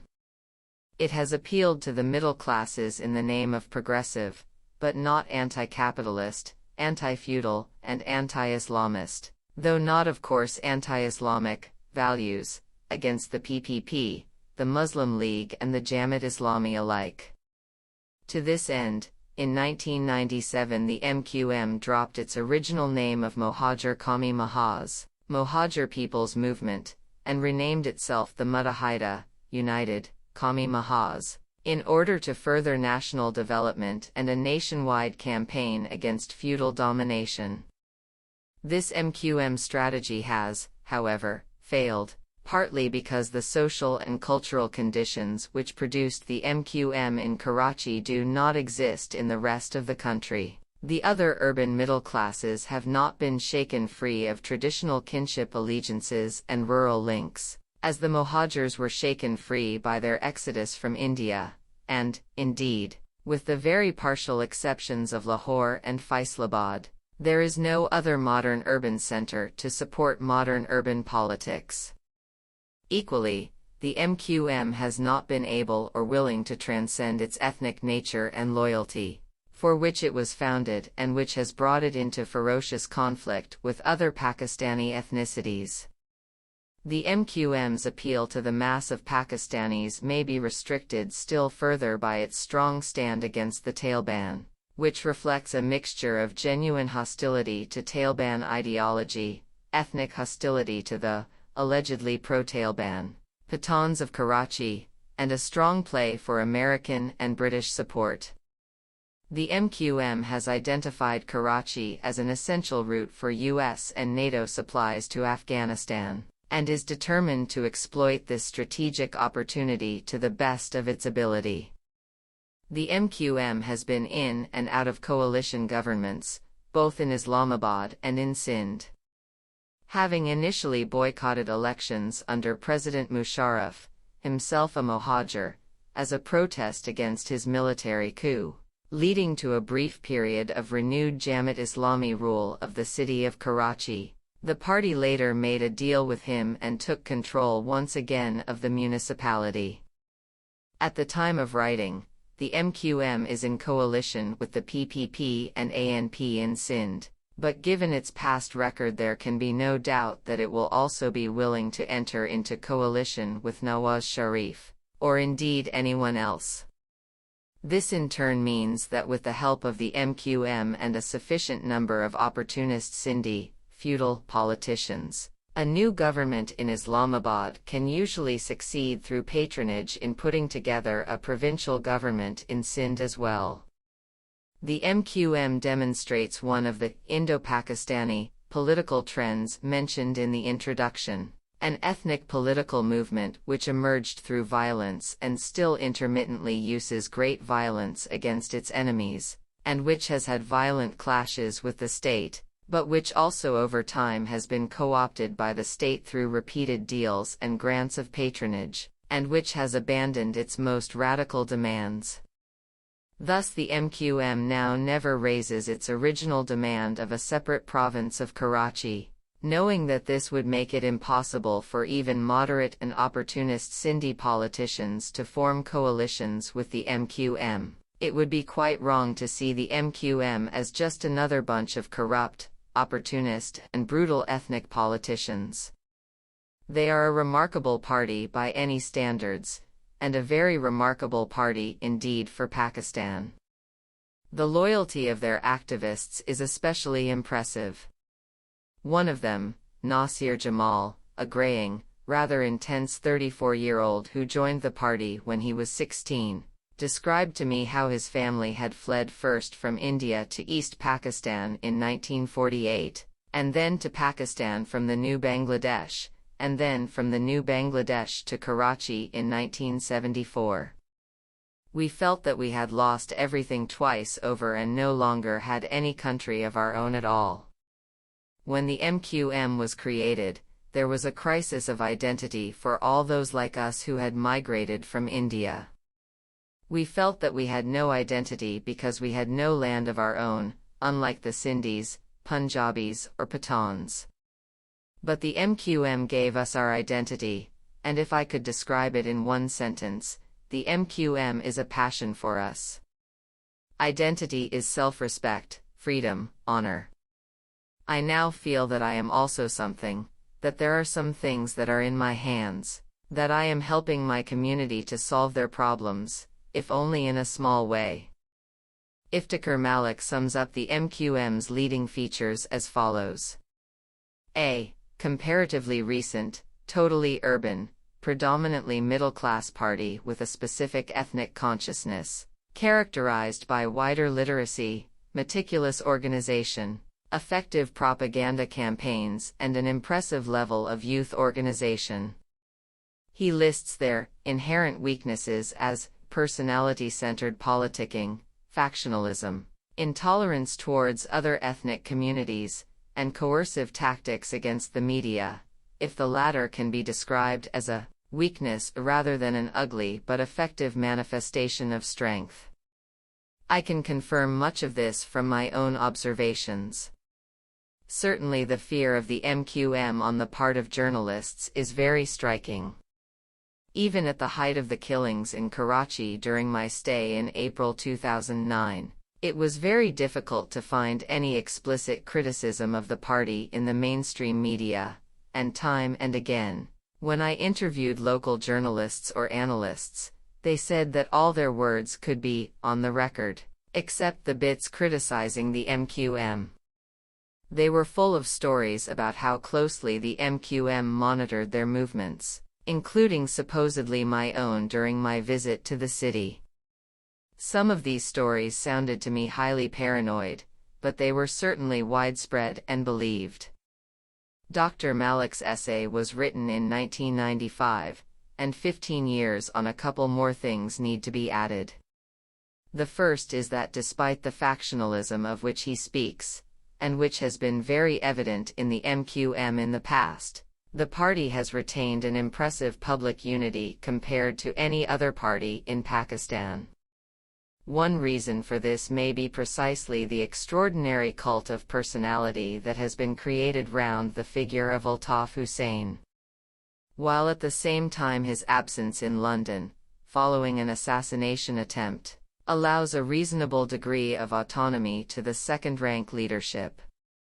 The other thing about the MQM that has become more apparent since the 1980s is their capacity for effective and progressive government.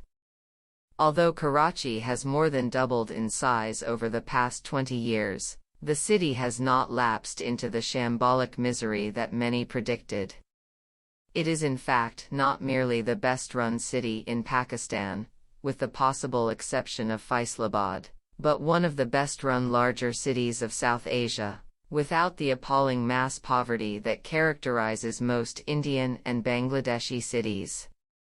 Communications and public services have considerably improved under the MQM's municipal government, once again. Something to set against the growing violence and misery of the Pathan areas of northern Pakistan. Finally, businessmen in the city confirmed that while the MQM is not without corruption, its leaders' corruption is both on a smaller scale and more orderly than that of the leaders of other parties, and sometimes at least is for the party rather than the individual concerned. They take, but they deliver, as one banker put it to me. The MQM built on its highly disciplined and ruthless student organization, both derived from and modeled on that of the Jamiat, to extend its organization throughout Mohajer society, with the partial exception of the richest and most cosmopolitan elements, which had dominated Karachi politics in the 1950s and 1960s. Unlike any other party, except yet again the Jamiat, women are critical to the MQM's organization, and have indeed kept the party going when its male leadership was in jail or on the run. Women are especially important in the MQM's social welfare wing, the Khidmat-e-Khalq Foundation, which helps people with everything from repairs to their homes to the education of their children and dowries for their daughters. The party's organization thus permeates Mohajer society.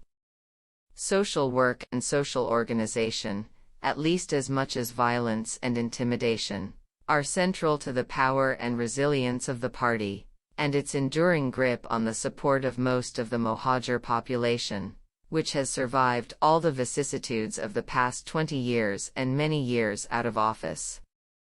The MQM's professionalism and modernity are reflected in its website, mqm.org, which lists its branches and achievements, as well as providing party videos and songs to actual or potential supporters.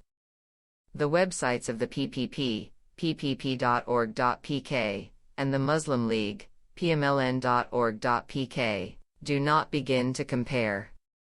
Once again, the MQM and Jamiat, itself largely of Mohajer origin, are the only parties in Pakistan that do this in any systematic way. Crucial to the nature and success of the MQM's social and political organizations is that they are staffed and led by people of the same origins as those whom they are helping. I visited their local headquarters in North Karachi's Sector 11B, responsible for 12,000 MQM members out of a population of around 1.3 million. A small, scrupulously tidy place, well equipped with computers, printers, and photocopiers. Its walls were lined with ordered files of information on local issues and letters from the population, and with pictures of Altaf Hussain, of which there were no fewer than 12 in one room alone. The local mayors, Nazims, who had been invited to meet me seemed a good cross-section of the Mohajer middle classes, an electrical engineer, a salesman for Philips, a software manager and a couple of shopkeepers. Basharat Hasnia, a middle-aged man with a dark, deeply lined, thoughtful face, said, "The MQM is a party for lower middle-class people, in a country where most parties are run by feudals. Their representatives are not really elected but selected according to their land, money and clan. The MQM gives us a voice against these people, as well as helping us solve the problems of our own city and neighborhoods." MQM leader Altaf Hussain himself is of humble origin, and was once a lower middle-class student and part-time taxi driver. Apart from his brilliant qualities as an organizer, Altaf Hussain possesses an immense charisma among his followers. This is reflected in the name they have given him, Pir Sahib, intended to recall the blind devotion of murids to their saint. Oscar Verkake quotes the sincere words of a Karachi worker. "We are like robots. Pir Sahib holds the remote control in his hands. When he tells us, stand up, we stand. When he says, sit down, we sit down. We don't use our brain. If we would be divided. Some of the mystique which surrounds Altaf Hussein, including his public image of austerity and asexuality, recalls Mahatma Gandhi and other Hindu religious political figures, though he certainly has not practiced nonviolence. The MQM sometimes refer to themselves as the Altafians.